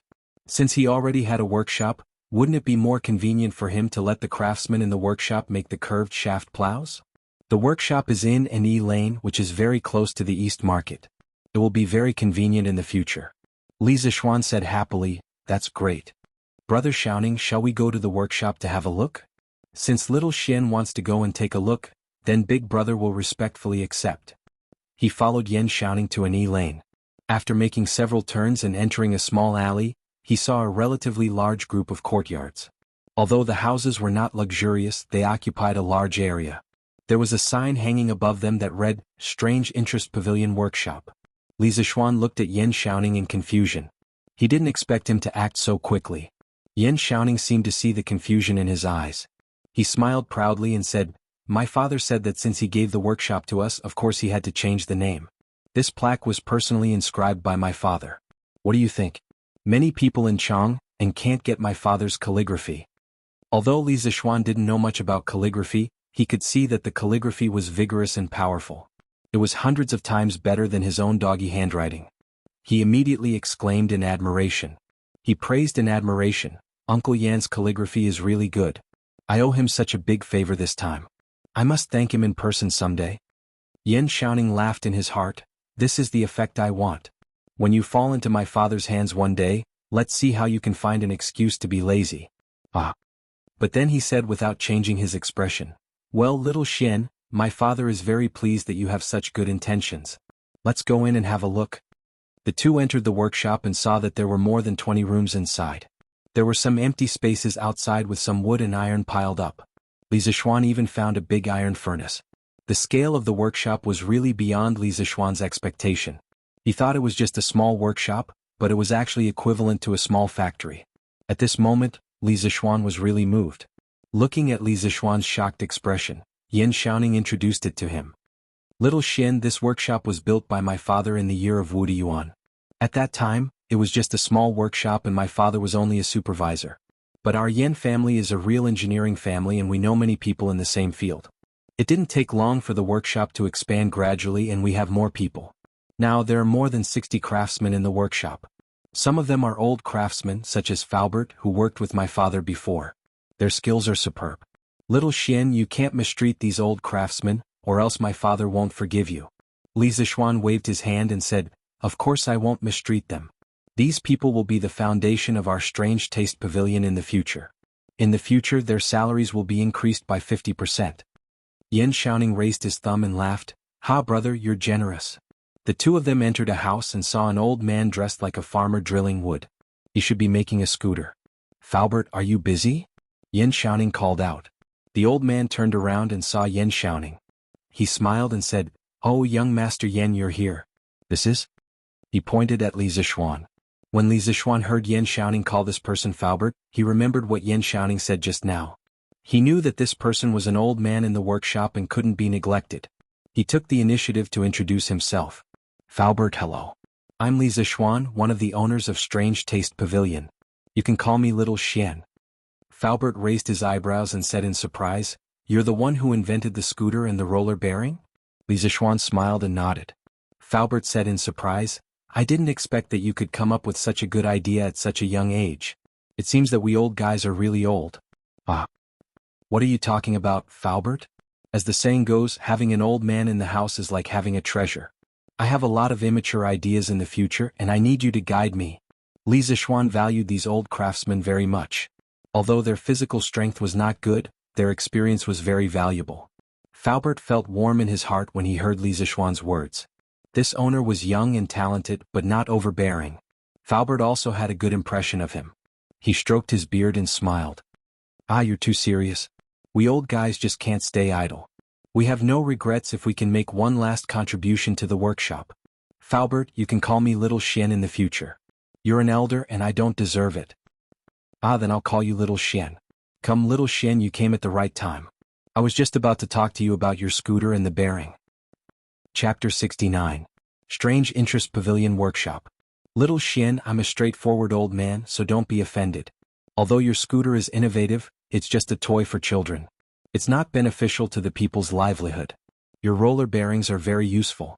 Since you have talent in this area, you should study more things that are beneficial to the people. After they sat down, Faubert began to preach to Li Zishuan. Li Zishuan was speechless. This old man's temper was really straightforward. If it was a narrow-minded person, they would definitely bear a grudge against him because of this. But fortunately, Li Zishuan wasn't that kind of person. He agreed with Faubert's words.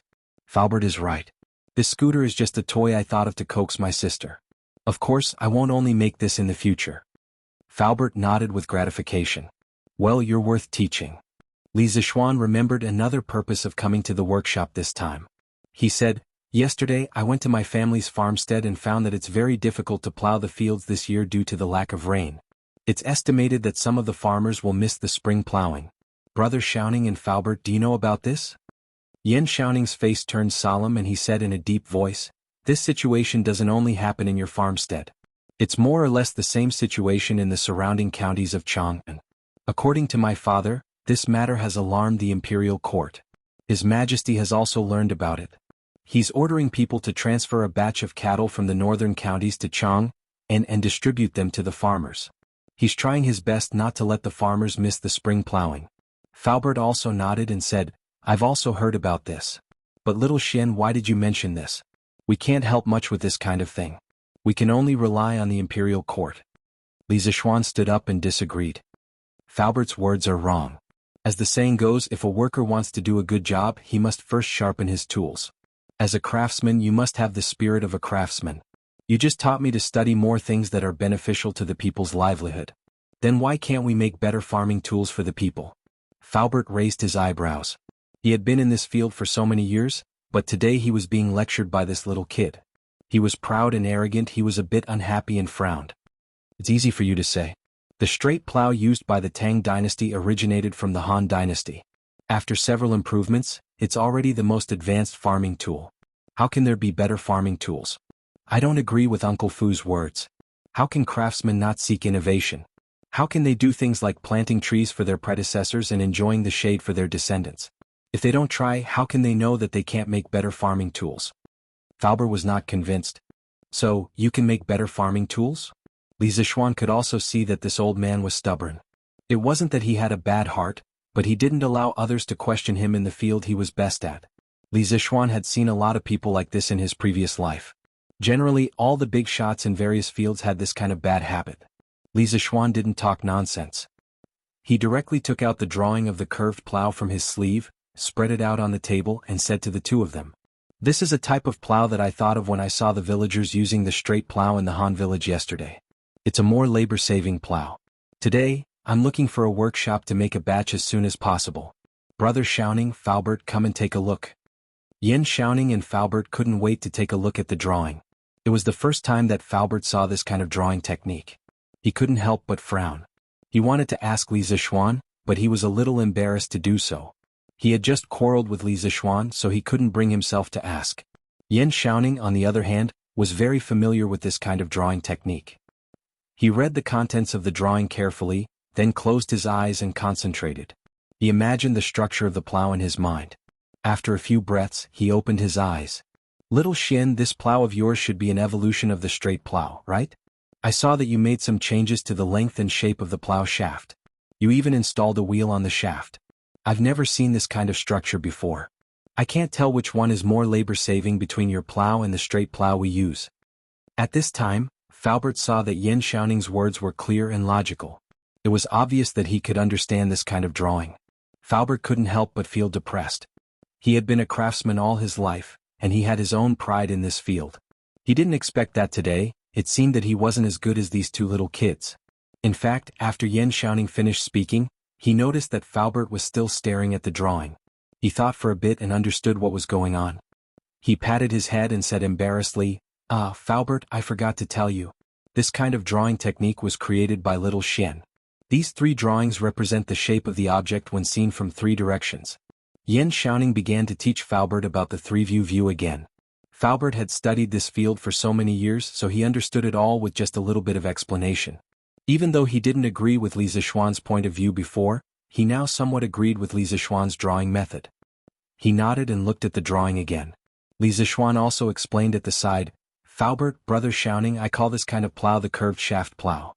It is made up of 11 parts, which are the plow share, the plow wall, the plow bottom, the plow press, the plow head, the plow arrow, the plow shaft, the plow judge, the plow construction, the plow tip, and the plow disc." Li Zixuan pointed at the drawing and explained one by one as he spoke. The two listened to him seriously. Even if they could understand the drawing, they definitely couldn't compare to Li Zixuan in terms of understanding the curved shaft plow. Li Zixuan continued, "I changed the long straight shaft into a short curved shaft and installed a plow disc that can rotate freely at the head of the shaft. Not only does this make the plow frame smaller and lighter, but it also makes it easier to turn and turn. It's more flexible to operate and saves more manpower and animal power.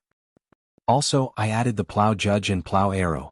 If the plow judge is used, the plow arrow can be directed downwards and the plow share will go deeper into the soil. If the plow judge is used, the plow arrow can be directed upwards and the plow share will go deeper into the soil. By combining the plow judge, plow arrow, it can adapt to the different requirements of deep plowing and plow. Not only can the plow wall break the soil, but it can also push the plowed soil to the side and reduce the resistance of the plow. With all these improvements, the curved shaft plow saves at least 50% of the effort compared to the straight shaft plow." Li Zixuan looked at the drawing and spoke with assurance. The two nodded as they listened. In the end, Faubert couldn't help but say, "Your design is quite innovative and it sounds reasonable. However, we are only talking about it on paper. No one knows if it will save more effort or be easier to use." Li Zixuan wanted to tell him that there was a theoretical basis for all of this. He just needed to draw a force analysis diagram and do some calculations according to the formula to know which one saved more effort. However, if he told them that, he would have to teach them about engineering mechanics. This was not something that could be explained in a few words. Li Zixuan could only say, "Faubert, what you said is not unreasonable. However, practice is the only standard to test the truth. Instead of arguing here, why don't we make a batch of plows to test first? Won't we know which plow saves more effort?" Faubert muttered, "Practice is the only standard to test the truth. Little Xian, what you said is very reasonable. Then let's make one to test." Li Zishuan cupped his hands and smiled. Then I'll have to trouble Faubert to make 20 curved shaft plows. My village needs them urgently. The day after tomorrow, I'll bring this batch of curved shaft plows to the village for an experiment. Faubert frowned. Little Xian, you're making so many on your first try? Li Zishuan smiled confidently. Faubert, I'm very confident in the curved shaft plows. The villagers of the Han village are waiting for spring plowing.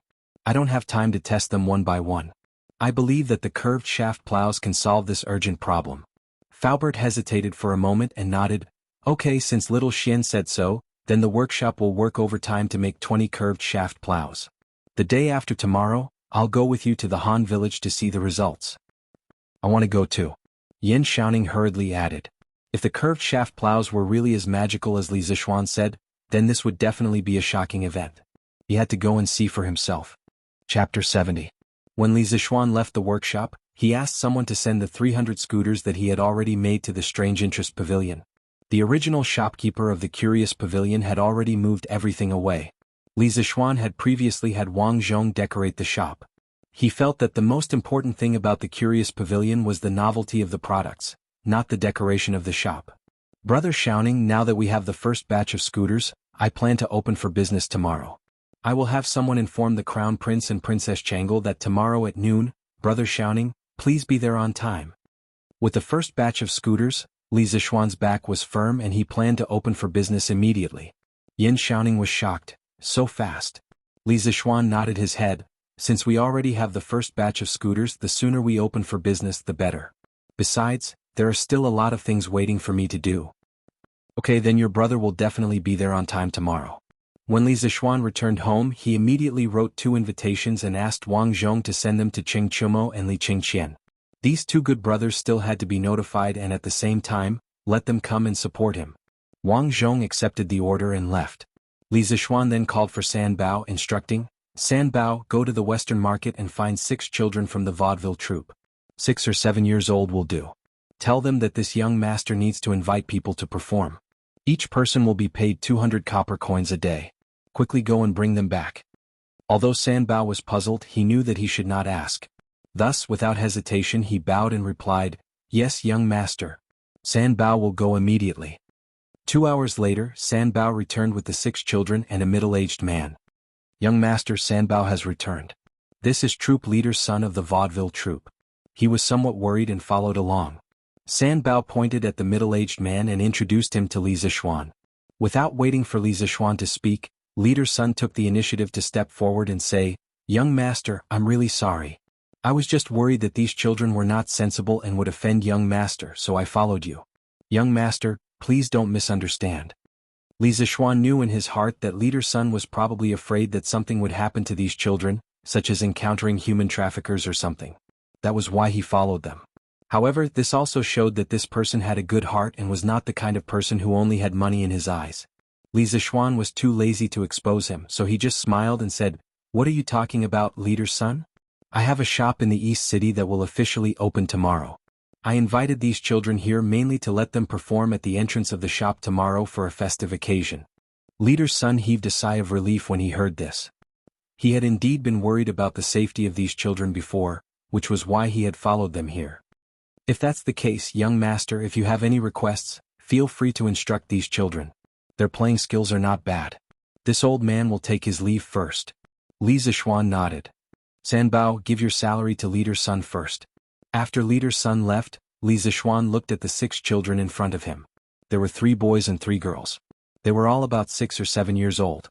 Although they looked thin and weak, each of them exuded a sense of cleverness. What are your names? Li Zishuan asked kindly. Young master, my name is Xiao Hang. I'm the oldest among us.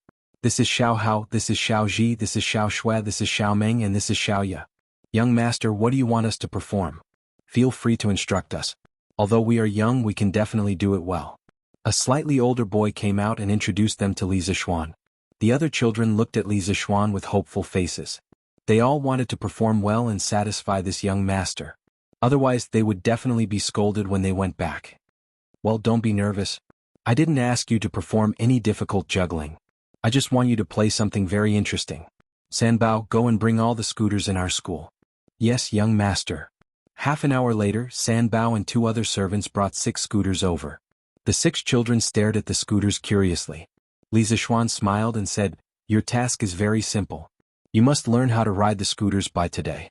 When my shop opens tomorrow, you will split into 2 groups and ride the scooters.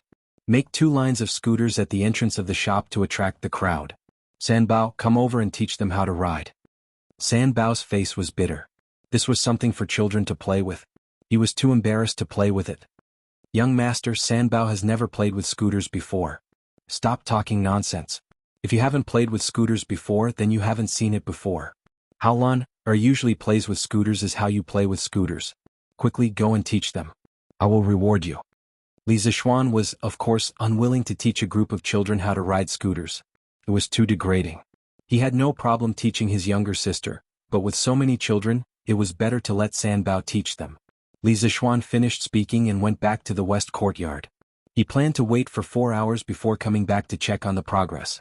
Duke Lu's mansion. "Young master, this is an invitation sent by Li Zishuan." The Cheng mansion's housekeeper handed an invitation to Cheng Chumo. "An invitation from Xiao Xian? What does he want to do? Let me see." Cheng Chumo took the invitation curiously. He opened it and looked at it carefully. He said, "Strange Interest Pavilion? What is it for?" "Uncle Liang, do you know about the Strange Interest Pavilion?" Housekeeper Liang thought for a while and replied, "I have never heard of this Strange Interest Pavilion. But looking at the location written on the invitation, it should be the shop where the East City's Heavenly Craft Pavilion used to be. I heard that the Heavenly Craft Pavilion was going to sell it, but I didn't expect it to be bought by the Li family." Cheng Chumo nodded. He also didn't know what Li Zishuan was doing. But he suddenly remembered a rumor today and said, "Uncle Liang, I heard that Xiao Xian's family was wantonly purchasing chicken seedlings in the West City today. Is this true?" Housekeeper Liang nodded. "Young master, I also heard about this today. It is said that they bought at least 7,000 chicken seedlings today. They bought almost all the chicken seedlings in the East City today. I'm also curious as to why they bought so many chicken seedlings." Although Cheng Chumo was a bit fierce, he wasn't stupid. He stroked his stubbled chin, thought for a while and said, "This brother of mine is very smart. This brother of mine is very smart. I don't believe that he would make a loss. There must be a deeper meaning behind this. I'll ask him tomorrow. If there's really a profit to be made, I'll ask my father to buy some chicken seedlings." East Palace. An eunuch hurried in and bowed to Li Qingqian. "Reporting to your highness, there is a person outside the palace with the East Palace token. He asked this servant to give this invitation to your highness." Li Qingqian curiously said, "Oh, give it to me." When he saw the contents of the invitation, Li Qingqian's eyes lit up. He said, "Oh, they open for business so soon? That's great. Come, set up the Changle Palace." Chapter 71. Changle Palace. Changle was reading Journey to the West with great interest. She had been studying palace etiquette in the inner court for the past 2 days. It was rare for her to be free today. She finally had time to read this imaginative story. Changle, are you reading Journey to the West?" Li Qingqian came in directly without letting anyone report. He had a good relationship with Changle. He had come to Changle Palace many times, and the palace maids were already used to it. "Ah, brother Crown Prince, why are you here?" Changle saw that her story was interrupted. She looked up and saw Li Qingqian. She was pleasantly surprised. "Haha, I'm here to give you good news today." Li Qingqian envied Li Zishuan since he met him and saw the harmonious and warm relationship between him and Lan. After that, he visited his sister more frequently. He also wanted to be a good brother. "Brother Crown Prince, what's the good news?" Changle smiled faintly. Li Qingqian took out the invitation and handed it over. He said, "Changle, Strange Interest Pavilion will officially open tomorrow. You are also one of the shareholders. Do you want to go tomorrow?" Changle took the invitation and opened it. She was pleasantly surprised. "Of course I want to go. Let's go and ask for leave from mother. I will go out with brother Crown Prince tomorrow." She put down the invitation and was about to pull Li Qingqian to the inner court to find Zhang Sun. Li Qingqian shook his head helplessly and followed his sister. Li Tai remembered that he hadn't returned the Journey to the West that he borrowed from Changle. He thought about going to Changle Palace to return it. As an elder brother, it was already not proper for him to borrow the book secretly. If he borrowed it and didn't return it, it would be even more inexcusable. To show his sincerity, Little Fatty specially brought the hardcover version of Journey to the West, that he personally copied and came to Changle Palace. Of course he was prepared to be scolded by Changle. After all, he was in the wrong. "This servant greets your highness, Duke of Wei." When Li saw the visitor, she immediately went forward and bowed. However, the way she looked at Li Tai was a little strange.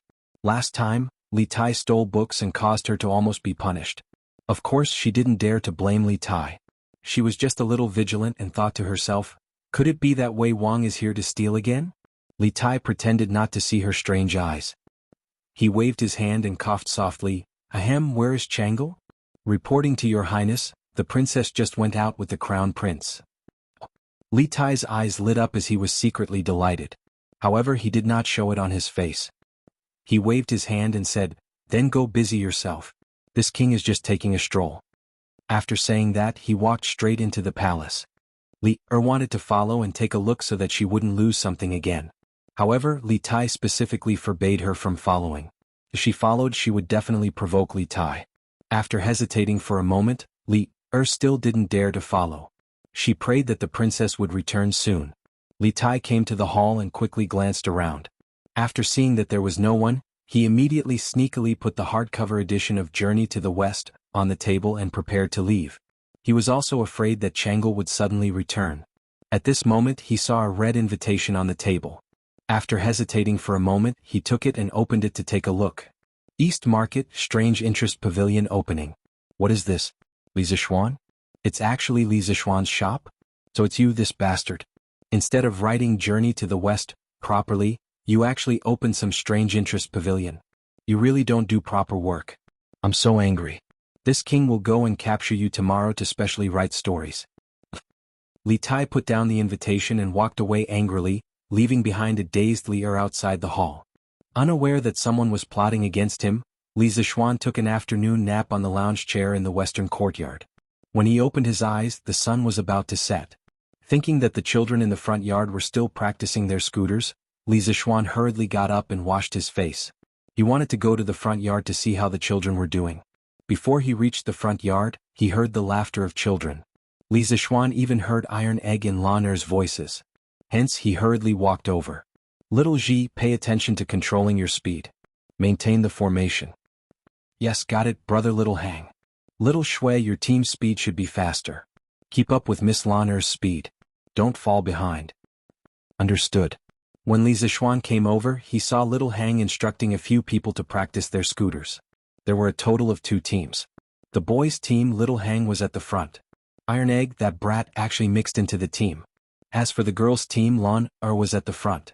Behind her, 3 little girls were struggling to follow Lon. The 2 teams were like 2 small dragons meandering in the front yard. It was very beautiful.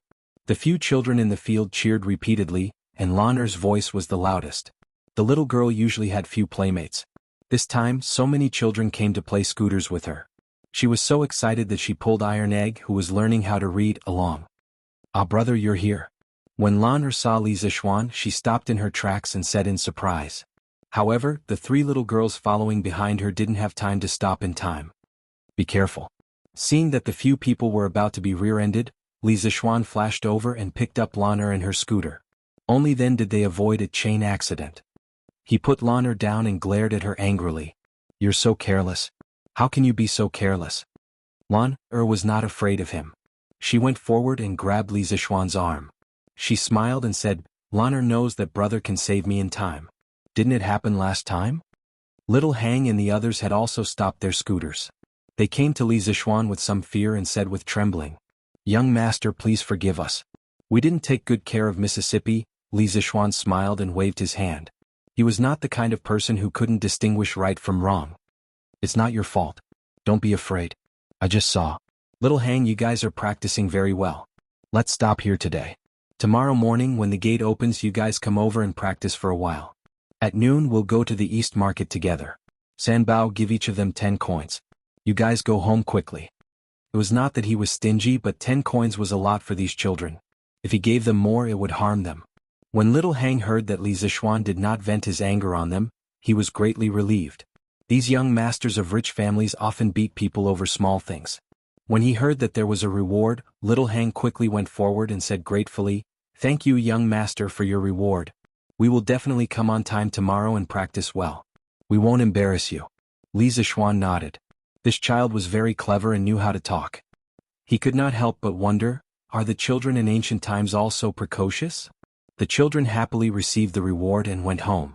At this time Lan came over and said, Brother Lan wants to perform with them tomorrow, okay? Li Zishuan frowned and said, Lan why are you adding to the trouble? If there's trouble like just now, it will be very dangerous. Lan pouted and said, it won't happen. Lan was happy to see you just now. Lan promises that it won't happen again, okay brother? Li Zishuan's hair stood on end. When did this little girl learn to act coquettishly? He hurriedly jumped away, waved his hand and said, okay, you go. When the time comes, be careful. Lan cheered and said, okay then Iron Egg will go with us tomorrow, okay? Give him an inch and he wants a mile. This was a classic example of giving him an inch and he wants a mile. However, when Li Zishuan saw that Iron Egg was looking at him with a hopeful face, he knew that this child was addicted to playing. He said, okay, but Iron Egg has to learn 20 words tomorrow before you can go. Oh, brother is the best. Iron Egg, let's go. Sister will teach you how to read now. Li Zishuan looked at the little girl's back and shook his head. Alas, this crazy girl. In the future, no one in the family will be able to control her. Chapter 72. The next morning, Li Zishuan was woken up by Xiaoxi. Xiaoxi said that the children from yesterday were already waiting in the front yard. Li Zishuan was still sleepy. He waved his hand and said, Xiaoxi, let them practice first. I'm going to sleep for a while. After saying that, he directly fell onto the bed and laid out the word big without any care for his image. Oh no, it should be the word 2. Xiaoxi saw the tall tent below the young master and quickly ran out with a red face. She thought to herself, young master is such a hooligan. Late in the morning, Li Zishuan finished his breakfast and went to the front yard. He saw the 8 children playing in the front yard. Today their formation was obviously more orderly than yesterday. They cooperated better with each other and the distance between each pair was also smaller than yesterday. Li Zishuan felt that it was quite interesting as he watched from the side. He looked up and saw that it was about time. Li Zishuan walked over and interrupted. Alright, let's stop. It's about time. Xiaoxi, go to the kitchen and get some pastries. You guys should eat something to fill your stomachs. There's no time for lunch. After lunch we'll go to the East Market. The children were surprised. They didn't expect that other than their salary, they would also be rewarded with food. After they thanked Li Zishuan, they quickly went to wash their hands and eat the pastries.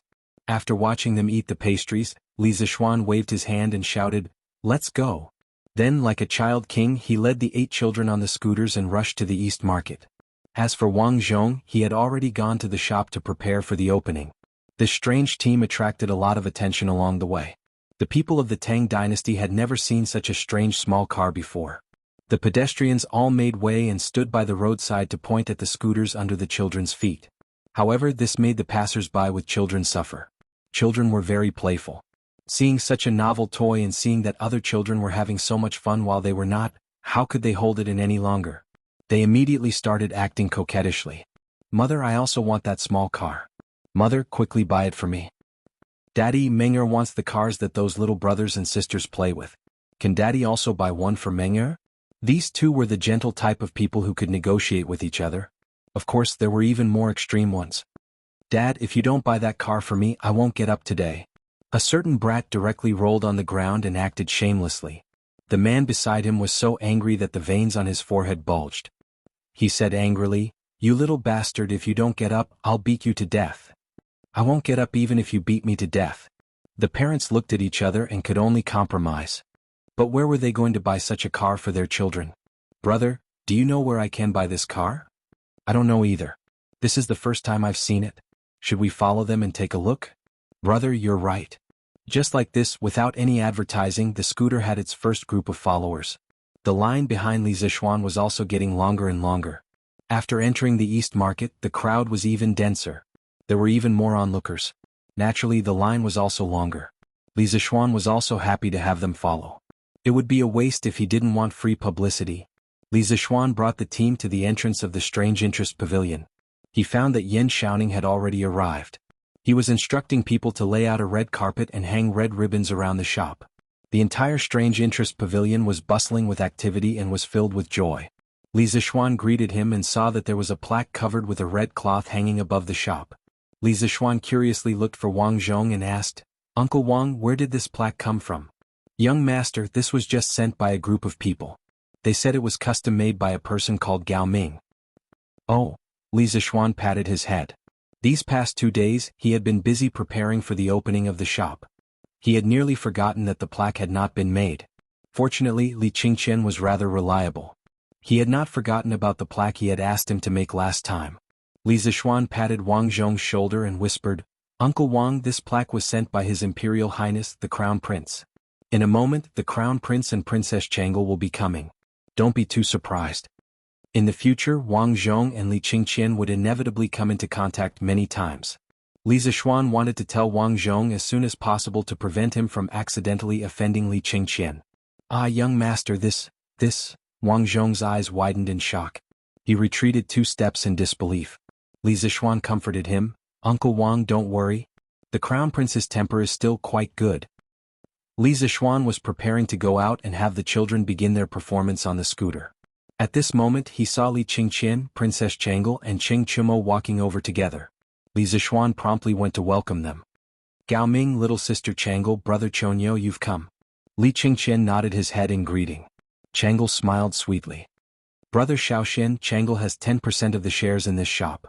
Of course, Changel has to come take a look. Changel also has to thank brother Xiaoxian for the 10% of shares. This is Changel's first time opening a shop. Li Zishuan liked this bright-eyed princess from the bottom of his heart. Hearing Changel's words, he smiled and said, It's fine as long as the princess likes it. There's no need to be polite. At this moment, Cheng Chumo stepped forward and laughed heartily. Haha, after not seeing you for a few days, Xiaoxian, you've actually opened your own shop. As your older brother, of course I have to come and congratulate you. Ah. Many thanks for brother Chonyo's support. Everyone please follow me into the shop. After having Wang Zhong attend to these 3 people, Li Zishuan once again arrived outside the shop. Facing the children he said, Xiaoxian, start the scooter. Little Hang, lead them and start performing the skateboard formation. Just stay around here. Don't go too far. Be careful, especially Lan. Do you hear me? Yes, young master. Xiaoxian quickly replied. Finally she could go out with her friends. Lan'er said excitedly, Got it, brother? Lan'er will be very careful. At this moment, Changel and the other 2 also came out. Looking at the group of children standing on the strange scooter and lined up neatly, Changel couldn't help but ask curiously, Brother Xiaoxian, what's this called? Will our Strange Taste Pavilion sell this in the future? This thing is called a scooter. It's only the first generation of products. Soon an upgraded version will be released. Of course, Strange Taste Pavilion won't only sell scooters in the future. We'll also sell all kinds of novel things. If the princess likes it, I can give you one later. Changel said happily, Thank you, brother Xiaoxian. At this moment, Wang Zhong came forward and reminded, Young master, the auspicious time has arrived. Should we unveil the plaque and open for business now? Many of them were parents who had been dragged over by their own brats. The brats were looking enviously at Lan and the others who were performing the skateboard formation. Li Zishuan felt that the time was about right, so he nodded and looked at Li Qingqian saying, Since this plaque was bought by Gao Ming, then let Gao Ming unveil it. Li Qingqian didn't refuse. He smiled and took the bamboo stick from Wang Zhong. He used his strength to pull off the red cloth on the plaque. This meant that Strange Taste Pavilion had officially opened for business. 3 bold and lively words, Strange Taste Pavilion, were seen in the middle of the plaque. Li Zishuan saw the beautiful lines of the 3 words as if they were alive. He couldn't help but be shocked. He looked at Li Qingqian and couldn't help but ask, Gao Ming, which famous writer wrote these 3 words? Li Qingqian said proudly, it wasn't easy for me to get Dr. Chu to write these words. Brother Zishuan, you have to thank me properly. Li Zishuan was stunned. It turned out to be Chu Suiliang. He was one of the 4 great calligraphers of the early Tang dynasty, along with Ouyang Sun, Yu Shinan, and Xueji. This plaque could be a family heirloom in the future. Li Zishuan also heard a story about Chu Suiliang. It was said that the idiom little bird depends on man, originated from Chu Suiliang. According to historical records, Li Shimin, Emperor Taizong of the Tang dynasty, once talked about the officials in the imperial court. He commented on Chu Suiliang as follows, Chu Suiliang is a bit more knowledgeable and has a strong character. He wrote loyal couplets such as Little bird depends on man, adding love. Probably many people didn't think that the idiom little bird depends on man was first used on a very strong and straightforward official. Li Zishuan recovered from the shock and said, Yes, we have to thank Gao Ming properly. This Dr. Chu's calligraphy is rare. Well, Strange Taste Pavilion has officially opened for business. Hey shopkeeper, is your shop selling this scooter? After watching the scooter formation for so long, the crowd finally couldn't help but ask. They couldn't help but ask. Their little brats had been making a fuss. As soon as he finished asking, a group of people immediately followed behind him and echoed. Yes, shopkeeper, are you selling it or not? How much? Give us a price. We are in a hurry. Yes. How much? I want to buy one. Li Zishuan went forward and cupped his hands. Friends, of course we are selling this scooter. Today is the opening day of our shop. All the scooters are 10% off. The original price of a scooter is 400 copper coins. Today it is only 360 copper coins. We will also give you a white membership card. In the future you can enjoy a 5% discount when you buy products in our shop with this card. The cost of a scooter was about 200 copper coins. Li Zishuan didn't want to sell it too expensive. 400 copper coins was about right. He would treat it as a gift for the Tang children. Hearing the price, the crowd started to talk about it. 360 copper coins? So expensive? Xiaohu, let's not buy it. Dad will make one for you when we go back. No, I want to buy this. Mom, I want to buy it too. Li Zishuan added at this time, if you want to buy, hurry up and line up. Today there are only 300 scooters in the shop. First come, first serve. If you want to buy, hurry up. Now the crowd didn't have the chance to hesitate. They all joined the line. Although 360 copper coins was a little expensive, most people could still afford it. If they didn't buy it today, they would be annoyed to death by their little brats.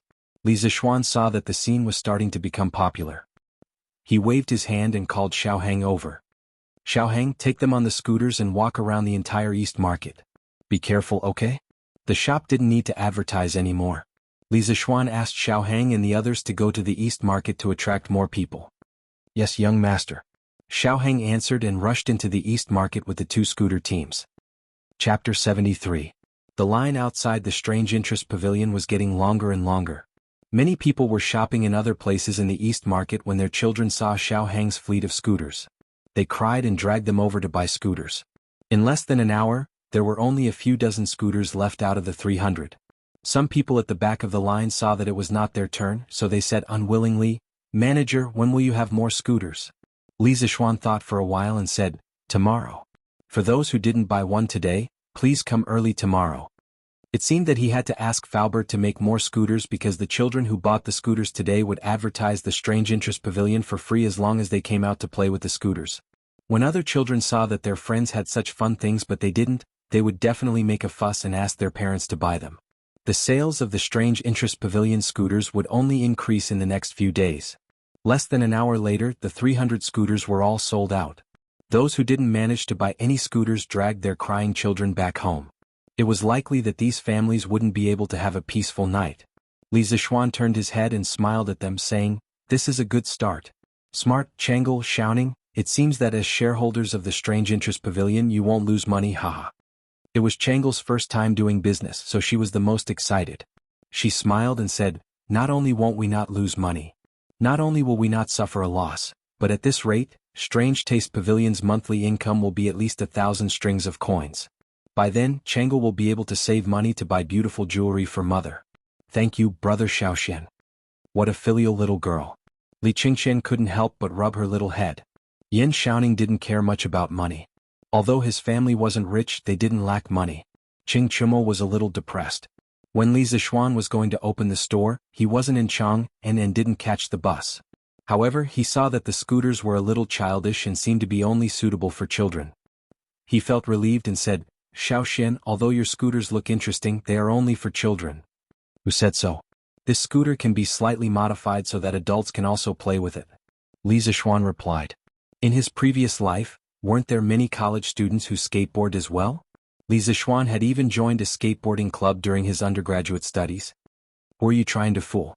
If Milord were to play with this, wouldn't he be a laughingstock? Ah. Brother Chonyo, don't doubt me. Wait a moment, I'll show you. Li Zishuan went straight into Chitsu Pavilion and went to the second floor to get a skateboard he made a few days ago. It was the kind of skateboard that didn't have a handle at the front. Cheng Chumo was overjoyed when he saw Li Zishuan holding a broken wooden board without a handle. "Haha, little Shen, you're not talking about this thing in your hand, are you?" It's just a broken wooden board. What's so fun about it? From what I see, it's not even as good as the scooters you sold before. Li Zishuan ignored this idiot and asked the waiter to bring over 4 stools. He placed them in front of the Chitsu pavilion with a few feet between them. Li Zishuan then turned to Cheng Chumo and said, "Brother Chonyo, watch carefully. Brother Chonyo, watch carefully. Don't be tempted to play this game too." Cheng Chumo curled his lips and said with disdain, "Ha, whoever plays with this is a dog." Li Zishuan was furious. "Damn you. I don't have a sister. However, Xiaoxian, if you want, I can introduce one to you." Ah. Li Zishuan was speechless. Li Zishuan didn't want to talk nonsense. He set up the skateboard and stepped on it with one leg while the other leg pushed off the ground to increase his speed. Everyone saw Li Zishuan getting closer and closer to the stools on the ground. Their hearts were in their throats and they couldn't help but worry for Li Zishuan. Just as he was about to hit the stools, Li Zishuan's entire body and the skateboard suddenly soared into the sky.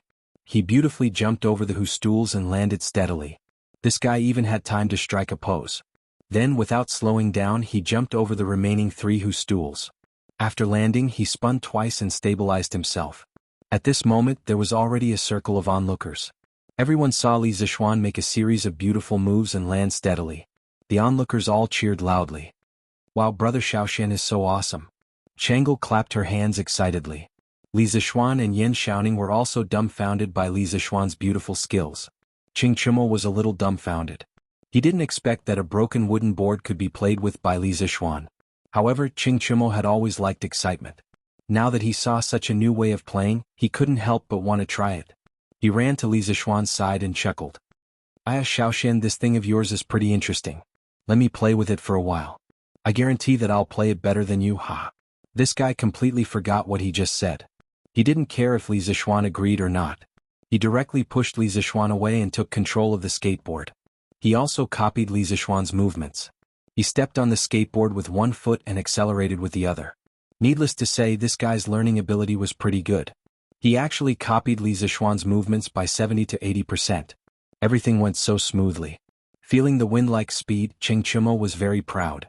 Just as Cheng Chumo was about to get close to the bench, he let out a cheering, "Oh whoa." He also copied Li Zishuan's movements and jumped up. However, although he jumped up, the skateboard didn't. Cheng Chumo also realized that something was wrong in the air. He quickly wanted to use his left foot to hook the skateboard up. However, at this time he had already touched the bench. His whole body was tripped by the bench. With a bang, he beautifully fell down like a wild goose landing on the sand. He fell flat on his face, causing smoke and dust to rise around him. The field suddenly went silent for a few breaths of time. Then there was a burst of laughter. Ha ha. Li Zishuan was the first one who couldn't hold it in. He pointed at Cheng Chumo, who was sprawled on the ground, and laughed loudly. After a while he laughed so hard that his stomach hurt. He couldn't help but bend down. Li Qingqian and Yen Xiaoning reacted and also laughed loudly. Changel covered her mouth and turned her head away to giggle.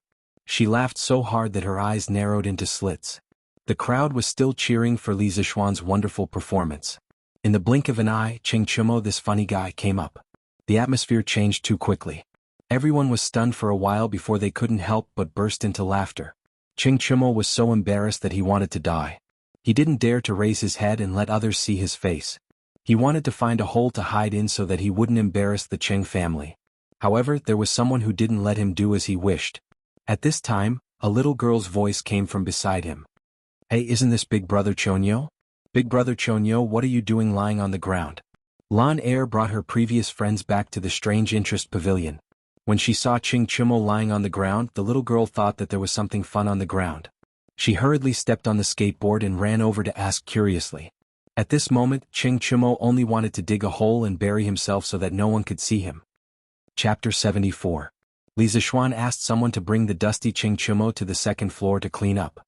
Then he turned to look at Xiao Hang and the others and said with a smile, "Xiao Hang, your performance today was very good. You will all be rewarded.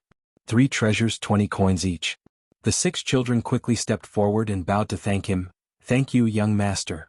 Li Zishuan waved his hand with a smile and said, "This is what you deserve. Go back and tell your leader that I am very satisfied. If there is a chance next time, I will look for you to cooperate." The children happily received the reward, handed in the scooters, and were about to leave. However, they couldn't help but look back at the scooters a few times. Anyone could see the reluctance in their eyes. Although they had only played with the scooters for a day, they were completely fascinated by this novel toy. However, they definitely couldn't afford it, so they could only look at it a few more times. Brother, those scooters are a little old. Anyway, we can't sell them. Why don't we give them to Xiao Hang and the others? Lan gently tugged at Li Zixuan's arm and whispered. She had a lot of fun with these little friends today. Everyone took care of her. At this time, seeing that Xiao Hang and the others were reluctant to part with the scooters, Lan thought of an excuse to ask her brother to give them the scooters. However, how could Li Zixuan not see through this little trick? However, he didn't care about this small amount of money. If he gave it to them, then so be it. So he rubbed Lan's little head and called Xiao Hang and the others back. He smiled and said, Xiao Hang, this scooter is already old. It definitely can't be sold. I'll give it to you. The children were surprised, but Xiao Hang was more mature. He quickly bowed and said, Young master, this is too expensive. Xiao Hang doesn't dare to accept it. My brother already said that he would give it to you. Take it quickly. My brother doesn't lack this little money. Lan finally persuaded her brother. Seeing that Xiao Hang refused again, the little girl quickly ran over and pushed the scooter to Xiao Hang's feet. Li Zixuan smiled and shook his head. In fact, he felt quite good. It felt good to be thanked by others. It was still good to be a tycoon. When Xiao Hang and the others saw that Li Zixuan did not object to Lan's words, they hesitated for a moment before taking the scooter. Xiao Hang happily bowed and thanked them. Thank you, young master. Thank you, Miss Lan. The next time young master opens the shop, we will perform for young master for free. Okay. The others nodded in agreement. Li Zixuan smiled and waved his hand. Go back quickly. Be careful on the road. The children rode their scooters and left happily under the setting sun. Li Qingqian and the others saw that there was nothing else to do here, so they left. When Chengel left, Li Zixuan specially gave her a pink scooter, which made the girl very happy. Yunxi Restaurant in a private room on the 3rd floor. Your Imperial Highness, the crowd surrounding the Pavilion of Wonders has dispersed. The Crown Prince and Princess Chengel have already left. A black-clothed imperial bodyguard bowed and reported to a luxuriously dressed little fatty seated at the head of the table. This little fatty was Li Tai. Today he had come to capture Li Zixuan and bring him back to write a story. However, he had never expected that the Pavilion of Wonders would be surrounded by so many spectators. Immediately, Li Tai felt somewhat terrified. Although he was Li Er's most beloved imperial son, if he caused trouble in front of so many people, and if an imperial censor were to bring this matter to court, Li Er would definitely not let him off easily. Moreover, his elder brother and younger sister were both there. If they were to speak up for Li Zixuan, it would be difficult for him to do anything. As a result, he had imperial bodyguards keep an eye on the Pavilion of Wonders, while he himself went to the Yunxi restaurant across the street. He ordered a table of dishes and sat there, eating as he waited for news. To his pleasant surprise, the Yunxi restaurant actually had gnawed chicken. Although the taste was slightly inferior to that of the Drunken Immortal, compared to the other dishes of the restaurant, this knockoff version was clearly more delicious. The little fatty was so engrossed in eating that he had nearly forgotten the reason for his visit today. Only now did he hear the imperial bodyguard's report did he remember that he had come to capture Li Zixuan. Li Tai belched and rubbed his round belly. With a sinister smile, he said, Hee, since they've all left, it's time for us to take action. Zhao Yu, take a few men and quickly follow this prince. Don't let him escape. Yes, sir. Pavilion of Wonders. Seeing that the eastern marketplace was about to close, Li Zixuan packed up his things and had the head steward support the bruised and battered Cheng Chumo. He was about to close the door and return home. Just at this moment, a group of burly men blocked their path. Following this, an arrogant voice sounded out from behind them. Which one of you is Li Zixuan? Hurry up and stand out for this prince. As soon as the voice fell, a fair and clean little fatty slowly walked out from behind the group of burly men. When Li Zixuan heard the child in front of him refer to himself as this prince and his tone was obviously unfriendly, he was shocked. However, he was not someone who was afraid of trouble. He squeezed Lan's small hand to reassure her, then stepped out from the crowd and said in a clear voice, Your Highness, I am Li Zixuan. May I know why your Highness is looking for this humble one? At this moment, Cheng Chumo recognized the person. He asked in surprise, Prince Wei? When Li Tai heard that someone recognized him, he hurriedly looked in the direction of the voice. After a long while, he finally recognized that the bruised and battered person in front of him was Cheng Chumo. He turned his head and glared at Zhao Yu. Cheng Chumo was also here. How could the guard not report such important information? This was an injustice to the guard. Cheng Chimo had injured himself while skateboarding and had been recuperating on the second floor, not daring to come out and embarrass himself. How could the guard know whether Cheng Chimo was here or not? Although Li Tai was a prince, he was still quite wary of Cheng Chimo. He thought to himself, it seems like I can't take her by force today. This was because he had heard that Li Zixuan had a good relationship with Cheng Chimo. If he took her away in front of Cheng Chimo, Li Er would definitely not let him off easily. Oh, so Chonyo is here too. Ah, what a coincidence. Li Tai said awkwardly. Cheng Chimo could tell from Li Tai's first words that he did not come here with good intentions. He was probably here to cause trouble for Li Zixuan. Of course he would support his brother at this time. Cheng Chimo walked to Li Zixuan's side and patted Li Zixuan's shoulder hard. He laughed loudly at Li Tai. Today is the opening of my brother's new shop. Of course I, old Cheng, have to come to support. Ah, may I know why Prince of Wei is here today? The crown prince and the princess just left. He pretended to be close and deliberately mentioned Li Chengqian and Changle. Naturally, he implied that he wanted to intimidate Li Tai and remind him not to deliberately make things difficult for Li Zixuan. He was usually a simple-minded person, but that was just because he did not want to use his brain. But today his good brother was in danger. He had to use his brain to help. Although he could defeat this group of people, he would definitely cause trouble for his father after the fight. How could Li Tai not hear the hidden meaning in Cheng Chimo's words? Even though he knew that Cheng Chimo was speaking the truth, he, Li Tai, would not be threatened by anyone other than Li Er and Chang Sun. At this moment, Li Tai said with a fake smile, "Oh? Chonyo, are you representing your Cheng family to stand against this prince?" Cheng Chimo was momentarily speechless. Regarding the issue of a prince's side, he naturally could not represent his father. He did not know what to do when Li Tai used his power to suppress others. Your Highness Prince of Wei must be joking. Brother Chonyo was only joking. Your Highness Prince of Wei should not take it to heart. May I know why your Highness is looking for this commoner today? Li Zixuan could not sit still when he saw his good brother stand up for him. Thus, he stepped forward to help Cheng Chimo out of his predicament. Chapter 75. East Market, in front of Strange Interest Pavilion. When Li Tai saw someone come forward to admit it, he looked at Li Zixuan and asked proudly, "Did you write Journey to the West?" What did this have to do with Journey to the West? Li Zixuan was a little puzzled, but he still nodded and admitted, "Journey to the West was indeed written by me." "What does your Highness mean by this?" "Well, I'm here to find you. There's a good job here. I want you to be my guest. In the future you will write stories like Journey to the West for me. Your monthly salary will be 20 strings of coins. How about it? This is much more promising than your shabby shop," Li Tai said with a look of superiority and pride. In his opinion, the shabby shop in front of him could at most earn 10 strings of coins a month. How could it be as good as writing stories for him? He was not like that poor Li Qingqian. Li Er and Zhang Sun had always doted on him and gave him a lot of rewards every month. Therefore he had the money to keep a guest. Cheng Chimo was speechless. Although he did not directly participate in the operation today, he saw everything. The daily turnover of Strange Interest Pavilion was more than 100 strings of coins. After deducting the cost, the profit was at least 40 to 50 strings of coins. He really did not know where Li Tai's confidence came from. Li Zixuan looked at the little fatty who was flaunting his wealth and superiority in front of him, and the corner of his mouth twitched. He wanted to tell Li Tai that he would give him 40 strings of coins a month as long as he stopped bothering him. But after thinking about it, he felt that this would be too hurtful. Li Tai would probably be angry, so he did not say it. Li Zixuan could only say tactfully, "I'm afraid I'll have to disappoint your Highness.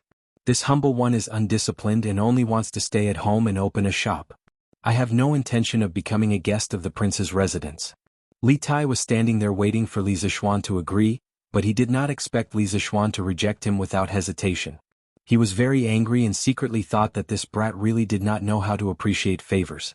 Li Tai, who had been living a smooth life since he was young, was a little embarrassed at this moment. He said with an ugly expression, "Are you sure?" Li Zixuan knew that this little fatty was going to get angry, but he was sure that Li Tai did not dare to do anything to him. He was doing legal business and did not do anything to steal chickens and dogs. Tang Chu's governance was relatively clear, so he was not afraid that he would use his identity to avenge private wrongs. Moreover, Cheng Chimo was still standing next to him, so his heart was not afraid. Li Zixuan nodded affirmatively.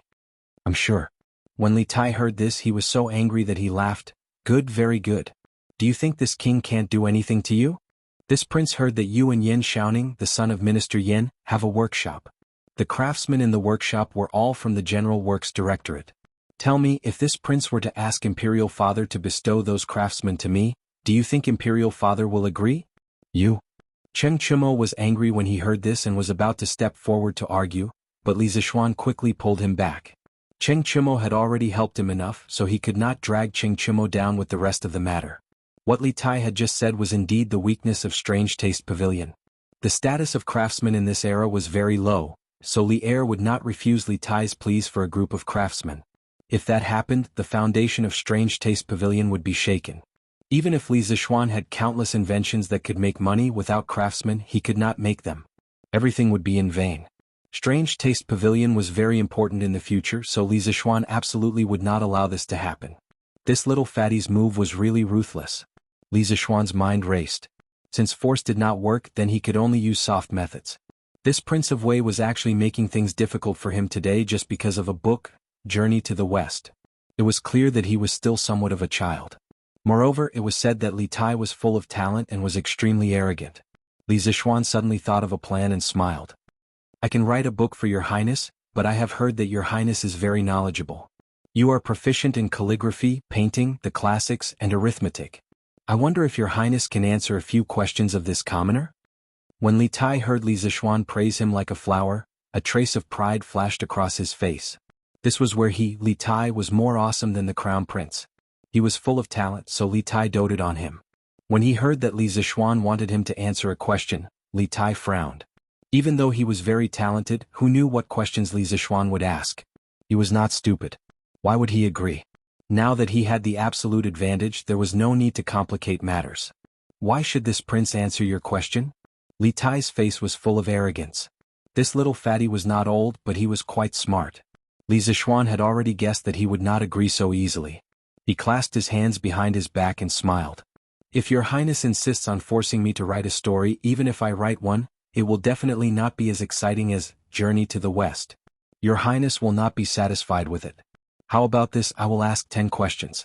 As long as your highness can answer one of them, I am willing to write for your highness for 3 years without any salary. Furthermore, the story I write will be even more exciting than Journey to the West. However, if your highness cannot answer a single question, then please do not make things difficult for Strange Taste Pavilion in the future. How about it? Disdain. This was blatant disdain. Even though Li Tai knew that Li Zixuan's questions would be extremely difficult, he was proud of his talent. How could he not be able to answer even one question out of 10? Li Zixuan had successfully angered him. Furthermore, Li Zixuan's first half of the sentence was reasonable. Even if he used his power to force Li Zixuan to write a story for him, if Li Zixuan was unwilling, then the story he wrote would definitely not be good. Then everything he did would be meaningless. Alright, then it's a deal. If you lose, then you have to write a story for this prince for 3 years.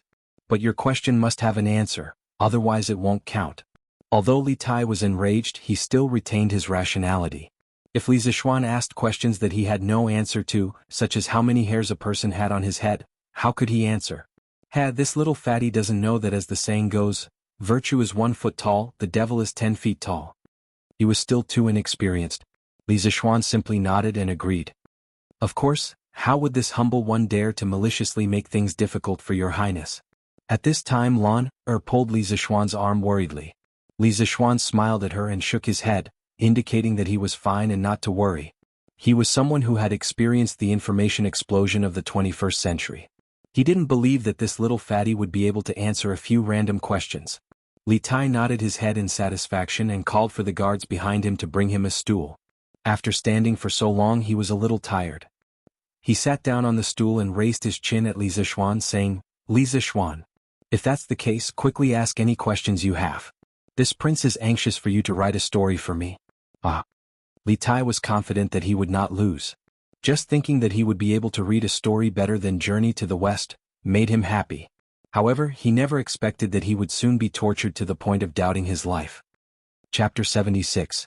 Since Li Tai couldn't wait to be abused, Li Zixuan naturally had to satisfy the little fatty's wish. Li Zixuan walked 2 steps with his hands behind his back and slowly said, Then, Your Highness, please listen to the first question. What are paper and paper afraid of? Li Tai laughed and said, Such a simple question. Li Zixuan, you're bound to lose. Haha, paper and paper are of course afraid of fire. It seems that you're bound to be a follower of the prince's residence. Li Zishuan shook his head and said lightly, Your Highness, you've answered incorrectly. Li Tai said in disbelief, Is there another answer? I think you're deliberately acting shamelessly. If you can't give a convincing answer today, I won't forgive you. Li Zishuan ignored his threat and said with a smile, Haha, I don't know if your Highness has heard of the saying, don't paper, fear 10,000, only paper, fear what if. The answer to this question is in this sentence, so I said that your Highness has answered incorrectly. Cheng Chumo was stunned for a moment when he heard the answer. Then he almost laughed out loud. He didn't expect Li Zishuan to be so mischievous and come up with such a tricky question. The people of the Tang dynasty had never heard of a brain teaser. Li Tai was stunned for a moment before he reacted and said angrily, You're playing word games. It's just a small trick. I've already understood the trick of your question. Quickly come up with the next question. Haha, you think you've understood, but you don't know that you've just fallen into a big hole. Li Zishuan disagreed and continued, Then your Highness, please listen to the second question. From 1 to 9, which number is the most hardworking and which number is the laziest? Li Tai stood up and scratched his head. After thinking for a long time, he still couldn't think of anything. Li Zishuan reminded him from the side, Don't worry. Your Highness, hurry up. It's getting late. Li Tai waved his hand and said impatiently, This king can't think of anything. You win this question. Quickly tell me the answer. Replying to your Highness, the answer to this question is 1, the laziest, 2, the most hardworking. As for the reason, I don't know if your Highness has heard of the saying, 1, does not do 2, does not rest. Hee. Another word game. Li Tai slapped his head in annoyance. He didn't think that he would make the same mistake twice. These two questions were very simple. He just had to start from the words themselves and find some idioms related to the questions. Then, he would be able to relate them to the questions. Li Tai warned himself that he could not give Li Zishuan another chance. After summing up the lessons of his two failures and making up his mind, Li Tai regained a bit of his confidence and said, Let's continue with the next question. This king does not believe that I will make the same mistake a third time. Li Zishuan chuckled. He also knew that these two brain teasers were very easy for people to find a way to solve the questions. With Li Tai's intelligence, he must have found a way to deal with such questions. However, he did not plan on continuing with this question with Li Tai. He wanted to change the topic. He did not believe that Li Tai would be able to guess it. Since your Highness is so confident, then please listen to the third question. May I ask why frogs can jump higher than trees? After Li Tai heard the question, he quickly searched his mind for an idiom or idiom related to frogs and trees. However, he could not think of anything. He could not help but feel anxious. Seeing that Li Zishuan was about to rush him again, he said angrily, This king does not know. Quickly tell me the answer. Seeing the little fatty in front of him so anxious, Li Zishuan found it quite interesting. He chuckled and said, Why can frogs jump higher than trees? That's because frogs can jump. Trees can't jump. Of course they can jump higher than trees. Cheng Chumo's face turned red. He could not hold it in any longer and finally laughed out loud. Li Tai was furious. You are twisting words. You are clearly asking why frogs can jump higher than trees. Li Zishuan spread his hands and said with a smile, Yes, that's what I asked. Is there a problem with the answer? Li Tai carefully thought over Li Zishuan's question twice. Only then did he realize that there were actually two ways to understand the question. He had walked into the wrong line of thought from the beginning. This was another word game. However, Li Zishuan changed the way he played and he was tricked again. However, he could not say that there was a problem with Li Zishuan's answer. If you agree to bet, you must accept defeat. Li Tai still had gambling morals. At this moment, Li Tai was somewhat like a gambler. He said unwillingly, You win this question. Continue to the next question. Li Zishuan originally thought that this little fatty was going to act shamelessly. He did not expect him to admit defeat so straightforwardly. He could not help but look at him in a higher light. He continued, Well then, your Highness, please listen to the fourth question. May I ask what part of a person's body is hard to lick and hard to not lick? If you want to sleep comfortably, you must first rub it. When Cheng Chumo heard this, he staggered and almost fell to the ground. The first thing he thought of was a man's little brother. He really did not expect Li Zishuan to be so dirty. However, Lana was still here. Was it really appropriate for Li Zishuan to ask such a question? Cheng Chumo looked at Lana worriedly. Li Tai's first thought was also a man's little brother. Although he was not even 10 years old, he was a member of the royal family. At this age, what did he not know? At that moment, he wanted to blurt out the answer. However, when he saw Lan beside Li Zixuan, he could not bring himself to say it. He could not help but curse Li Zixuan's shamelessness in his heart. In order to win, he actually came up with such a dirty question. If there were only the few of them here, Li Tai would definitely not have any scruples. However, there was also a delicate little girl like Lan. He really could not bear to say it out loud. Li Tai's face turned red. In the end, he could only say angrily, "You are shameless. I can't answer, but I don't believe that you dare to say the answer." Looking at Li Tai's and Cheng Chimo's reactions, Li Zixuan knew that these two fellows had misunderstood. The thoughts of these ancient people were not pure. Li Zixuan thought in his heart. "Haha, Your Highness, what are you saying? Why would I not dare to say it? The answer to this question is teeth." Looking at Your Highness and Choax's reactions, could it be that you have misunderstood? Lan asked curiously, "Brother Choax, what answer were you thinking of?" Cheng Chimo's face turned red as he said awkwardly, "I didn't misunderstand. The answer I was thinking of was teeth." "Yes, teeth." Lan looked curiously at Li Tai. Li Tai hurriedly waved his hand and said, "This king did not think of an answer. This question is my loss." Li Zixuan quickly come up with the next question. This made it seem like he was trying to hide something. Lan's gaze turned even more suspicious, but she did not dare to ask. The impression Li Tai gave her previously was too fierce. Li Zixuan said with a smile, "Your Highness has already lost 4 questions. Do you really want to continue?" He was afraid that if this carried on, Li Tai would fly into a rage out of humiliation. That would not be good. The best outcome would be for Li Tai to take the initiative to end the bet, allowing everyone to reconcile. However, he had underestimated the persistence of a gambler. Li Tai said with reddened eyes, "Continue? What? Are you afraid that this king will go back on his word?" Li Tai had never suffered such a huge loss. He had to turn the tables, otherwise it would be too embarrassing. "Alright, in that case let's continue," Li Zixuan said helplessly. Chapter 77. Looking at Li Tai's attitude, it seemed like he would not turn back until he hit a wall. Li Zixuan could only give him a hand and let him hit his head until he bled. "Your Highness, please listen to the 5th question. Before I ask, I want to know if Your Highness has heard of Ode of Mulan?" Li Tai nodded. "Of course I have." Ode of Mulan, also known as Poem of Mulan, was a narrative poem written during the northern and southern dynasties in China. It told the folk story of the heroine Hua Mulan, who replaced her father in the army. The poem was written in the Northern Wei dynasty. It was originally recorded in the Southern Qin dynasty's ancient and modern music records. It was about 300 words long and was later embellished by scholars in the Sui and Tang dynasties.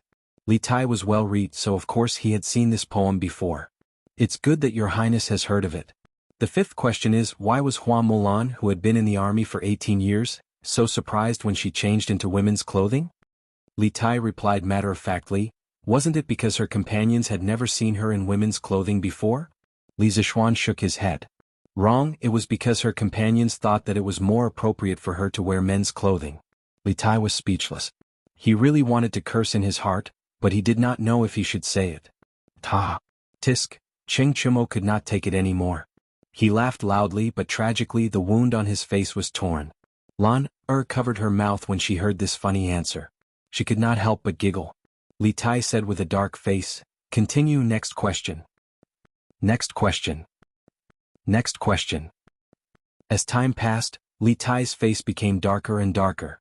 However, he couldn't help but listen to the next question every time. Putting aside the gambling, Li Zixuan's questions were all very novel, and the answers to each question were even more unexpected. He was like an opium addict. Although he knew that he would lose if he continued like this, he could not help but want to listen to the next question and the answer to the next question. "Your Highness, this is the last question. Please listen carefully." After Li Zixuan finished, he sighed in relief. He was finally going to get rid of this troublesome fatty. "Wait." Hearing that this was the last question, Li Tai was startled and quickly interrupted. He frowned, thought for a moment and said, "That's right. For the last question you are not allowed to come up with such a crooked question. You must come up with a proper question." If he really couldn't answer a single question, then wouldn't his reputation be ruined? Although Li Tai liked those strange questions, it didn't mean that he was willing to lose the bet. Li Zixuan looked at Li Tai's face, which was as black as the bottom of a pot. He didn't want to push this little fatty too far. "I heard that Your Highness is also proficient in mathematics. How about I give you an arithmetic question for the last question?" Hey, since this little fatty is looking for a beating, Then don't blame me. I can also play you to death with a proper question, Li Zishuan thought insidiously. Li Tai was energized.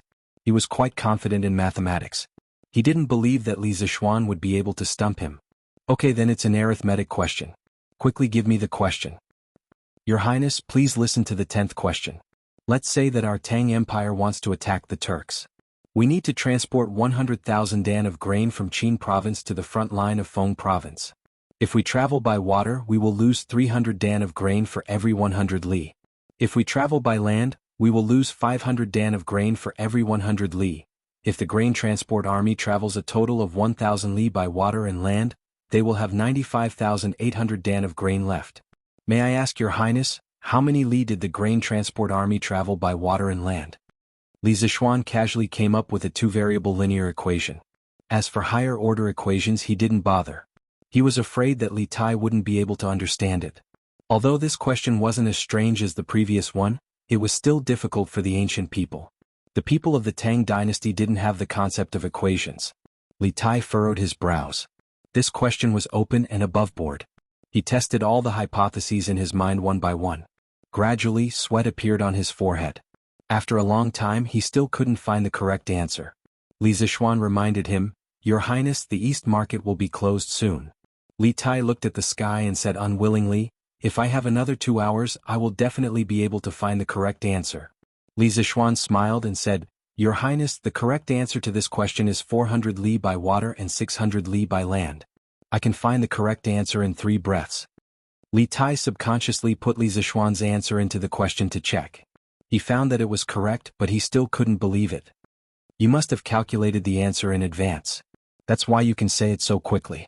If your Highness doesn't believe me, you can change a few numbers in the question. Let's see if I can find the answer in 3 breaths. If I can't, I will lose today's bet. Alright, that's what you said. Then this prince will change the remaining provisions to 96,500 dan. You can calculate how many li we have traveled by water and land respectively. Li Tai changed a number casually. He didn't believe that Li Zishuan could find the answer in 3 breaths. Li Zishuan's mental strength was far beyond that of ordinary people. As soon as Li Tai finished speaking, he immediately got the answer in his mind. Your Highness, the soldiers traveled 750 li by water and 250 li by land. So fast. It didn't even take a breath. Li Tai was shocked. He quickly put Li Zishuan's answer into the question to check. A moment later, Li Tai's eyes widened and he muttered, It's completely correct.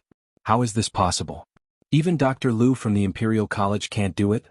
Although Cheng Chumo didn't know how to calculate, seeing Li Tai's reaction, he knew that his good brother had calculated correctly. He couldn't help but change his understanding of Li Zishuan. He thought to himself, It's fine if his martial arts are better than mine, but why is he smarter than me? How am I supposed to live in the future? When Li Tai wanted to compete with Li Zishuan in mathematics, Lan wasn't worried at all. She still remembered Li Zishuan's heroic performance in the clothing store. Your Highness, what about today's bet? Seeing Li Tai in a daze, Li Zishuan asked worriedly. Li Tai had been tortured miserably today. He waved his hand dispiritedly and said, I lost. A bet is a bet. This king will not make things difficult for your strange interest pavilion in the future. Thank you, Your Highness, for keeping your promise. We'll take our leave now. Li Zishuan admired this little fatty's character of being willing to admit defeat and keeping his promises. Wait, are you really not willing to write a story for me? If you have any requests, you can tell me. I'll consider it. Li Tai was still unwilling to give up, but his tone was no longer as arrogant as before. Not only was this person in front of him good at writing stories, he was also quite talented and had strange ideas. He was a smart and interesting person. Li Tai really wanted to rope him in as a guest of the palace. Li Zishuan shook his head and said, Sorry, this humble one's ambition does not lie in this. Looking at the little fatty's disappointed expression, he also felt that Li Tai's tone was no longer as arrogant as before. He thought to himself that this fatty was just a child spoiled by his parents. Li Zishuan then added, But in my free time I'll write some stories. When the time comes, I'll engrave them into books and sell them at Strange Interest Pavilion. Li Tai's eyes lit up and he said with a smile, Okay, I'll definitely get someone to buy a few books. But you must tell me about your learning skills in the future. I'll definitely treat you well. Li Zishuan smiled and said, Of course. The few of them bade farewell. Li Zishuan looked at the sky and estimated that the market would close in a few minutes. He let Wang Zhong take Lan Er back first. He quickly walked to Strange Interest Pavilion's workshop and happened to meet Faubert, who was preparing to go home. He asked Faubert about the progress of the curved plows. Faubert smiled and said, "Young master, the 20 curved plows you wanted have all been made. They're just waiting for you to send someone to take them away tomorrow. I'll go to the manor with you tomorrow to see how effective the curved plows are." Li Zishuan nodded and said, "Okay, that's good. I'll send someone to take these curved plows away tomorrow." At this moment, Faubert seemed to have thought of something and said, "Oh, that's right. Young master, the roller bearings you mentioned before have been made in the workshop. Now we can make roller bearings of various sizes." Li Zishuan was overjoyed and said with a smile, "That's great. After I'm done with this, I'll give Faubert a blueprint. Faubert can help me build a carriage with roller bearings for all the parts that need to be rotated." Li Zishuan was very happy that there was finally hope for the luxurious carriage that he had been longing for. Faubert smiled and said, "Okay, no problem." Chapter 78. As night fell, all of Chang'an was shrouded in darkness. Because of the curfew, all the streets were dark except for the brothels. After dinner, the people of Chang'an went to bed. The entire city seemed to have fallen asleep, but some people were still awake. The Taiji Palace in the Imperial Palace was still brightly lit. Since the dynasty had just been established, there were many things that Li Er needed to decide. He would read memorials until very late every night. But what he was holding now was a memorial written by a courtier. He not afraid of 10,000 but just in case. Why does this kid have so many strange things in his head? Li Er looked at the secret report in his hand and shook his head with a smile. Li Zishuan would never have thought that he would enter Li Er's sight again after the nibbled chicken incident. Haha, Chinke has been talented since she was a child. I didn't expect that she would suffer such a big loss today. But it's good for her to suffer some setbacks. But Li Zishuan is really interesting. Of course, Li Er wouldn't hold a grudge against Li Zishuan for his son's humiliation outside. His daughter was raised in a rich family while his son was raised in a poor family. Li Er had always adopted a let nature take its course attitude towards his sons. They could compete with each other, they could fight each other, but they couldn't cross that red line. Even if one of his sons was bullied, they could find a way to get back at him. Li Er would never stand up for him. Looking at the novel questions and unexpected answers on the secret report, the smile on Li Er's face grew wider and wider. However, when he read the last question, the smile on Li Er's face suddenly froze, and his face gradually became solemn. Li Er's face darkened and he asked the guard in black in front of him, "Li Zishuan really calculated the answer in one breath?" The guard quickly bowed and said, "Your Majesty, it's absolutely true." Li Er waved his hand and asked the guard to leave. He turned around and clenched the secret report in his hand. The last question had touched the ambition that had been hidden in his heart for a long time. After the incident at the Xuanwu Gate last year, the Great Tang was in a state of turmoil. The Turkic Khaganate sent out an army of 100,000 and took advantage of the situation to invade. Like a hot knife through butter, the Turkic Khaganate actually managed to reach Jingyang, which was only 40 li away from Chang'an, shaking the entire capital. At that time the enemy was strong and we were weak. Li Er was forced to set up a deceptive tactic. He personally led Gao Shilian, Fang Xianling and the others, 6 riders, to the Wei River and spoke with Sheli across the Wei River. In the end, the Turks retreated. Not only did they take away 30,000 Han slaves, they also received the promise of non-aggression from Emperor Li Er. All the treasures in Chang'an's treasury were emptied. These smug bandits left Yuanzhou state and fled into the vast grassland from Huaiyuan. Perhaps later generations would praise Li Er for not being afraid in the face of danger and crafting a clever plan to set up the Wei River Alliance, winning a chance for the Great Tang to breathe. But in Li Er's view, the so-called Wei River Alliance was the shame of his life. All those years ago he, Li Er, had followed his father to Taiyuan County and experienced 100 battles before finally conquering the world.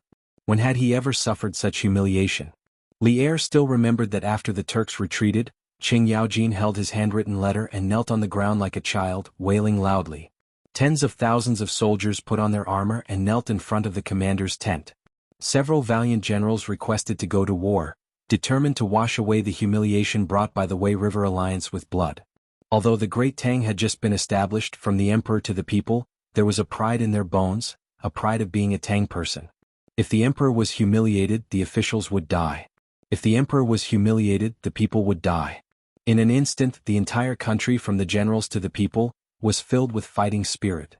They all swore to take revenge for their emperor. But at that time the Great Tang army was weak. Their equipment was not complete, their provisions were not sufficient, and there were many rebellions.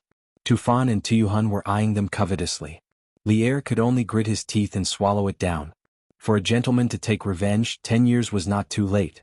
He swore in his heart that once the rebels in the country were wiped out and the soldiers were strong enough, he would hunt the grassland with everyone and fight to the death with the Turks.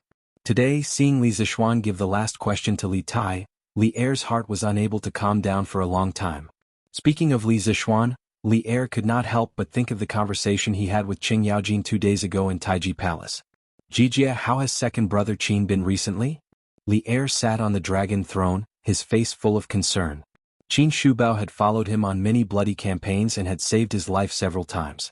Thus, Li Er had always been very grateful to Qin Shubao. Even after he became the emperor, he still called Qin Shubao second brother Qin in private. Your Majesty, second brother Qin had many hidden injuries in his early years. Now that he is old, the injuries have flared up and his body is getting worse by the day. A few years ago, second brother could still beat me in martial arts, but a few days ago I went to the Qin residence to see second brother. Second brother Your Majesty, I am heartbroken. As Qing Yaojin spoke, he could not help but beat his chest and cry. This old general of the Great Tang had once faced countless powerful enemies without batting an eyelid. Now that he saw his best brother's body getting worse, he could not help but cry. Men did not cry easily, but they had not yet been deeply hurt. Li Er's eyes were also moist. He was silent for a while, then said in a low voice, Jijia, do not be sad. I will have Daoist's son go to the Qin residence to take a look at second brother Qin. As long as it can alleviate second brother Qin's pain, I am willing to have people find it, no matter how precious the medicine is. Qing Yaojin hurriedly expressed his gratitude.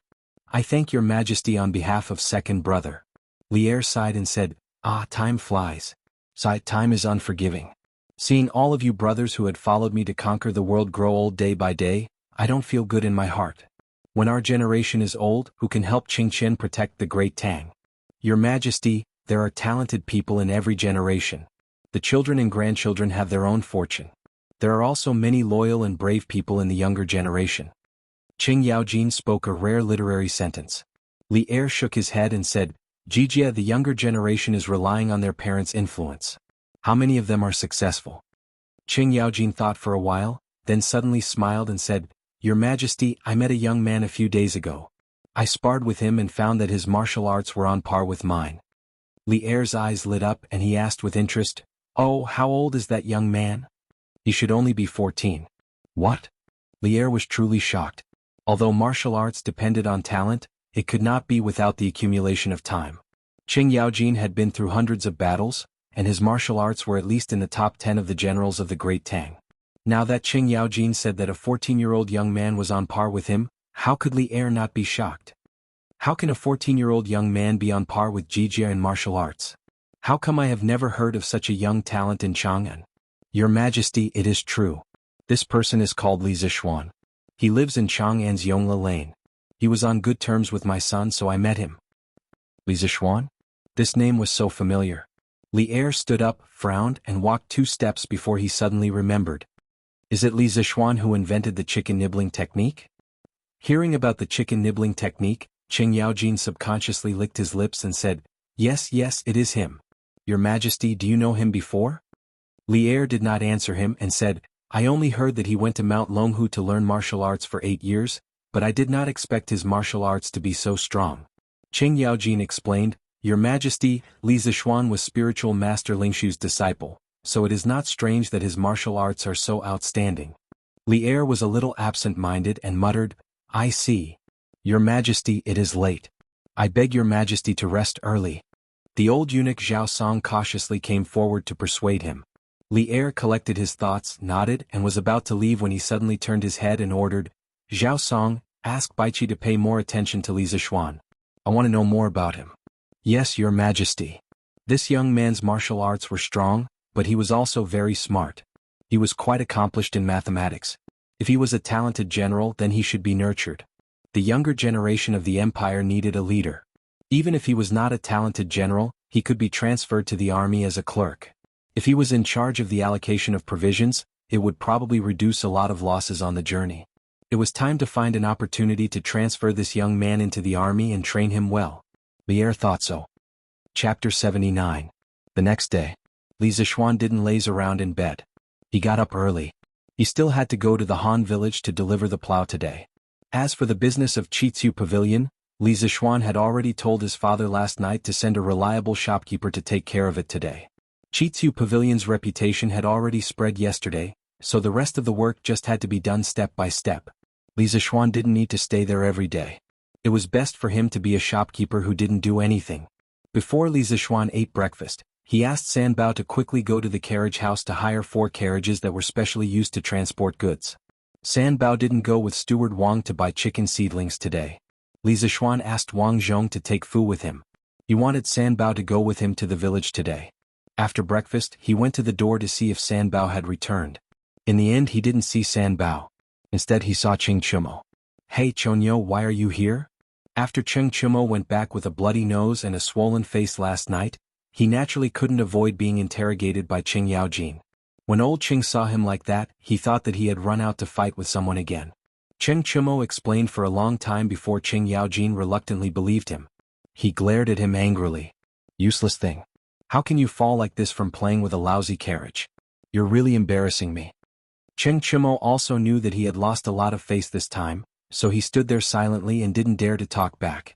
Who knew that Cheng Yaojin would continue to say, "Another day, ask Xiao Shen to make one for me. I want to see what kind of carriage can make you fall like this." Cheng Chumo cursed in his heart. "I'm afraid that when the time comes, you'll fall even more miserably than me." Cheng Chumo suddenly remembered something this morning. Yesterday he had planned to ask Li Zixuan why his family was buying so many chicken seedlings. However, he fell down and forgot about it. Therefore he came to look for Li Zixuan right after breakfast. At this time he saw Li Zixuan at the door. Cheng Chumo wanted to pull him to a corner and ask him about it. "What are you doing? What are you doing? Pulling and pulling in broad daylight, what kind of scandal is this?" Li Zixuan saw that Cheng Chumo didn't say anything and came to pull him. Suddenly his chrysanthemum tightened. He was not gay. He quickly slapped away Cheng Chumo's claws. Cheng Chumo's face was full of black lines. "Little Xian, what are you thinking? I have something important to discuss with you. Come here quickly." "Oh, you should have said so earlier. Come in and talk. It's not appropriate to talk outside." Li Zixuan tidied up his clothes and brought Cheng Chumo to the front hall. After the two sat down, Cheng Chumo couldn't wait to say, "Little Xian, I'm here to ask you something today. Don't fool me." Li Zixuan took a sip of tea and said casually, "What's the matter?" Cheng Chumo leaned over and asked in a low voice, "Little Xian, why did your family buy so many chicken seedlings yesterday?" "How do you know?" Li Zixuan was shocked and asked hurriedly. "Hey, there are only so many things happening in Chang, and all year long. How can you hide such a small thing? Those who are observant will know as long as they pay attention. Little Xian, tell me honestly, why did you buy so many chicken seedlings? Will the price of chicken increase next year? Do you know that you've almost emptied all the chicken seedlings in Chang'an?" Cheng Chumo laughed sinisterly. As long as there was profit to be made, he also wanted to go back and ask his father to buy a batch of chicken seedlings. Hearing Cheng Chumo's question, Li Zixuan fell silent. He couldn't tell anyone about the locust plague prophecy. Not only would no one believe him, but his family would also be in trouble. However, he couldn't tell Cheng Chumo nothing. This guy was the first brother he had made since he came to the Tang Empire. From the previous few things, Cheng Chumo was the kind of person who would sacrifice himself for a brother in a critical moment. Maybe he could give him a hint. After hesitating for a long time, Li Zixuan asked, "Chonyo, how many fields do you have in your family?" Cheng Chumo was stunned by the question. He didn't know why Li Zixuan asked him this, but he still answered, "I'm not too sure about this. It should be about 5,000 mu." "Little Xian, why do you ask?" "So much." This was a big landlord. Li Zixuan sighed in his heart. He estimated that the locust plague next year would cause even more losses for his family. At this moment, he suddenly looked at Cheng Chumo seriously and said in an extremely serious tone, "Chonyo, if you really believe me, then go back and ask Uncle Cheng to buy more chicken seedlings for your family to feed. As for the specific reason, I really can't tell you now. In June next year you'll know why. In short, if you really believe me, then do as I say. Don't worry, I, Li Zixuan, will never harm my own brother." Cheng Chumo was also shocked by Li Zixuan's serious expression. After Li Zixuan finished speaking, he carefully pondered over Li Zixuan's words in his heart, but still couldn't figure out the reason. However, the second half of Li Zixuan's words did make sense. Cheng Chumo also firmly believed that Li Zixuan wouldn't harm him. Little Xian, since you have difficulties that you can't tell me, I won't force you. When I go back, I'll try my best to persuade my father. I believe that you won't harm your own brother. I Cheng Chimo may not be as smart as those literati, but I'm quite good at judging people. Li Zishuan smiled. Thank you for your trust, Chonyo. In June next year you'll definitely be rewarded generously. Young master, the carriages are here. Young master Yen is also here to look for you. San Bao suddenly came in to report. Li Zishuan nodded and quickly walked out. As expected, 4 carriages were parked in the courtyard. Yen Xiaoning was also here. Brother Xiaoning, you're here. Yes, I shouldn't be late. Chonyo is here too? Yen Xiaoning was surprised when he saw Cheng Chimo coming out with Li Zishuan. Little Xian Xiaoning, where are you guys going with so many carriages? Cheng Chimo couldn't help but ask curiously when he saw so many carriages and heard Yen Xiaoning's words. It seemed that they were going out today. Li Zishuan explained to Cheng Chimo since there was nothing to hide about the curved shaft plow. Little Xian, is this curved shaft plow really as amazing as you said? No, I'll go with you guys today. If it's really that amazing, Little Xian, you have to take care of me first. My family's farmers also complained that they didn't have enough cattle this year. Some of them might miss the spring plowing. No problem, let's go to the workshop now to pull the curved shaft plow. Since Cheng Chimo wanted to go with them, Li Zishuan naturally wouldn't reject him. Li Zishuan let the 4 coachmen drive the carriages while he, Cheng Chimo, and Yen Xiaoning rode behind them. The group rushed to the workshop. What surprised Li Zishuan was that he actually saw a few naughty kids on the road. They were riding on scooters and racing with each other. The other naughty kids around them were looking at them enviously. Li Zishuan smiled knowingly. All of this was within his expectations. The naughty kids who bought the scooters would spontaneously promote the Strange Taste Pavilion. In the following period of time, the sales of the Strange Taste Pavilion scooters would snowball and experience an explosive growth. The title should be Persuading People to Buy Chickens. I'm too lazy to change it now. It should be more interesting this way. I don't care if you guys believe it or not, I believe it. This isn't a clickbait, right? Chapter 80. After Li Zishuan and the others got the plows from the workshop, they brought Faubert to the Han village. Han Lijing remembered that Li Zishuan said that he was going to give them a new type of plows 2 days ago. Early in the morning he brought Old Hu to the village entrance. The 2 men stood there and looked forward to it. A villager passed by and asked Old Hu what they were waiting for. Old Hu said that the young master was going to give them a batch of better plows today. When the villager heard this, although they didn't believe that there was a better plow in the world than the current straight plows, they thought that the young master had brought a series of benefits to the village recently. There was no reason for him to lie to them. Therefore, the villager who had nothing to do in the morning accompanied Han Lijing and Old Hu to wait at the village entrance. They looked forward to the stars and the moon, and they were about to turn into Amma stones. Finally, a group of carriages came into their sight. The person in the lead was Li Zishuan. Han Lijing quickly led the others to welcome them. Young master, you must have had a hard journey. Li Zishuan smiled and said, Uncle Han, it's okay. You guys came at the right time. I brought a total of 20 new plows. Help me move them to Uncle Han's house first. Li Zishuan stopped the carriage at the village entrance and called a few villagers to move the plows. He also introduced Cheng Chimo, Yen Xiaoning, and Faubert to Han Lijing. Han Lijing was shocked and quickly greeted the 3 of them. They exchanged greetings for a while. When Li Zishuan saw the eagerness in Yen Xiaoning in the other's eyes, he said, Uncle Han, leave one of the plows. We'll go to the field now and see if the new plows are good or not. Uncle Hu, let's go to your family's field and try it out. Old Hu grinned and said, All right, young master. I Old Hu used to be a blacksmith. I Old Hu will be able to use your plow after studying it for a while. I'll try using this new plow later. Everyone followed Old Hu to the edge of the field.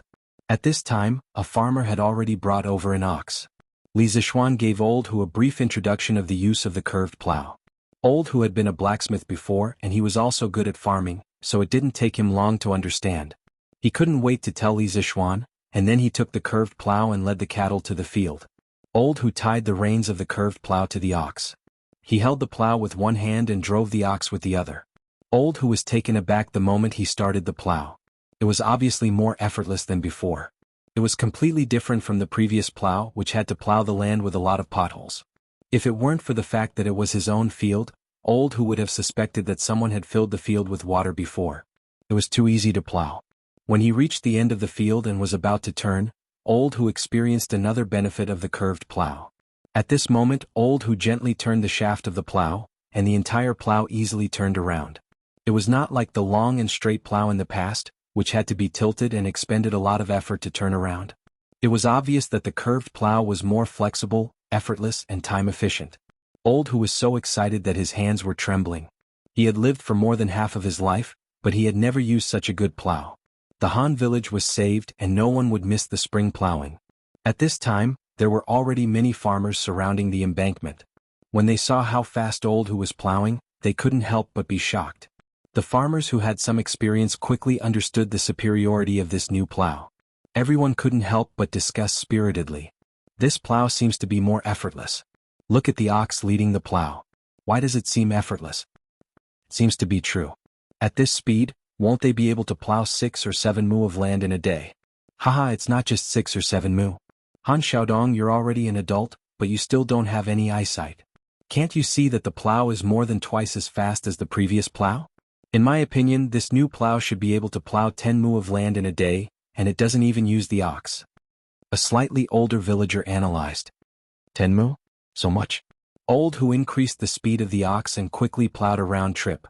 At this time he pushed the plow to a place slightly closer to Li Zishuan and the others.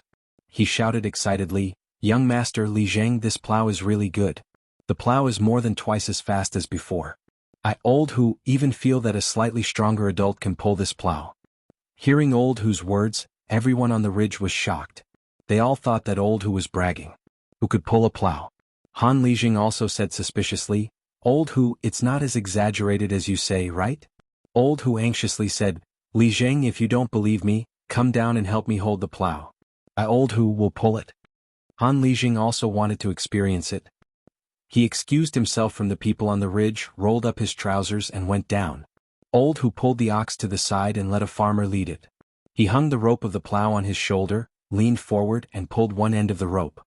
He shouted behind him, "Li Zheng, are you done holding it?" Han Lijing replied, "Yes, you can start." Everyone held their breath and stared at Old Hu without blinking. In history they had never heard of people pulling the plow. At this time the muscles on Old Hu's arm bulged. Old Hu shouted and the plow began to move slowly. It moved, look, the plow actually moved. It's true, it's actually true. God, what kind of plow did young master bring us? An old farmer trembled as he knelt on the ground and muttered, "A divine plow, a divine plow. This is the divine plow of our Tang Empire." Faubert was also trembling with excitement. 2 days ago, when Li Zishuan explained the advantages of the plow to him, although Li Zishuan's words were clear and logical, he still had some doubts. But today the facts were in front of him. He had no choice but to believe. The plow in front of him was even better than what Li Zishuan described that day. "Young master, facts speak louder than words. This old man is convinced. This plow can really be called the divine plow of our Tang Empire. In the future, millions of people will be grateful for young master's kindness." Faubert looked at the excited farmer in front of him and couldn't help but say. Li Zishuan smiled and said, "This is also thanks to Faubert's help. Without Faubert's exquisite skills, how could we make such an efficient plow?" Yan Xiaoning was breathing rapidly as if he had taken drugs.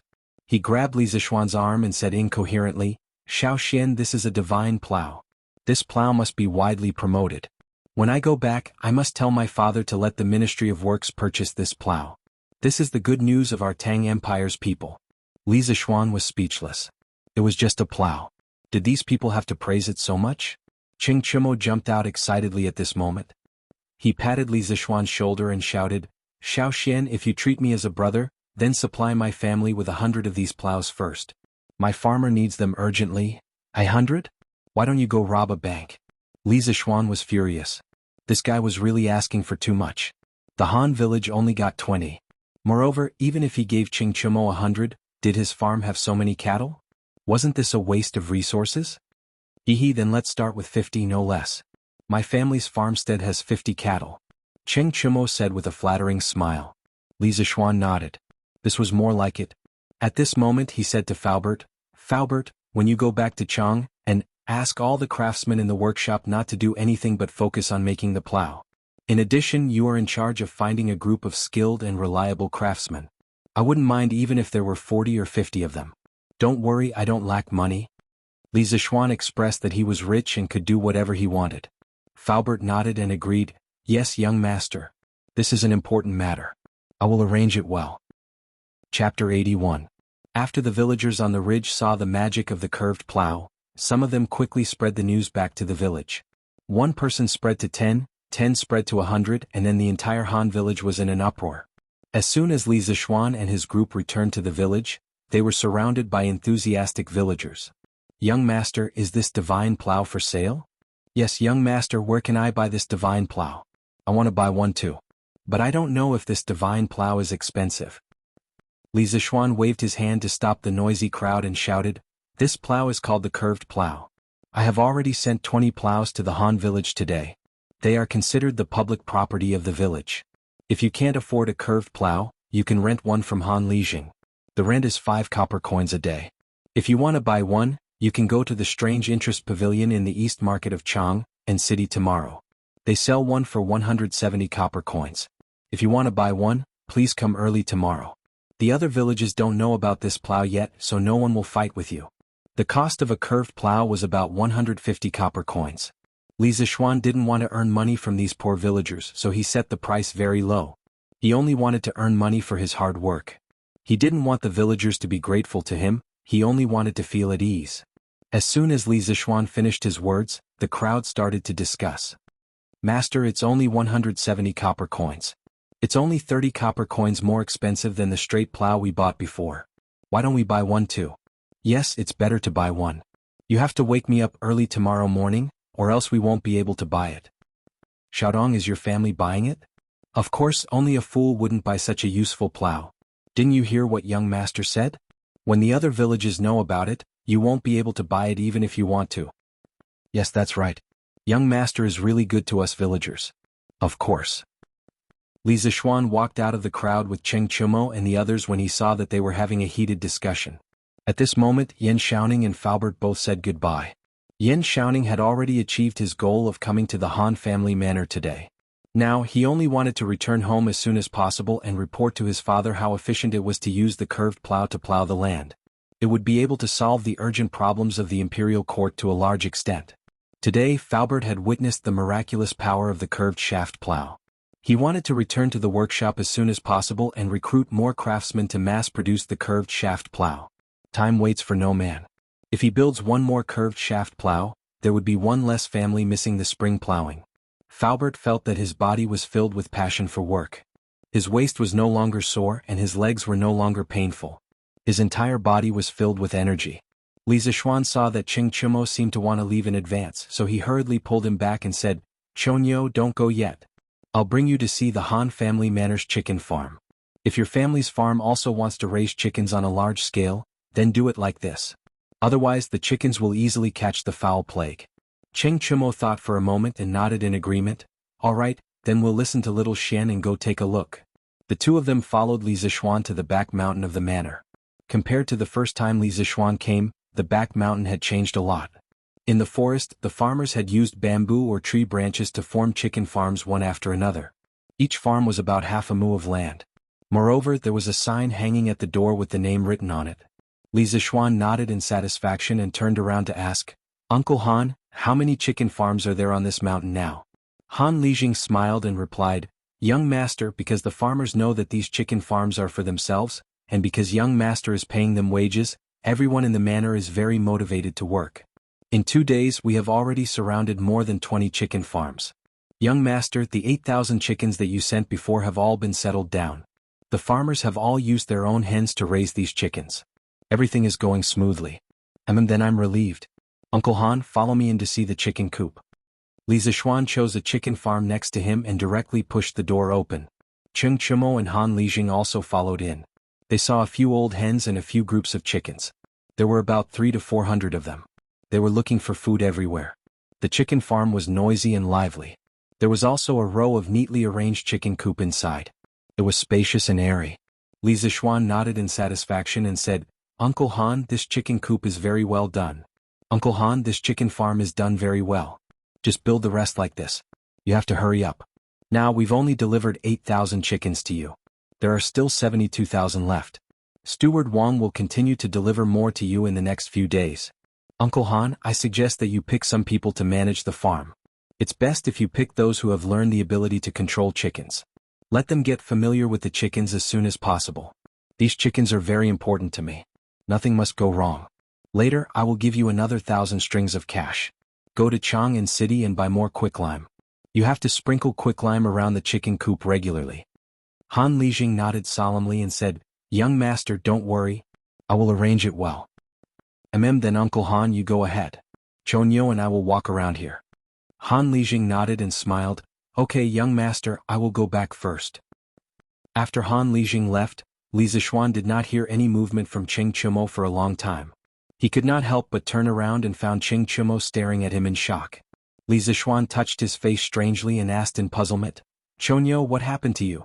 Were you struck by lightning? Cheng Chumo wanted to kick Li Zixuan angrily, but Li Zixuan easily dodged it. Damn you, you are the one who was struck by lightning. I say, Xiao Xian, from what you said before, are you planning to buy 80,000 chickens? Yesterday he received news that Li Zixuan had bought at least 7,000 chickens. He was shocked by this number at that time. He never thought that it was just a drop in the bucket. Li Zixuan was playing too big, far beyond his imagination.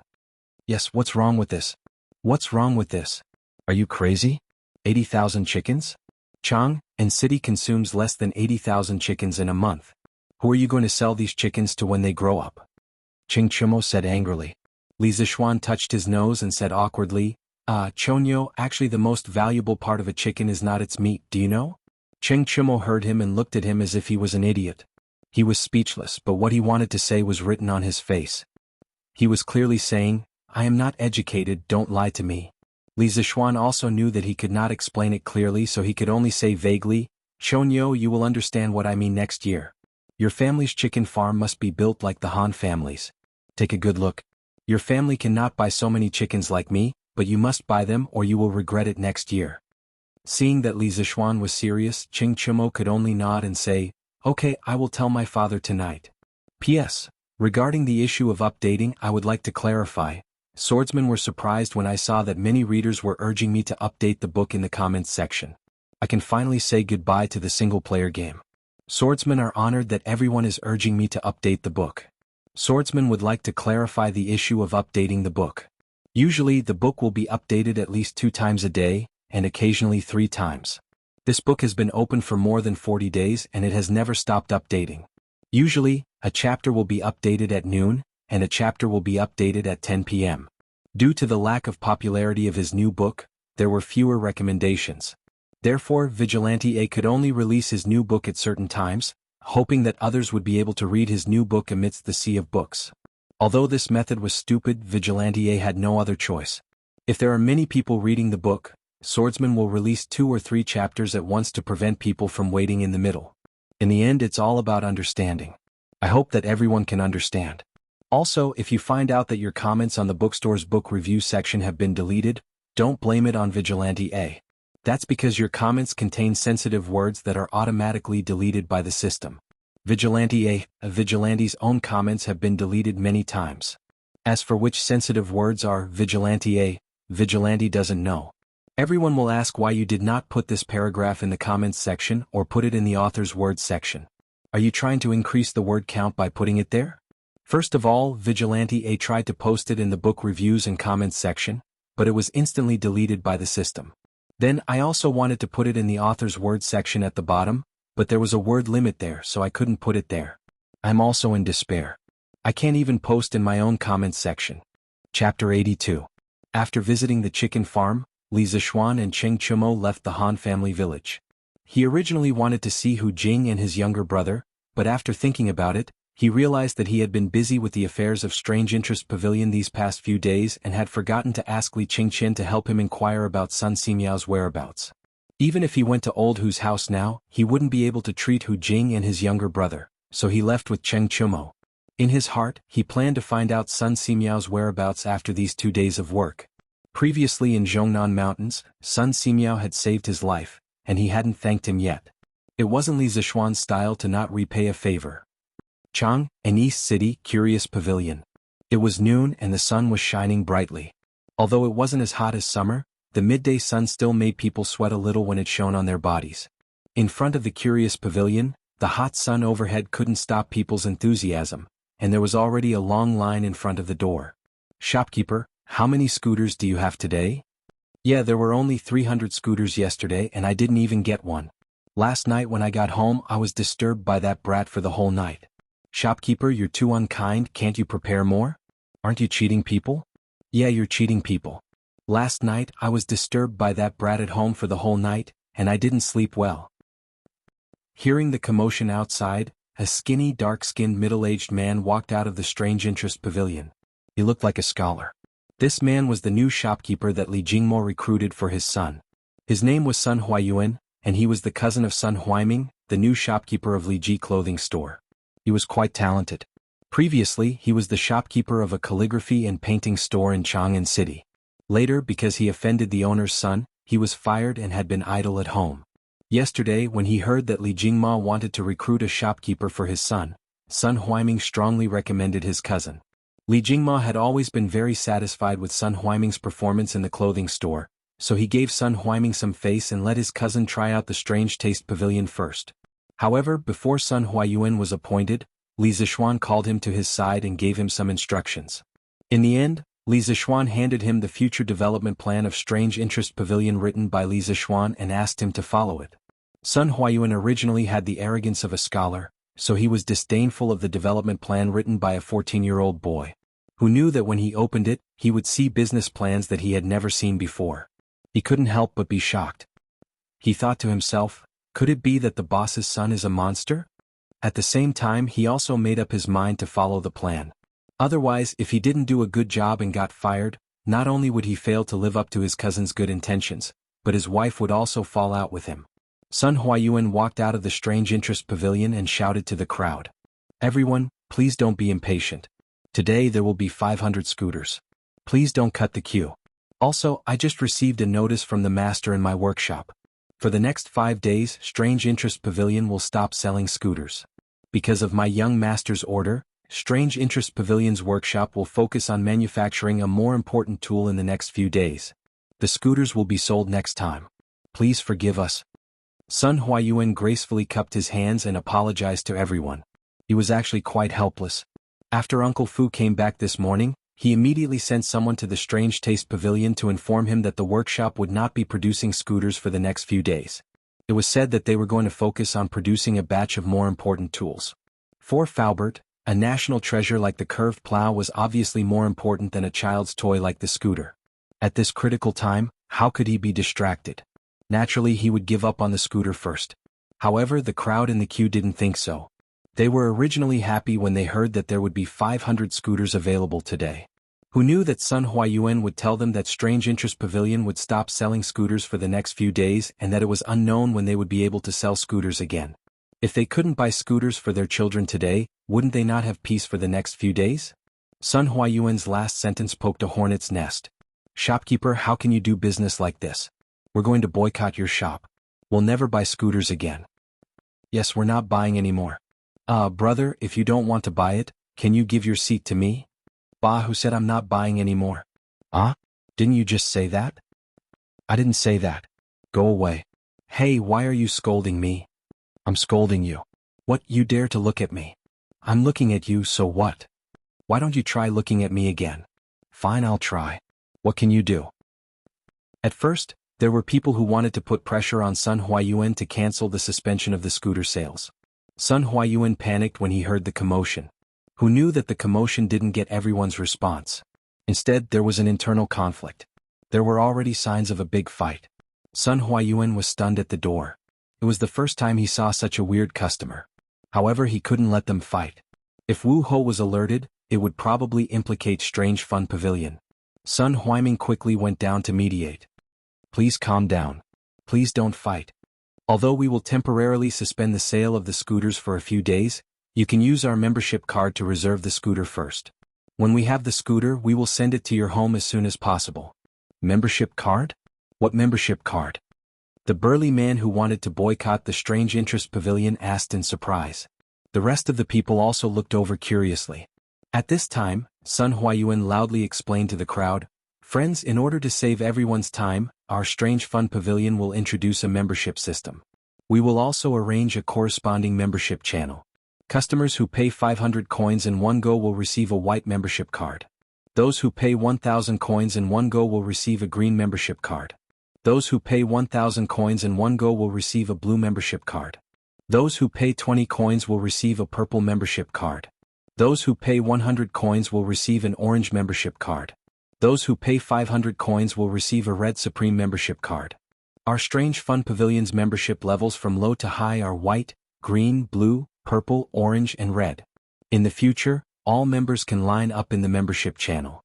Of course, the higher the membership level, the higher the priority you will receive when you line up. Correspondingly, you will receive better discounts when you buy products. The Red Supreme membership card will give you a 40% discount when you buy products. Every membership card that we give out is special and requires a fingerprint. It will not be counterfeited. Every sum of money that you deposit and withdraw from Strange Fun Pavilion will be recorded in detail.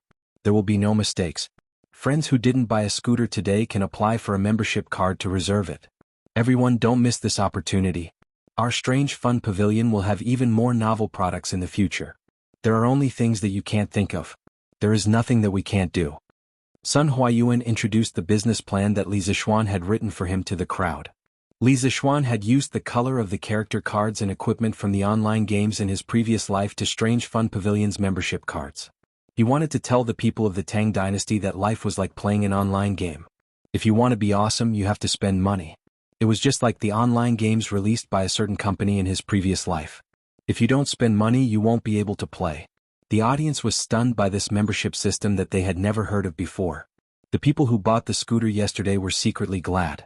They only spent 360 copper coins yesterday, and they actually got a white membership card that was worth 500 copper coins. This wave of people did not suffer a loss. Most of the people in front of the line were watching. They were in front of the line and should be able to buy a scooter today. Therefore, they were not in a hurry. They were waiting to see if anyone was willing to apply for a membership card. However, the people at the back of the line could not sit still. Shopkeeper, I want to apply for a green membership card. I want to use your members channel. I also want a green membership card. Green was the color that protected the environment. Everyone liked it. Behind the crowd, there was an elegant young man wearing white clothes and holding a folding fan in his hand. He was looking at the noisy crowd. The corners of his mouth were raised into a meaningful smile. He ordered the manservant beside him, "Don't worry. Lu Yun, go and apply for a Red Supreme membership card for this young master." "Ah, young master, this?" The servant suspected that he had misheard. "Oh." The white-clothed young master frowned. He naturally had a dignified aura. He did not want to repeat himself. "Yes, young master. This servant will go now." Seeing the young master frown, Lu Yun was so scared that he did not dare to ask any more and went to apply for a membership card. Only then did the white-clothed young master relax his frown. He muttered to himself, "Strange Fun Pavilion, hee hee. How interesting." Chapter 83. Outside of Strange Interest Pavilion, there were dozens of people crowding around Sun Huayuan to register for a membership card. Sun Huayuan hurriedly helped these people register, but he was pleasantly surprised. He didn't think that there would be so many people willing to buy a membership card. These people would most likely become loyal customers of Strange Interest Pavilion in the future. At this moment, some of the people at the front of the line couldn't sit still. Originally, according to the order, they would be able to buy a scooter today, but now there were so many people who wanted to buy a membership card. According to the membership system that Manager Sun had just introduced, these members could use the member channel to cut the line. If this was the case, then the people at the front of the line would most likely not be able to buy a scooter today. Thinking that if they couldn't buy a scooter today, they would definitely be disturbed by their naughty children for several days. These people couldn't help but shiver and clench their teeth. Isn't it just a membership card? I'll buy it. Thus, more and more people wanted to buy a membership card. Seeing this, Sun Huayuan smiled like a flower and quickly called a few employees to help him register. In fact, most of these people wanted a green membership card. Sun Huayuan had been registering for a long time, but the highest number he saw was 10 blue membership cards. There wasn't a single purple membership card. People were greedy. At first, Sun Huayuan was worried that no one would be willing to buy a membership card, but now he was hoping that someone would buy a few purple membership cards. He was disappointed in his heart when he heard a young man's voice. "Manager, buy a Red Supreme membership card for my family's young master." Schwa. The noisy crowd instantly quieted down and looked at the person who spoke. Sun Huayuan also suspected that he had misheard and asked with uncertainty, "Dear customer, what kind of membership card did you say you wanted?" "I'm not the one doing it, I'm just doing it for my family's young master." He wants a red Supreme membership card. Manager, hurry up, we're in a hurry. This is the membership fee, see if it's enough. Lu Yun tossed 5 golden pancakes to shopkeeper Sunday. After all, 500 strings of copper coins could be pulled by an ox cart. It was really inconvenient to carry them when going out. In the Tang dynasty, gold could be used for large transactions, but silver could not be used. In fact, there was silver in the Tang dynasty, but before the Song dynasty, most areas in China did not use silver as currency.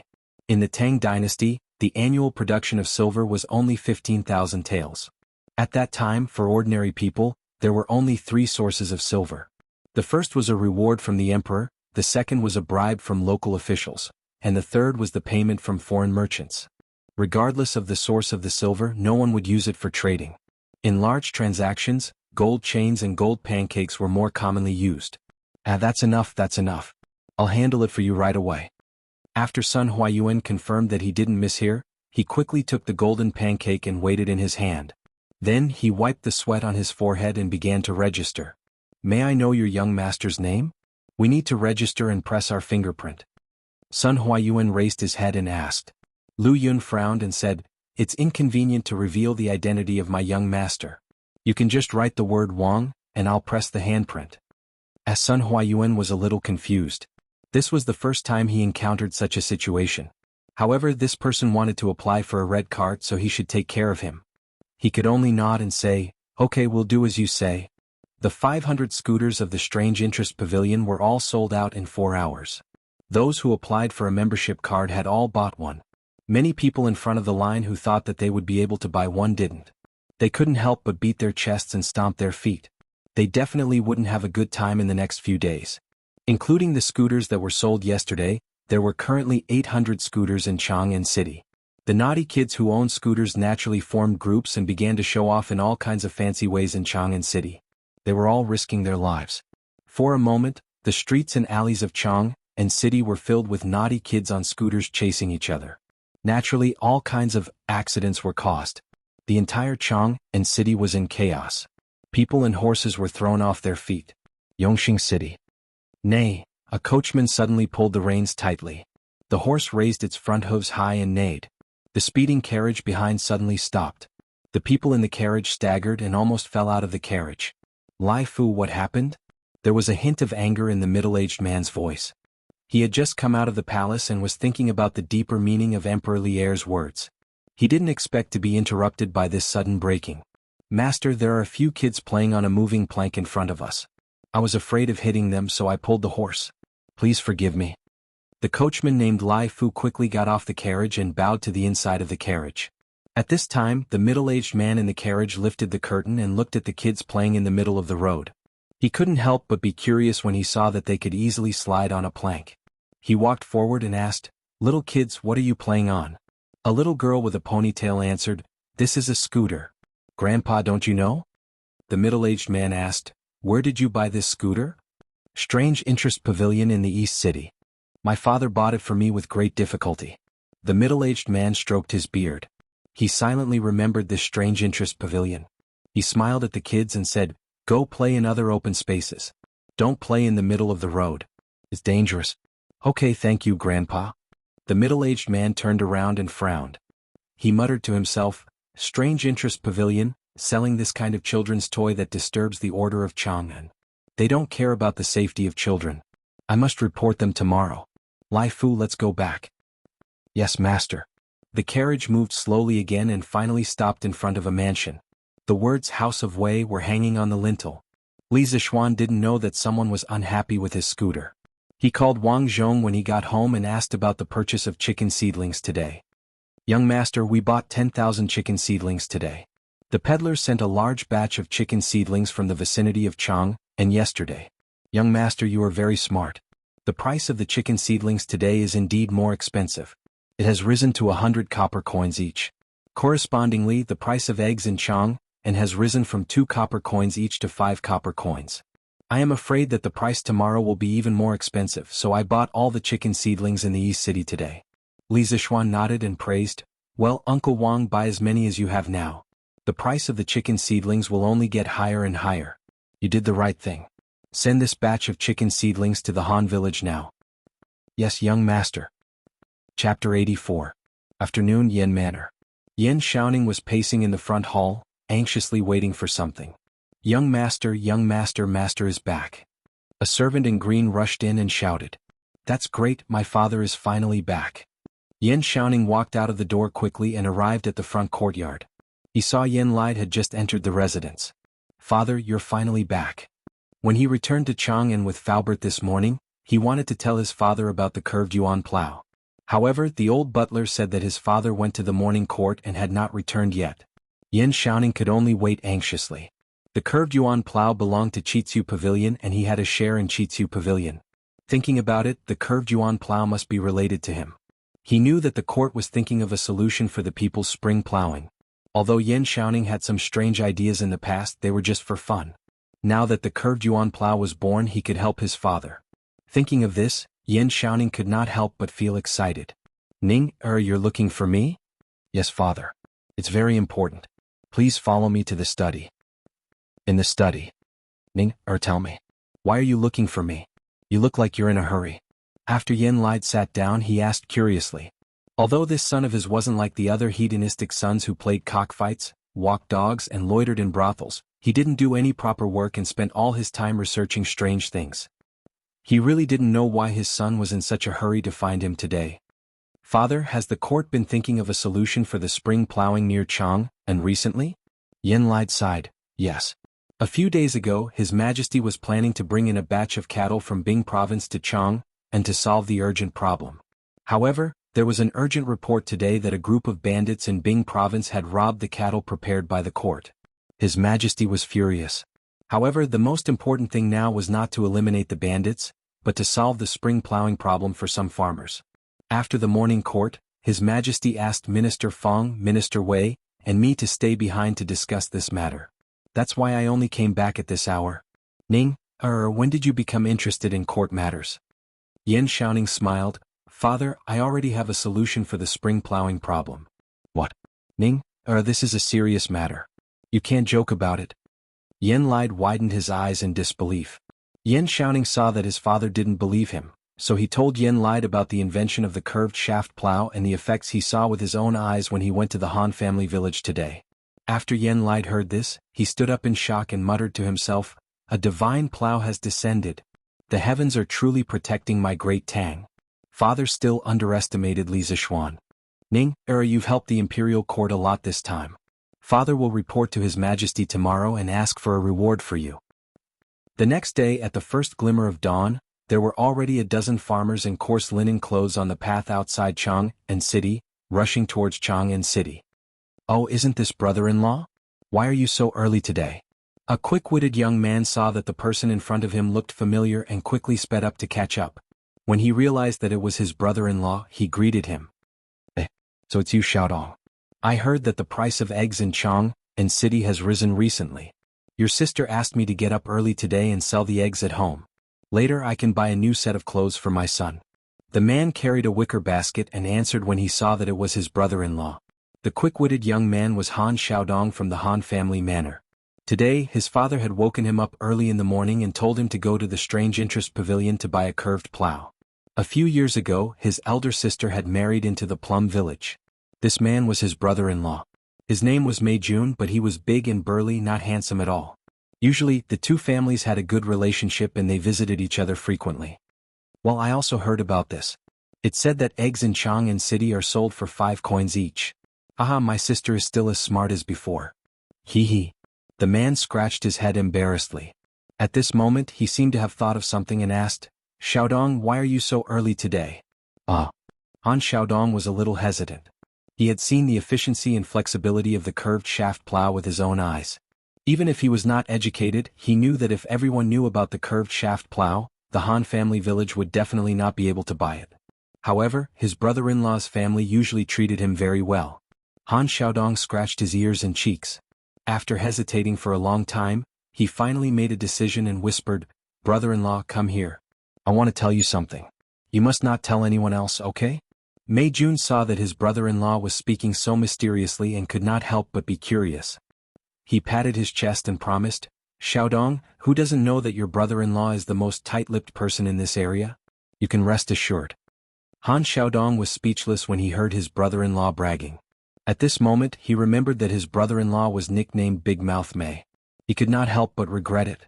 However, since he had already said it, it was too late to make up another excuse. Han Xiaodong could only say, "Brother-in-law, you must not talk about what I told you. Otherwise I will ask my sister to punish you by making you kneel on the washboard. I came to Chang, and today to buy a curved shaft plow at the Strange Taste Pavilion in the East Market. Let me tell you, this curved shaft plow is awesome. It can increase the speed of plowing by at least 3 times. Yesterday my young master personally brought a batch of curved shaft plow to our village to do an experiment. The speed of plowing was witnessed by everyone in our village. My young master also said that the curved shaft plow will be sold at the Strange Taste Pavilion today for only 170 copper coins. Almost everyone in our village will come to buy it today. Now, other villages do not know about it yet. We will definitely be able to buy it. Brother-in-law, if you want to buy one, you can also buy one. However, you must not tell anyone else. Otherwise, if the people in our village know that I am the one who told others, they will beat me to death. You must not trick me." Mei Jun heard that the curved shaft plow was so awesome and could not help but drool. He secretly made up his mind that after selling all the eggs today he must buy one. When he returned home, his wife would definitely praise him for being quick-witted. At this moment, when he heard his brother-in-law ask him to keep it a secret, he quickly raised his hand and swore, "Xiaodong, don't worry. I will definitely not tell anyone about it to trick you. Thank you for telling me all this. Our family's land will not miss the spring plowing. Your sister and I did not dote on you for nothing." Han Xiaodong was still worried and reminded him again, "Yes, brother-in-law, you must remember not to tell anyone. Otherwise, my sister will punish you by making you kneel on the washboard."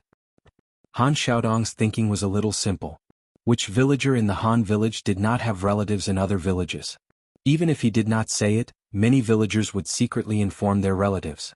An undercurrent was gradually surging and was about to engulf the Strange Taste Pavilion. The name of the divine plow would soon spread throughout the world.